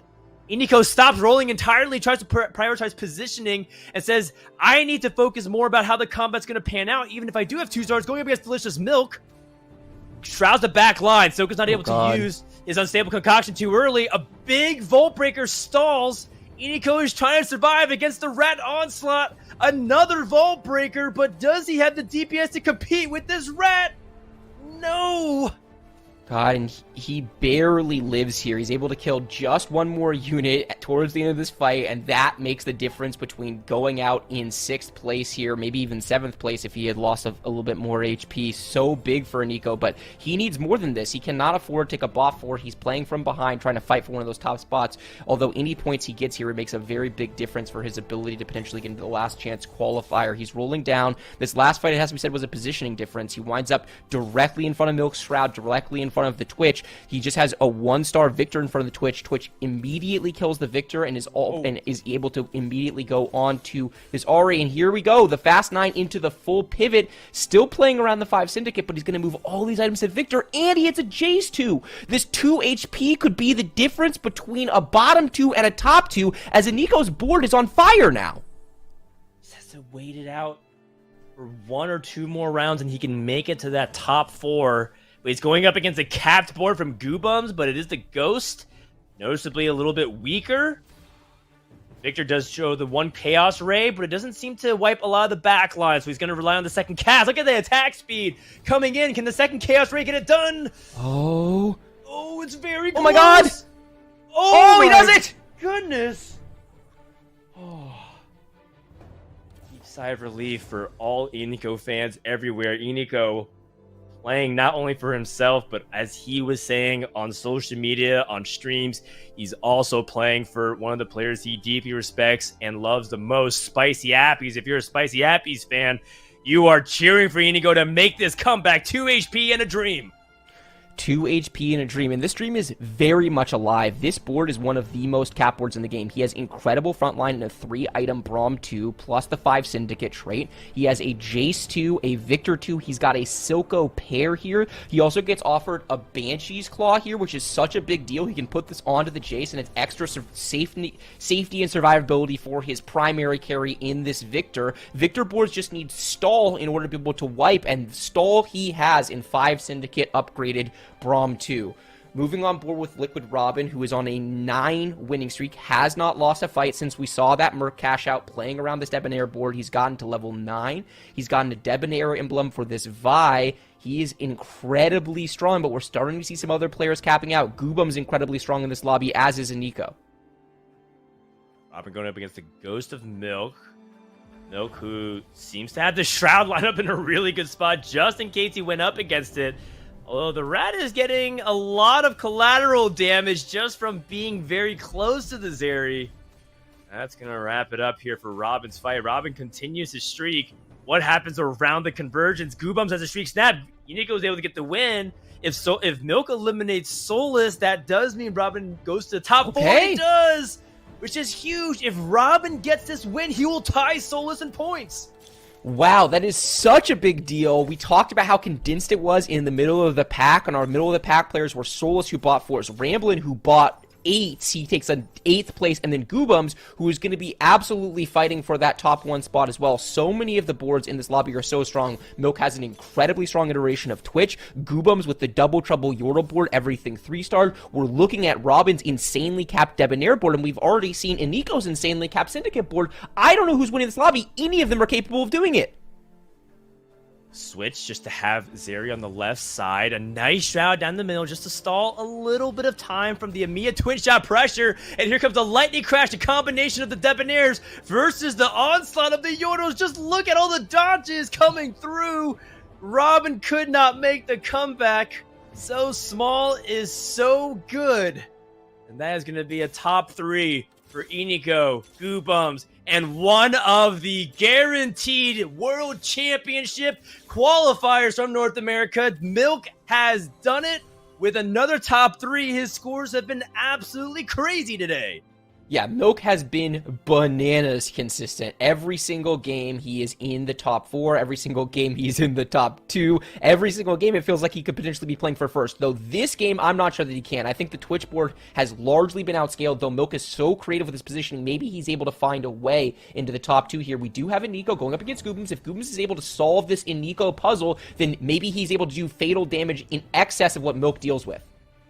Iniko, the player who needs points a lot more than Goobums right now. But Goobums gets the kill on the Victor before the second cast. And it's all just piling on. Goobums reclaims the throne, able to get a first place in a crucial Game 5 victory, and puts himself within striking distance of the North American Regional Finals to qualify for the World Championship in a month. Goobums has been the best player of this tournament throughout all 3 days, and he's been struggling a little bit today, but this game was sick. He takes the Double Trouble, he plays a line on it that no one plays. No one plays Corki, Lulu, Vex, So Small, Double Trouble, and in that last fight, he moves his Corki from the safe position in the back middle into the 3rd row on the far left, and he does that because he thinks if he fights against Iniko, then he can get easy access once he gets through the Braum onto the backline. That's exactly what happens. As soon as the Braum dies, Corki aggro's onto the Victor. It kills the Victor before a second cast. That is the fight difference. Goobums is so creative in his positioning. Fight after fight, he's not afraid to put his units in places that feel risky if he thinks it gives him an advantage. Such a well-played game from Goobums. A very well-deserved first place and needed points as well. Yeah, based on the results of that Game 5, I feel like things have definitely shaken up, and so I'm excited to get a chance to look at the overall scoreboards when we have all of that tallied. But Dan, I feel like there have been some really standout moments as well, like Iniko and Nico also getting a very much needed top 3 there. He got a very much needed top 3 and is now in the running to be able to make it to the World Championship. With the first, I believe that Goobums is now also tied with Goose at second, but nothing can ever come close to the 41 points that Milk has put forth, which means that we have our North American regional winner in Milk. He's at 41. The second highest closest is 29, and you can only get 10 points for a victory. What an incredible day for Delicious Milk. Yeah, absolutely. We're going to get to those overall standings real shortly. Let's go ahead and pull up Goobums' card, though, because he did just get a first place in that last game, that Yordle twin shot. I mean, Bryce, you just put it so beautifully about how Goobums was able to even get this victory that I just want to go to the overall standings now so everybody can get a visualization of what Dan was just talking about, which is, yes, 41 points for Milk. Holy cow. Like, it is mathematically impossible. Like, even if Milk got an 8th and Goobums or Goose got a 1st, it's still a huge point differential. But what do you think of the rest of the pack, Bryce, when you look at the overall standings? Well, remember that we're not just playing for top 3. Average placement is going to wind up factoring into this heavily for the players that are on the outside looking in right now. It's Goobums and Goose's tournament to lose. If they're able to secure top 4s, then they're guaranteeing their spots into the World Championship. Both of them played so well today and throughout this tournament. They're very capable of doing it, but the pressure will be on. Meanwhile, if you're Nico or Solus, you're rooting for one of those guys to fail and fail big in this lobby, and you're swinging for the fences yourself. In Nico, a player that in the Innovation Cup actually rolled from Mercenaries on 2-1 when he desperately needed a first place in that game in order to secure a spot here. I expect him to be similarly swinging for the fences this game if he gets the opportunity. Solus as well putting himself in that position. And for Ramblin, who was doing so well in the first 3 games, back-to-back devastating 8s, and I am just so sad to see it because, look, there are bad 8s. There are 8s where you feel like someone is misplaying, and I don't think that's what's happening to Ramblin. I think he's just getting devastatingly bad luck in these 2 games, but he's got to shake it off, play the best game he can here because you never know. He might be able to score it through average placement. At the very least, he wants to make sure he secures a spot in that last chance qualifier in which he will be one of the prohibitive favorites. Absolutely, Ramblin is such a good player. Yeah, likely for Rambo to go through because if he gets a first and let's say Goose gets 8th and Goobums gets 7th, that would be the only scenario. And that's assuming Iniko and Solus doesn't find a way to leapfrog him. The average placement, right? He could theoretically get in via that. I don't know exactly where he shakes up on that. I know he was very competitive for the average placement spot coming into today. He's obviously had back-to-back 8th places, so that hurts. Yeah, but for DQA, I think his average placement is still much higher than Rambo, especially after those back-to-back 8ths. So right now, DQA is actually just hoping to put on a solid performance. He doesn't actually have to worry too much about first. Just put like another top 4 together, and DQA should be the player that goes through based off average placement, assuming the score sheet is correct. Yeah, that's true. DQA at an average placement of 3.71, and then Ramblin with an average placement of 4.29. So, yep, there's still a lot to play for going into the last game of the day, where we got to figure out who's going to be joining Milk as our NA representatives at Worlds, who is playing for that average placement Worlds invite, and also who is going to be at that last chance qualifier. But what a weekend. Bryce, Frodan, thank you so much for your casting for these past 3 days. It's been a pleasure. Dan, how have you enjoyed the weekend?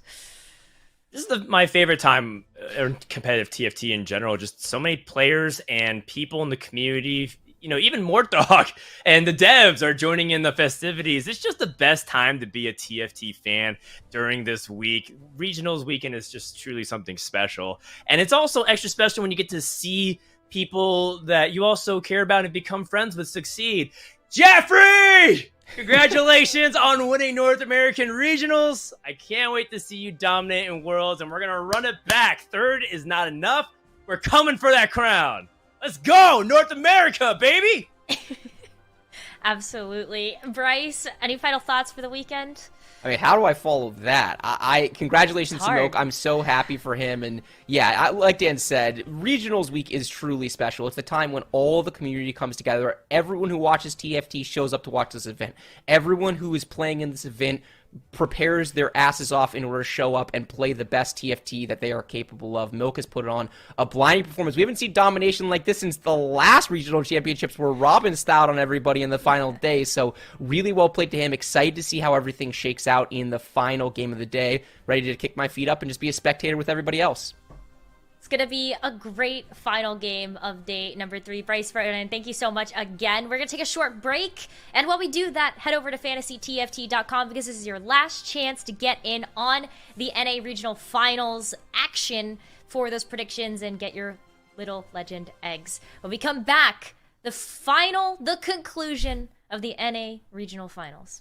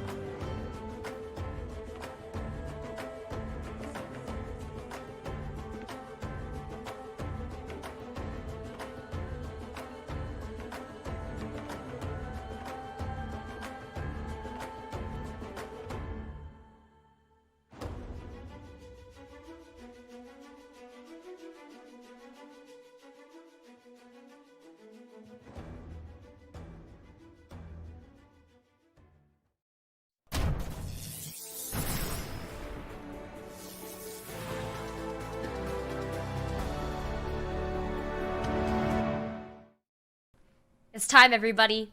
It's time to finish out the Gizmos and Gadgets NA Regional Finals. I am joined by Admirable and Doa to decide who is joining Milk as our representatives for North America. We still have 2 top 3 spots on the line, as well as a 4th for the average placement across all 3 days of competition. And those last chance qualifier spots on the line. Admirable, this last game is going to shake things up all over the place because it's not set for anyone else except Milk. Yeah, Milk's got it locked up at the top spot. But when you go look at the point totals across the board, there are some wacky outcomes that can take place. Right now in second and third, it's Goobums and it's Goose. And then Nico is following those two up, who both have 29 points, at 24 points, who is also matched with Solus at 24 points. And then you have Ramblin at 21 points. So let's say Ramblin takes a win and gets to 31 points. Like, get ready for wacky stuff to happen if that's the case, because then there's all sorts of weird ties that can happen, Doa. It's Ramblin' Sanity, that's right, if he gets to first place. But, at the very least, our bottom 3 players right now, DQA, Robin, Ramblin', they're still playing for that last chance qualifier spot as well. There's 2 spots in that one. So whoever the 2 places are after the 4 who go to Worlds are determined, they get to play in the last chance qualifier. So that's on the line as well. So, it's a victory lap for Milk, but everybody else still has a lot to play for. Also, just overall standing for the prize pool. That's a nice kind of icing on top of the cake for the weekend. Oh, yeah. And so I think that as we enter into this last game, it's going to be really interesting to see who's going to be able to take advantage of the position that they find themselves in, and also just who's going to continue to push the envelope. Admirable, I feel like we've seen so many players this weekend just continue to up their game and their strategy when it comes down to finding these creative solutions for the path that they find themselves down. Just the fact that players are willing to take these sorts of risks when they find themselves in these spots as well shows you so much about just their fundamental understanding of the game. For Goobums in that one, it's like, I'm certain you cannot practice the double trouble Yordle build that often. Like, maybe you have 3 or 4 total reps of this if you've played like 1,000+ games of TFT at this point. But like, how on earth could that's not something you can craft up really ahead of time. It's like you have to really rely on your intuition and your fundamental understanding of the game to be able to execute something like that. Yeah, for sure. And Doa, like on the other side of things as well, or I guess maybe along the same vein, you have a lot of players that are finding themselves really starting to scout out the board state for everybody in the early game and then decide what to do in response to that. And that's also been a very viable strategy this weekend. Oh, for sure. That's something, when you're out on the ladder, when you pause for a moment before you take your first augment, look around the lobby, see if anyone made any snap decisions, because if they made a snap decision, they probably have a very narrow thing in mind. So if you look at that, that kind of gives you a clue about maybe what direction you should go. And so at the pro level, the same thing happens, right?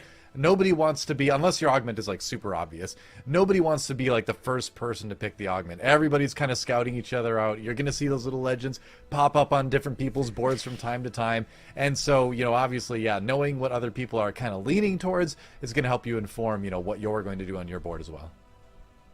Yeah, I feel like we have seen a little bit of contestation. Sivir continuing to be very, very popular as a composition and as a carry overall. And, Admirable, when you look at just how the field has been responding to each other, whether it is through the scouting or also just knowing individual tendencies to maybe go down more of a narrow path, what do you really think has been the big standout or the big differentiator for those players that can really take advantage of being able to be flexible?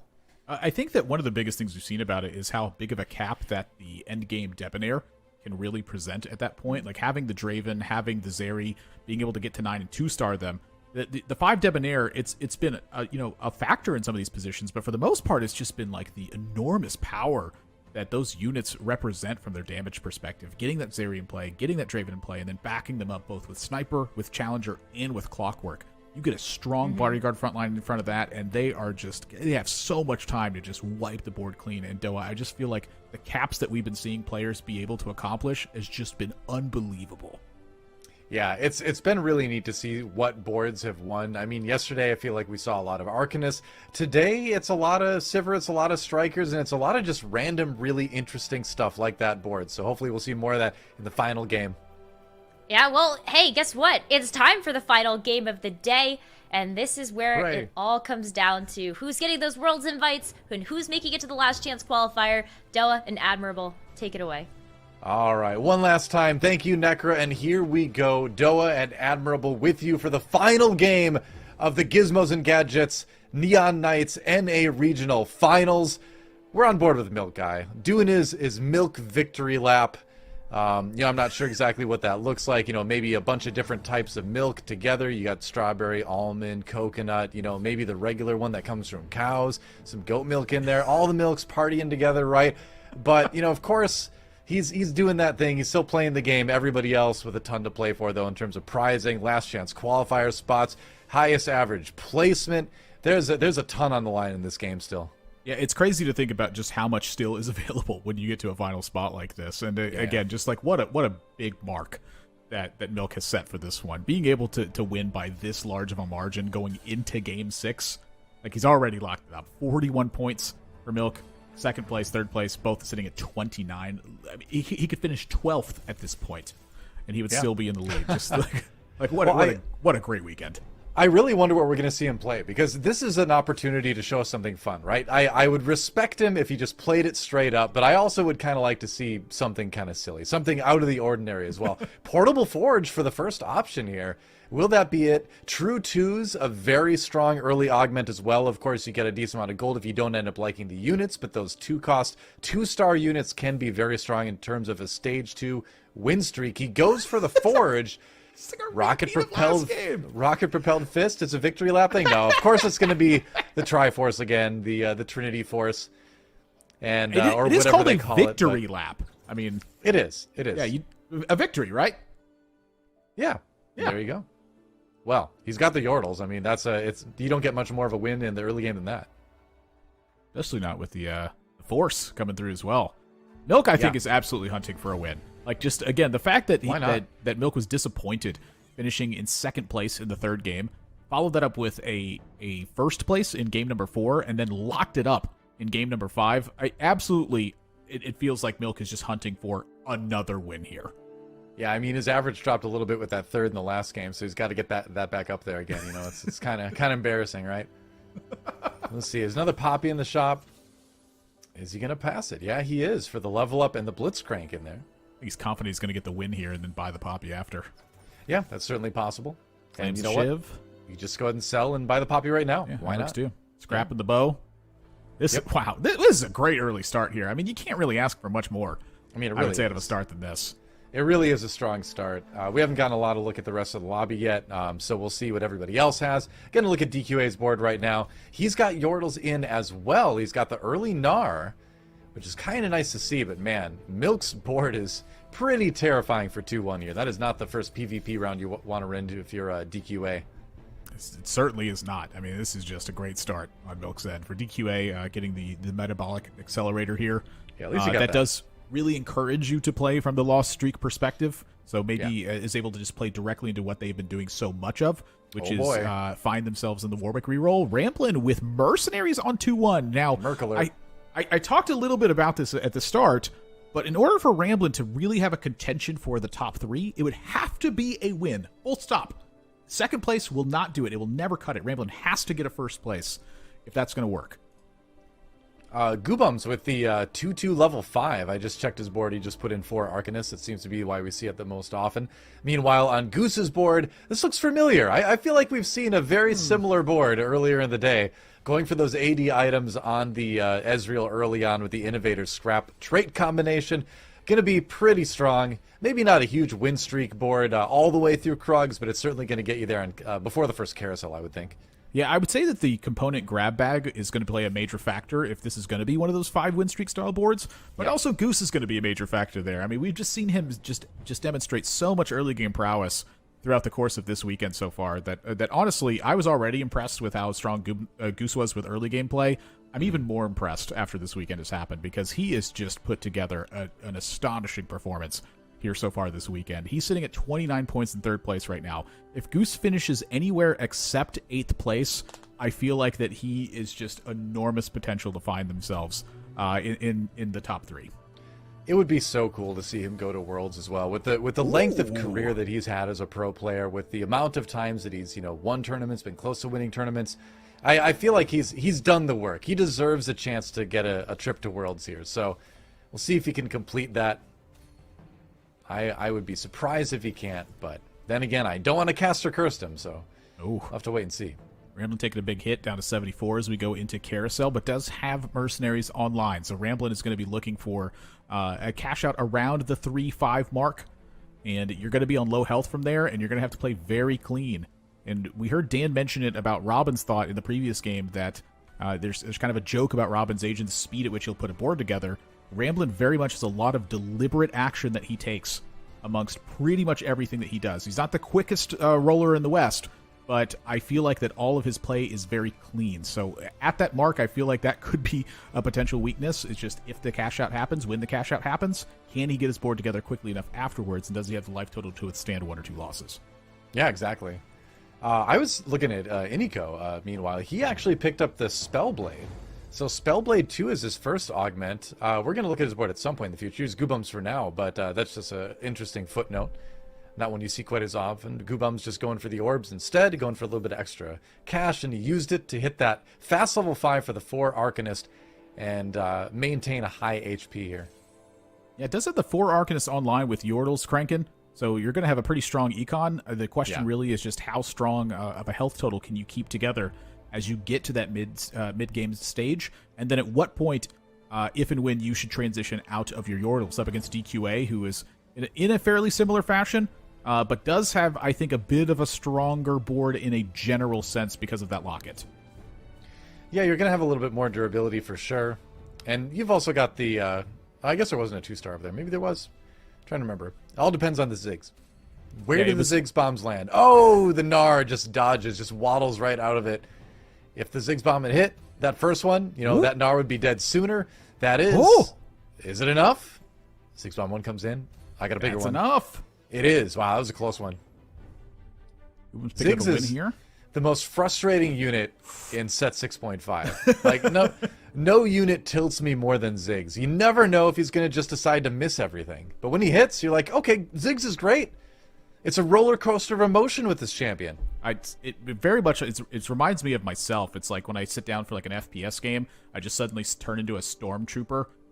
That's what I feel like Ziggs has done in this set 6. Is he just kind of just rockets things around and just hopes they connect. Just misses everything, right? Well, the difference is Ziggs does hit things when stormtroopers never do, unless it's Uncle Owen and Aunt Beru. Then that went badly, but it was off camera, so we don't know for sure. See if Ziggs can land a couple bombs here. That's right. Yeah. Goose on the other side with that strong Ezreal and a strong board.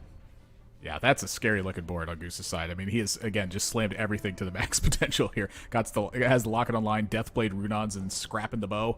Like, it's going to be really tough to fight that in an immediate sense. Milk on a 5 win streak, and Nico on a 5 win streak. Goose did have an interrupt on that win streak portion, so that was a little bit tough for them. But you mentioned Iniko and their board, and my goodness, this is looking good. Yeah, I mean, 2 Arcanists, sure, but you've got Spellblade, right? So every time those Brand and the Swain cast are going to get that empowered auto attack afterwards. And so, and these are both champions that cast pretty frequently. So I think you're going to get a good amount of damage done. Obviously, he has been since he has been win streaking all the way through Krugs. The question is, this seems like the path towards a 6 Arcanist board. Those are pretty good items to find with that, too. The only thing a little bit out of place is the bow. Grab 6 gold there between the Senna and the Lucian as well. Yeah, never thinks this bow could be in this spot too, and I don't necessarily feel like you have to make a commitment from this perspective either. I feel like the augment here on Nico's side, the Spellblade, gives you a lot of potential to get something happen. But Nico knows that they need a big finish here as well. They sit at 4th place at 24 points, and so it's time to roll and find some stuff. And that is a big find already on the Malzahar. Yeah, 4 Arcanists, but what is going to be the rest of the board? You've got that strong Kassadin just kind of on his own, but at least it is going to be a little bit on the tanky side, especially with the Chain Vest. Rageblade on the Malzahar. Interesting. Okay. Rageblade, Spellblade. I'm very interested right now. That can work. I mean, the thing is again, you're talking about getting an auto attack after you cast, right? And if the more you can do that, the more damage you can do. Interesting. Very cool. I'm very curious to see how this fleshes out because I am very intrigued. It has been a while since I've seen a build that I absolutely have never seen before, and I do think I've never seen Spellblade, High Arcanist, Rageblade. Yeah, you never tried Spellblade? Or you just never tried it with the Rageblade? I never tried it with the Rageblade, I mean in particular. Okay. Yeah, it gets interesting. Robin, meanwhile, 4 scrap, 3 yordle, 2 bodyguard, mulling over a level 6 position. Wishes he had another twin shot. There is one in the shop. Yeah, picks up the Lucian. Seems like the most logical choice. And so this looks like a pretty decent board right now. The fact is, though, is Robin is second from the bottom, 54 HP. I mean, definitely one of the best players at playing from behind. We've seen that many, many times in the past. But, you know, today just has not been his day for a multitude of reasons, and it's a little bit worrying to see him such low HP already. Yeah, from Robin's spot, you definitely are battling for the last chance qualifier perspective. The two players who place the highest and are not qualified for the World Championship after this tournament are qualified for the last chance qualifier. So there's a lot of times I said qualifier in there. I promise you there's still an incentive for Robin to battle as hard as he can this game. It was all necessary. I appreciate it. Solus gets the win in that particular round. Robin sub 50 HP at his second augment. A little bit of a yikes there. I don't mind the uplink or the disintegrator in that spot too. When you're sitting at 4 scrap, like spreading your items out, you want the uplink, or on the other side, you know, attack speed plus disintegrator, just a good thing to have. Ramblin' with I think a plethora of choices here. Blue battery, backfoot, all this looks good. Phalanx is maybe the least appealing, although it's still a decent augment just because it gives your backline a bit of survivability. It is going to be the backfoot for the attack speed. Whew. And it's interesting to see how people choose that, right? Because twin shots can benefit from both, right? The more often they're casting, the more often they're getting that opportunity to get the double shot with the twin shot, right, on the ability. Then again, the faster they're attacking, the more often they get that. So it's kind of which one is going to give you the more, you know, bang for your buck, no pun intended. No twin shot pun intended. But I think either one would have been a fine choice. I heard every single word you said there. And all of it's good. I've been looking at this thick chest the entire time, and that Ramblin' is at 34 of 36 on the XP. 3-5 is this is likely one of the most critical rounds of the entire tournament for Robin. For Ramblin' that's coming up here. He's about to take another big hit. He's going to fall down below 30 at this point, and from here on out, Ramblin' needs to have a magnificent performance. If there's a player who can do it, I do have faith that Ramblin' is one of them. But it has to be from here. It's the 3-5. You got to win the round, and then you got to take advantage of that thick chest. That's right. Bring on the Ramblin' sanity. Let's go. He can take a spatula if he wants to. 2-star Aurelia, 3-3 DQA, you beast. It's going to be scary for the rest of the lobby to deal with, depending on the items. Yeah, Ramblin' goes with a bow. Okay. Oh, I can't wait to see this. This is just going to be intense. So much of this matters on who Ramblin's opponents are going to be at this spot too. Like he has to make an assessment versus each one of these opponents. Like if DQA is in his potential opponents right now, like how much of that factor are you supposed to account for? Because right now it's just the roll down. Ramblin goes into 7, and so here we go. The most critical round, I'm saying it, of the tournament for Ramblin. He has to win this one, I think. Corky 2, MF. Maybe if he can find an MF2, if he can 2-star a couple of these things. To be in good shape. He sells the Gangplank to put in the Draven. Okay, it is a VIP Draven. There's a Blitzcrank 2 as well. Getting the upgrades. There's a Zac 2. Crucial. Can he get maybe one more Quinn 2? All right. All right, here it is. Does he have the damage? And you know what? I wonder if he's got enough actually with this one. There's a Corky on the other side. A little bit scary here.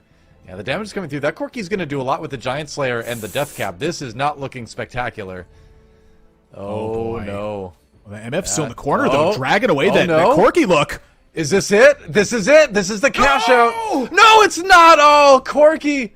How did he do it? I thought for sure it was 3v1.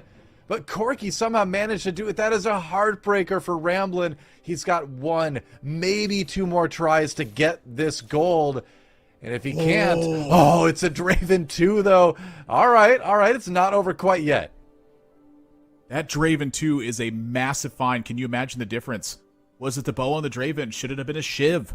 that's sitting on the Corki right now. There's a million questions going through my mind right now, and I'm certain that Ramblin is feeling the same way, but he has to stay focused. He has to position correctly. Because like Doa just said, he still has a chance. He's at 20 HP. That's more than enough to come back for a win, but this is another round that's super critical for Ramblin. Oh, this is a really soft board on the other side from Iniko. That, the Spellblade's a little bit scary, though, but that Swain is going to get cut through immediately. This has got to be it, right? This is the cash out. This is the moment Ramblin has been waiting for. He's got a full bench, though. Pretty much only one spot, two spots open once the chest gets popped. So the question is, how he'll need to be really careful with how he opens these gifts, these mercenary cash outs, right?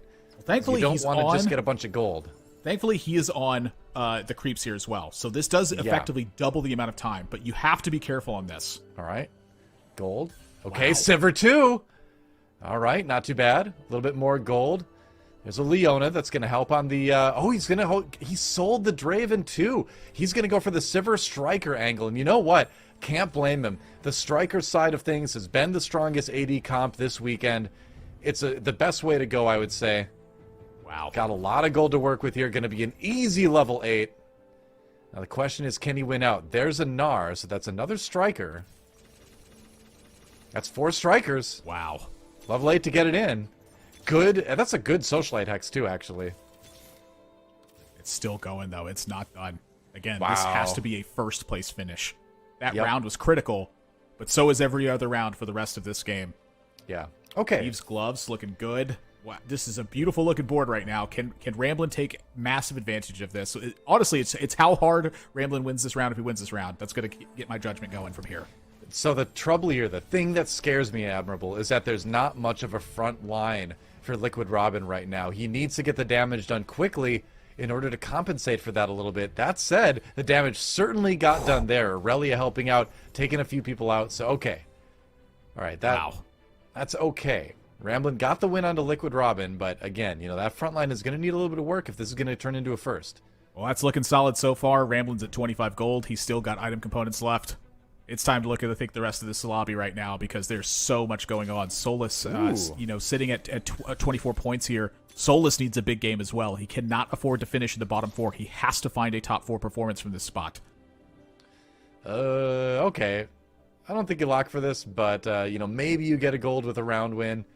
So, of course, it's going to be Sharpshooter with the twin shot. He rolls past it, decides to give up on the Senna Dream because he's so close to the Corki 3 and so close to a couple of these other ones. I guess not quite as close to the Lucian and the Gangplank, but even the Corki 3 would have been a nice hit. He wants to keep win streaking. Can he do it here? Go. He's sitting on level 6 right now. This seems very unusual for what I've seen from Solus in the past. It's almost always been a level 7 kind of angle, but if you can take advantage of it, you can take advantage of it. Thrill the Hunt, I feel like, has played a major factor in this. Look at this Lucian still able to sit at full health after killing these units. But is this enough? Because he's running out of time. One more? Oh, okay. So still not a bad loss. Not a bad loss. The win streak has ended. But, still in a pretty good spot is Solus here. Just really searching for that Corki 3. Oh, this is agonizing to watch. For the Lucian as well. I mean, I honestly am a tad surprised that Morelos has not been equipped just yet. I mean, it would be great on the Lucian, right? He still needs 3 Lucians for the Lucian 3, and he doesn't have any tank items at all on his front line, and so I think maybe that's where a little bit of the concern comes from, is that you don't want to overload the back line too much, Damage is a form of defense. If you blow up your opponent's stuff, it can't really deal you damage anymore. Right, sure. Offense is the best form of defense. That's what they say, yeah. And oh boy, I feel like this may be falling off the cliff here at this point. These are 2 back-to-back big losses from Solus. It could change, though. I mean, that's the thing, is as soon as he hits the Corki 3-star, ideally that's going to be stable. You might even be looking for it on Carousel here, although the component might matter as well. Well, he's hunting for something. Yeah, no Corki, so going for the component. This is Zeri with a sword. Wow. Yeah, that's a big one. Ramblin's going to go for the glove here. Yaniko's taking the Zeri with the sword. Robin having a long thought on this choice here. I mean, Robin's been just taking laps around the carousel, it feels like, at this point. Yeah, ends up going for the tier in the end. Maybe a little bit dizzy when it all comes down to it. Trying to figure out exactly what he needs. Okay. Looking at Iniko. Ends up popping that sword off right away. Needed the gold anyway, so not bad there. Finds a Jace. Alright. It's how big of a change. Yeah, I mean, you're looking for the Ahri here. Or looking for an Ahri 2, rather. Clockwork as well. Don't have the greatest Ahri items, though. That's the thing. Let's have a Gunblade with a Banshees here, though. Not a bad-looking board here from Iniko. I think at this point, really, it's 2 stars are going to play a major factor of this. I'm just curious to see how strong this fight. Solus, meanwhile, did hit the Corki 3 and has a second Rabadon's on that Corki as well. That Corki is hitting hard right now. Yeah, no kidding. That is the true AP master on the other side there. If he lives. Oh, Real. Oh, not quite enough. Oh man, and now you do start to get a little bit concerned if you're soulless. Let's see what the augments are going to be though. Tiny Titans. That could be just what the doctor ordered for Iniko. Indeed. He does go for that. Yep. DQA. Meanwhile, that back line looking pretty tempting. Otherwise, cybernetic shell, not too bad. Most people wouldn't go second wind here. I feel like you definitely need a combat-related augment. So this is beautiful to see 3 strong options. Mm-hmm. But without having like a strong evaluation of DQA's board here, it's just what they pick is just really, I think, is it. And yeah, I mean, that looks fantastic right now. I mean, you just have so much extra attack speed now in this back line. The Aurelia is looking about the same because of the blue buff, but you're looking at Orianna and you're looking at Zillion being able to cast these crowd control effects that much faster now, and I feel like that's a huge impact for this Aurelia to be able to take advantage of the center board. Yep. And so the thing is this going to end up being kind of just the type of board we see where it's just the 3 Socialite, Aurelia, a lot of other traits thrown in to kind of support that.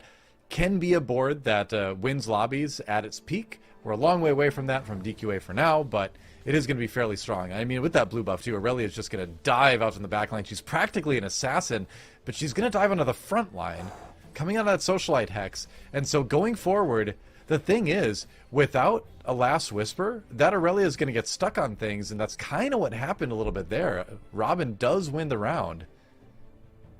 Yeah, DQA is going to need something to happen from this one. Some still improvements need to be made if they're going to keep fighting for this one. Ramblin', meanwhile, you look at the end of Stage 4, and Ramblin' has put together a full win streak through Stage 4. And I don't feel like Ramblin's improvement is going to slow down anytime soon. There is so much he could do still to improve that spot. Right. EQA taking the time on the creeps here, saying this is going to take me some extra time. I need to figure this out. It's just going to be difficult. Also, some of this role could be the fact that you're trying to find a unit that perhaps other players are hunting for as well. Try to find it before they do. Let's see. Okay. Got a little bit. Still has to decide where that Warmog is going to go. Imagine it's either going to be the Morgana or the Vex. Oh, we swapped to Goobums. Never mind. It was a very smooth transition. Didn't even notice it. Look at that. Okay, Lulu 3. Wow. Arcanist Lulu 3. By the way, Arcanist Lulu 3 is an enormous amount of survivability for your team. It's so much healing. And it's so much crowd control too, frankly, that's I think one of the key things to making a strong 6 Arcanist late game board is that Lulu 3 with the Arcanist spat. Now I'm a little bit not convinced by the items. For Goobum's side, he does have 3 swords sitting on the bench with this 6 Arcanist comp. Right. I'm a bit worried about that, but he did find some great units on that one. Certainly did, yeah. Looks like it's not going to be quite enough to take down Ramblin's board. Ramblin, by the way, has been on a win streak since that cash out. Oh, no. And that's going to make... yeah, that's right. That's going to send Goobums nearly out in 8th. I mean, that's the only finish that Goobums needs to not have is 8th. He's at 29 points right now, sitting at second place. This is the only thing that can put him, I feel like, outside of that range. It was the same thing for Goose. As long as they didn't finish 8th, I felt like everything was fine. That would be a nightmare. And the thing is, you can tell Goobums, he's just waiting for that RE2, right? He's got some Malzahar on the bench. He could make that swap, but it's just not happening. Not yet. Can he stay alive? Can he win? He goes up against Iniko. That's gonna be a fast. That's gonna be a fast Oriana cast, by the way. Here it comes. Oh, there it goes. It didn't really do much. All right. Yeah, honestly, the Zyra has been a more effective one. Both of them hunting for the Ahri at this point as well. Oh, Lulu cast at the clutch moment. Gosh. Is that enough? Vex rocks in with the big shield. Ziggs bomb from on high. Ziggs, Deathblade Ziggs, never underestimate him. That's going to be a win for Goobums. He stays alive, and now Milk. Victory lap may just end up going 8th. He's going to be playing 4 striker. He's got a pretty strong Sivir here. But it doesn't look like it's going to be... It seems like it's struggled a little bit in the lobby. Swapping out the Bruiser for the Jace at this point. What other improvements can be made? 3 Innovator. It's a big spread here that Milk has got. Honestly, the traits bar looks great. It's just there's so much 1-star in play. Yeah. I'm not so concerned for Milk at this point, though, because Milk is already locked up at 41 points right now. Yeah, Milk is the NA champion. Nobody's going to dethrone him from that spot in this tournament. But, yeah, you don't want to go out in 8th. Come on. Like, that's not much of a victory lap, is it? Is it Milk? What? Is it Milk? I guess it doesn't matter. He's number 1 anyway. Milk goes out in 8th unless Goobums loses here and drops below. Goobums will win, though. And Milk, you know, he's just going to exit early. He's going to take a moment, catch his breath after a pretty amazing day of Teamfight Tactics before this. Yeah, amazing weekend of Teamfight Tactics from Milk's side of things as well. I feel like that he came into a lot of players' radar, not anywhere near on first. You know, players were very skeptical about placing him outside, I would say, of their top 10 coming into this event. But, my gosh, just never underestimate Milk ever again. Locked up the game in 5 games. How often do you win the tournament outside of the maximum number of games that you need to play? Made the whole other lobby look lactose intolerant today. Spot on. It's pretty strong. We're going to check in with Ramblin here, another one of our 4 striker Sivir players, going up to level 9 and throwing in that Silco. And so what this does is it's going to allow him, if he chooses to get a really fast cast off with that Sivir. Now that would involve moving it off of the Socialite Hex, so that's not terribly, you know, enticing, but at the same time, does she get more damage done with a faster cast end round, or does she get more damage done by just being on that Socialite Hex? And he's going to opt to stick with the Socialite Hex, going up against Iniko now, who did find that RE2. So we'll see what happens. This is not the board you wanted to go up against. I mean, Ramblin has been on a win streak since the cash out. We're on 5-5 now. The cash out happened on 3-6. Wow. Iniko taking a massive hit here, goes down to 6 HP, and Iniko at 24 points also needs a big finish. DQA. Oh, he's just out.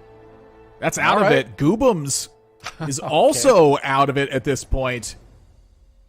Oh, that's rough for DQA. I mean, he's another one of our NA Worlds representative alums. He went back in Fates, made it, and had that heartbreaker trying to get into the final day back then, too. He lost out on a tiebreaker in 9th place. So that is a bummer. But we're going to look at our top 5 for now. Goose, Robin, Ramblin, Solus, and Iniko. On board still with Ramblin as he tries to keep the momentum going. Remember, this was that big Mercs cash out that led him here. And my gosh, just what a cash out it's been, too. A 10 win streak. When you get to the double-digit win streak, that's when you know it's just absolutely dangerous for everybody else. Mm-hmm. This Corki is delivering a lot of damage, but I feel like it's just up against way too much at this point. Solus gets knocked out in 5th place. Top 4 of the final game has perhaps arrived, and Nico does win their round. So now it's the top 4. That's right. Liquid Goose, Ramblin, his duo's partner, Liquid Robin, and Iniko. Titan's Resolve off the Dragon for Ramblin. That'll go quite nicely on the Vi, I believe. Gosh, just what a beautiful day of TFT. What a beautiful weekend of TFT it's been. Goose just showing exactly why they're here at this point. It's because no matter what, they're just going to perform their strongest and their heart out. You give them an opening, and they're going to take advantage of it. Ramblin here had to find themselves in a win to even have striking distance for that top 3 placement, is absolutely putting together the board for a win. Robin, just one of the most consistent players we've seen, even though Robin's sitting at 20 points and could not find themselves in the top 3 after a win on this one, still playing their heart out. And for Iniko here, absolutely showing why they're going to absolutely be a force in any tournament they have entered at this point, is because they're sitting at 24 points. A win for them can absolutely lock up the position. Just so much is happening in this final game. Just everyone playing their heart out. You know, and don't go anywhere after the game, because we still have a lot to talk about there, right? Because we need to determine who our player who advances through average placement is going to be as well, and that's going to take a moment to get the math done on that. So the drama is going to continue even after the game is done, for sure. I love it. That's right. Ramblin versus Goose here. Big sniper backline for Goose. He's been really favoring those all day, actually, but the Sivir cutting her way through it. Giant Vi eventually explodes. Thanks a lot. Silco, I thought you were a friend, but nope. I was thinking of Powder from Arcane, not Vi. Meanwhile, Iniko drops out in 4th. So Iniko at 24 points. He'll be able to add 6 to that for a total of 30. So we'll see where that leaves him in terms of the average placement later on. And of course, we have to determine who gets those 2 last chance qualifier spots as well. A lot happening yet after the game. And Ramblin hunting down a Sivir 3 at this point as well. I like it. Let's go for it. He's not done yet. Yeah. Kha'Zix feels like a force. Robin up against Goose. A big round here. Wow. Robin putting his hopes on the Kha'Zix. Something you don't see too often, but pretty cool. Kha'Zix probably one of the most underrated units, I think, in the set. And he's put it to good use. Look at that. Silco not able to make enough of this. Goose going to go out in 3rd. A big hit. A Goose is taken. Ramblin gets a check mark there as well. So we're moving into 6-3 right now, and it's Ramblin versus Robin. And I just cannot think of a more poetic way. We are one step closer to Ramblin sanity. If Ramblin wins the lobby, there's going to be some interesting number shenanigans. I'm glad I don't have to do the calculation. I'll put it that way. Meanwhile, the roll downs. Ramblin looking for that first place. Yeah, you thought it was the Sivir 3 for a second, didn't you? I thought it was a Kha'Zix 3, just how quickly he was hunting for him. It was close. Got sold, though. All right, we're going to actually check out Robin's POV here. Another player that really kind of wants a first here, if he can possibly manage it. We'll see. The Seraphine ult goes across. CC from the Orianna might be enough, but that Sivir goes untouched in the back line. It's looking a little bit rough for Robin here. And when I say a little bit rough, I mean a lot rough. Ramblin'. Oh, he's going to send Robin down to 1 HP. It's not over yet, Admirable. I can't believe it. I mean, is this possible right now? Is it possible for Robin to have 2 1-health victories take place in this one? Because there's an item sitting there from that Tom Kench right now, too. It's a mystery what that could be. Who knows? We could find out. It's going to be a bow. Okay, so could make a Giant Slayer for his Echo, I suppose, out of that. But maybe you just you can't really get scrap value out of it per se, other than a teeny tiny shield. Feeding the Kench. Those are pretty sick items out of the Thieves' Gloves for that Tom Kench, by the way. Trying to find a way to put this Silco in play, but just everything is costly. Yep, just fuel the Shojin more. Yeah. There's the Sivir 3 as well. Uh-oh. And that's going to be tough to see for Liquid Robin, because that is going to be very difficult to beat.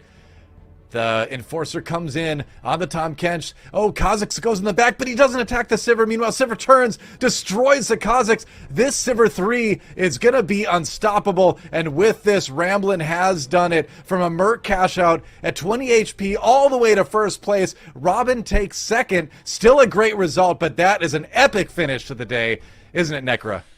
Yeah, absolutely. I mean, getting a chance to see Robin and Ramblin go head to head, I think, and especially with so much on the line, I cannot wait to see what's going to happen with the overall standings in terms of who's getting the Worlds invites, who's getting to last chance qualifiers, and like, I do not envy anybody in the position having to do that math. So I'm not even going to try. Admirable. I can already see the gears turning. You're thinking about it. I know you are.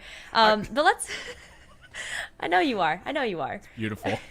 Well, I've never had a round like this end where there was still so much mystery as far as like who was going through, because there was a lot of close things in terms of points. There's the average placement which plays into it, and then who gets those spots at the last chance qualifier. There's a lot to learn yet. I'm still on the edge of my seat right now. I should scoot back. It's a little bit more comfortable back here. Yeah, I know. Oh, yeah. Sit back, That's much relax. better, We got a little bit while things get tallied up here, but let's talk about that game because, you know, Admirable, I think it was really impressive that Ramblin was in a spot that that mercenary cash out took long. It took a long time for Ramblin to actually end up getting that cash out, and then being able to take that from 20 HP to a victory, I feel was very, very impressive, being able to get that Striker's board online. Yeah, I feel like the 3-5 or the 3-6 cash outs are absolutely, I think, really big keys of how it works and whether or not it's going to work from that spot. I am a bit curious about the opening selection there from Ramblin as well, because the treasure trove orbs that get distributed, that's a pretty, it's not a very commonly taken augment, I would say, at the high level of play. You do see it mostly early on, but I'm curious what was contesting against her, or if Ramblin is just thinking, like, absolutely has to get a first place, so why not take the biggest risk, biggest reward that's available, and perhaps foregoes augments. This is pure conjecture from my angle, but if Ramblin knew coming into this game it had to be first, or that was it. It was actually Ricky Bobby game. If it wasn't first, you were just basically last. And then Doa pointed out the Ramblin sanity, and now I just can't wait to see the spin-off of that show, of what's going to happen for that one, because just, my gosh, no one's slowing down for this one, and Ramblin certainly isn't going to be the player that slows down. It's just, no matter what, Ramblin is always going to be a player that is on the top of my list when it comes to TFT. Yeah, I think that every single player that performed today has been standout in their own way, but watching Ramblin from the mid-set finale up through now, I just has been able to put on such consistent performances, and this weekend, Doa, it's just been such a treat to watch this player. Oh yeah, I mean, easily one of the best players in North America, a player that was on the top of a lot of people's lists coming into this one. It was a rough day for Ramblin, no doubt about it.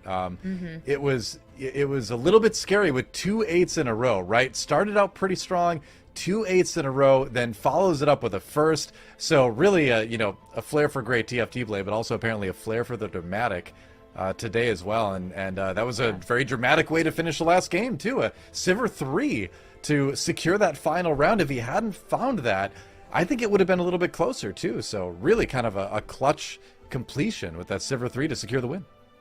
Well, let's take a look at our overall standings now, because we have completed all 6 games, and based off of points alone, we see Milk, of course, leading the charge. We're going to ignore that 8th place there from that game number 6, but Goose and Goobums, admirable. What are your thoughts looking at the overall standings? Wow, I mean, just how close could it possibly be aside from the first place spot? It does feel like kind of a natural spot for Milk after watching him play this weekend. It's like, bravo, please show me more of this. It's absolutely ridiculous.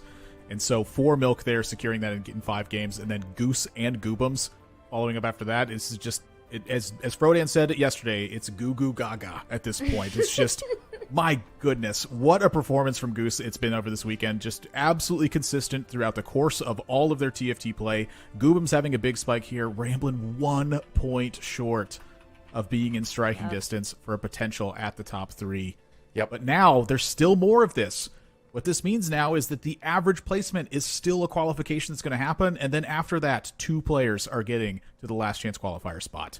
That's right. We're going to find out in just a moment who got that average placement finish. But I'm psyched. Liquid Goose is going to the World Championships. I'm super excited. Like I said, this guy won the first TFT tournament I ever casted back in the end of 2019. It was set 2 at the time. He's been such a great player on ladder. His tournament results very strong early on. Took a little bit of a dip over the last year or two, and here he is back with a vengeance in set 6.5. He's going to Worlds.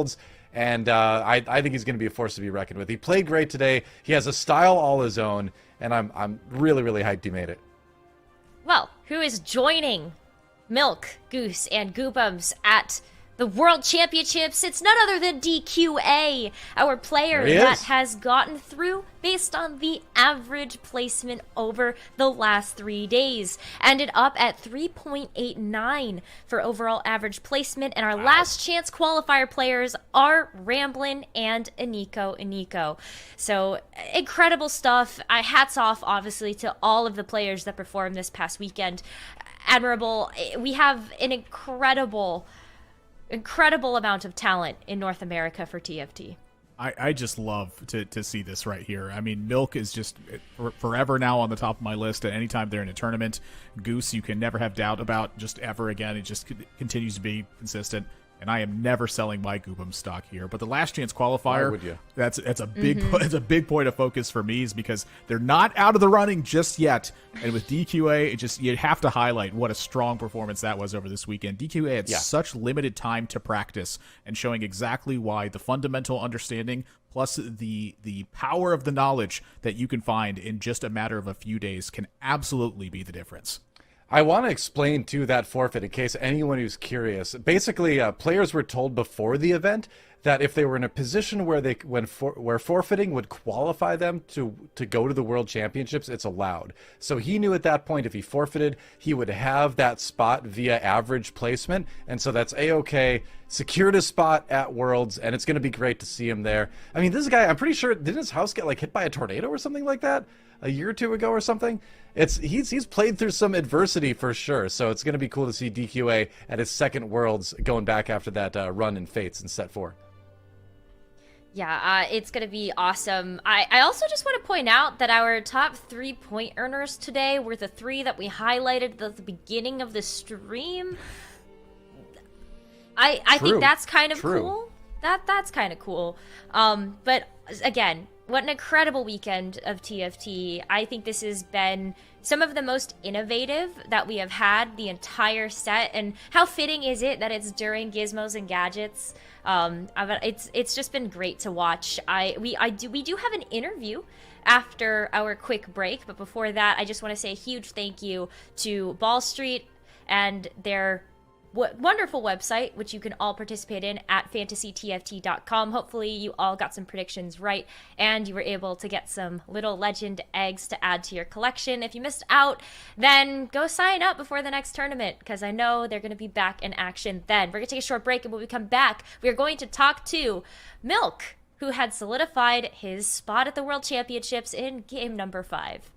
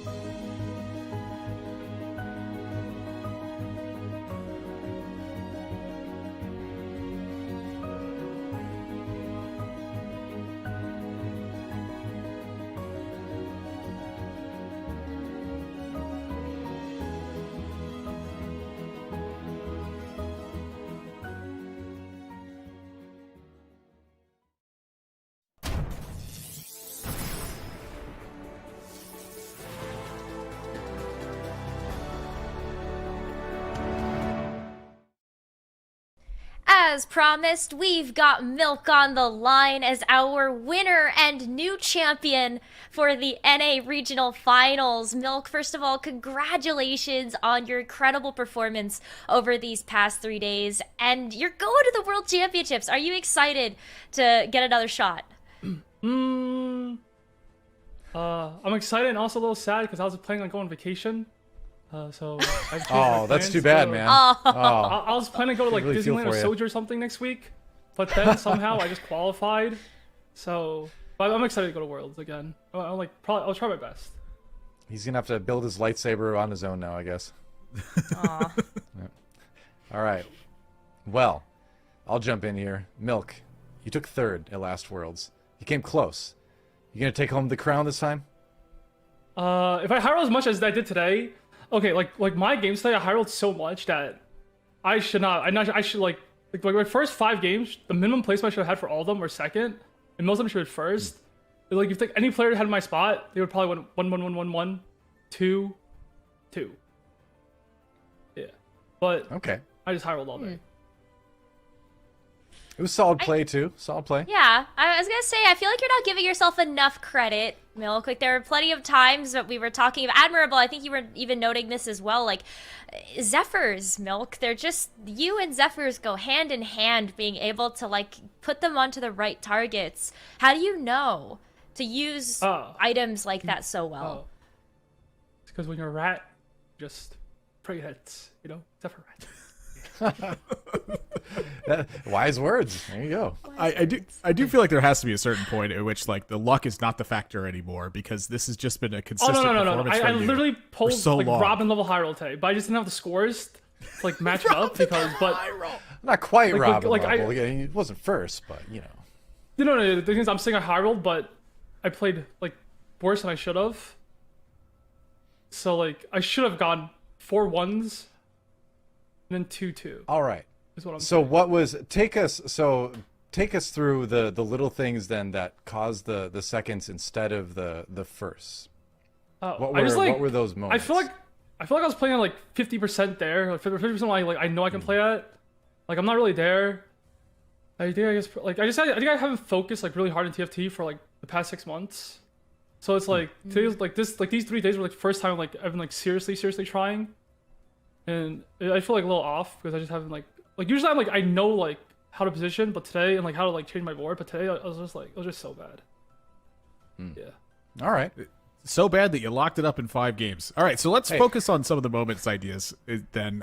What for you over the course of this weekend do you feel like was the most surprising moment that cropped up for you? New Battle, I guess. Oh wait, do you mean like people or? Anything. This is your choice. Oh, I thought New Battle was probably like really good going in. I also thought like I literally thought I was just gonna get day 1. I didn't feel confident a single day going in. I don't know, but I just hit like all my chops. Also today, like a lot of the silver players got knocked out, so it was like I just got like lobby luck that they got knocked out. So there's like a little bit less silvers. But yeah. This is the thing I like the most about you, Milk, actually, is that like you are apparently never satisfied with how you played in a given day. Like which is great because the people that usually talk that way are usually some of the best players who have like the best attitudes towards improvement. So I mean honestly, like this gives me NA hope. And like I am someone who has not had much hope in NA in Riot associated esports over the years. So you've done a thing few others have been able to do. So my question to you then is oh, unless you want to respond. No, go ahead. Oh, so I was going to ask then, as far as the world's prep, like, how do you approach it? Because, you said you didn't prep a lot coming to this. Does that mean you're going to step it up a lot? Or do you feel like you play better when you give yourself kind of a chance to break? You can come and do it fresh. You can kind of look at it without the bias of recent, like, grinding. Like, how would you approach that? Oh, it's really hard to prep because, like 90% of ladders going to quit right after regionals. So, like, you get really bad practice. All my friends I talk to won't talk to me if I talk to them about TFT anymore. Whereas like China, the regional's not until like April 20th, I think, or April 14th, something like that. Like a week before Worlds.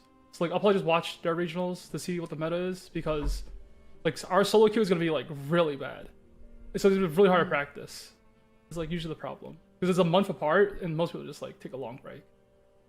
Are you going to try to gather sort of a group of in-house players to help you train? Do you think you can kind of drum up some community support for that? Yeah, if I ask my friends that after regionals, after they just lost, they're gonna block me on Discord. Probably. Not right now. I'm saying give them the weekend or something. right, Give 'em a little bit of immediately. time. I'm gonna go message even a him for week. you. Even a week That's fair. That's fair. or two. Where's that Maybe we NA have to- pride? Other NA players, come on. Milk, congratulations again on the weekend. You did a phenomenal job, whether you say you high rolled or you did have some room for improvement. I know we're all wishing you the best of luck at the World Championships. Before we let you go, are there any shout outs you'd like to make?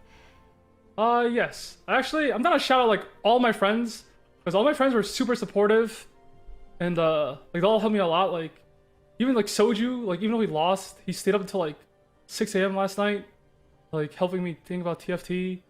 Also like shout out to like Becca being like super supportive and everything, and like also giving me like tips on TFT. Also like Kyun, you know, he quit the game, he still like talks to me about TFT. Also shout out to like Frodan. I bought him like every single day about TFT stuff. You know, he's a caster. And also shout out to a lot of the other people that I didn't mention, I guess, that also like I talked to about TFT. Also, I guess shout out to Socks, who saw comp. I literally yoinked his comp, stole it, and yeah. I probably missed a couple people, Well- but shout out to everyone that like. Also shout out to my stream that like even though you watch me, even though I don't talk or say anything, they're all like super supportive. And shout out to everyone. I'll shout out to Pork Dog for letting me high roll. Yeah. Big thanks. Well, that's great. Milk, thank you once again for joining us on the broadcast, and best of luck for the World Championships. Oh yeah, thank you. Hopefully I don't go third this time. Good luck, dude. I love it. Delicious I milk, love ladies it. and gentlemen. Yeah, that's just milk. I love it so much, and I'm so excited because, you know, we were talking about it a little bit ago, and just North America's TFT players are just continuing to get better and better. Doa, I feel like your faith is very well placed in the representatives that we have right now for North America. Yeah, like I said, I think you know, Milk obviously fantastic player. I think he's got the you know. He plays it very humbly. He plays it coy. He's like, oh no, I just high rolled. You know, but the guy's great. He's great at TFT, obviously. Like, he's going to be a force to be reckoned with at Worlds. Love to see him do better than third this time. You know, I think he's in great shape to do it. I think Goose also, I mean, if he can go to Worlds in the shape he's been at this weekend, he's going to be a real contender as well. I mean, Goobum's just an awesome player with his shot at Worlds finally after, you know, doing so well in so many tournaments. And then we've got, you know, DQA making it through on average placements, getting his second crack at Worlds, and then the last chance qualifier to send our last representative. I think it's going to be a good set for NA. Don't quote me on that, but, you know, because I'm always a little bit afraid because it's NA, but, you know, I'm optimistic. I'm optimistic. I am too, and admirable. I feel like, you know, just taking a look at the field of competition that we had this weekend, it was so tough. It was so tough for these players to make it to this spot.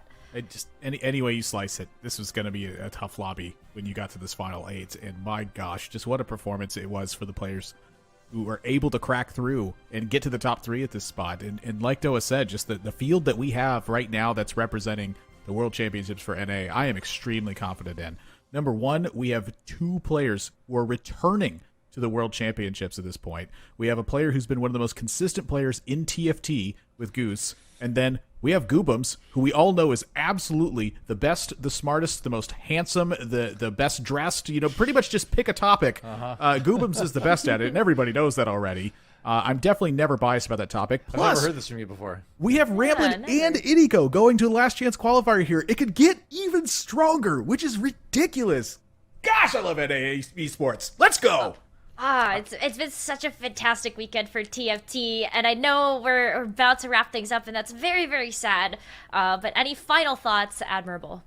Just thank you to everybody who has made this possible. My whole life and career has been based around games and competitive nature, and I would not be able to be here without people who have helped me so closely in so many regards. And that's going to be a major thanks to Doa, to Frodan, and to Bryce. I think 3 of the people who have helped me so much when it comes to casting with TFT, my improvement in the game, my understanding of the game, and just a lot of the way that I can deliver speech at times. I still mess it up every now and again. I'm very much like Milk We in all that do. regard. It's virtually impossible to get perfect, but you're always hunting it down. Doa, final thoughts? I love TFT. I mean, what can you say? It is the strategic genius, better than every other strategy game out there. Like, just fantastic, never a waste of time to play. Amazing game. So thanks to Morton and the rest of the team out there. It's a big team. They all deserve credit for making a fantastic game. All the work they do, all the balance complaints they have to put up with, they really do deserve a lot of credit. So huge props to them. I love being on these broadcasts, love working with Giant Slayer and everything they put together. It's been a ton of fun. I can't wait for Worlds. Yeah, I mean, I just love TFT. I'm just super motivated to go play. I don't care the regions is over. I'm not in Challenger. I'm going to get on the ladder, you know? I'm going to just go play more TFT. It's been a ton of fun. It sounds like a good time, especially when there's a patch coming up, right? That's going to be really nice. It's a really interesting patch, by the way. It's a That's big one. yeah. As an aside, like we could talk for another 30 minutes about that. But we got No TED Talks. No TED we got Talks. the We gotta NA go. Regionals podcast is coming I'm up. missing TF Talk Show already. All right. I know. All right. Well, yeah, so patch coming up, but that is it for the Gizmos and Gadgets NA Regional Finals. Thank you so much to all of our players that participated this weekend, and congratulations to our players that are moving on to the World Championships and to the Last Chance qualifiers. From all of us on the desk behind the scenes, thank you so much for watching, and we'll see you all at Worlds.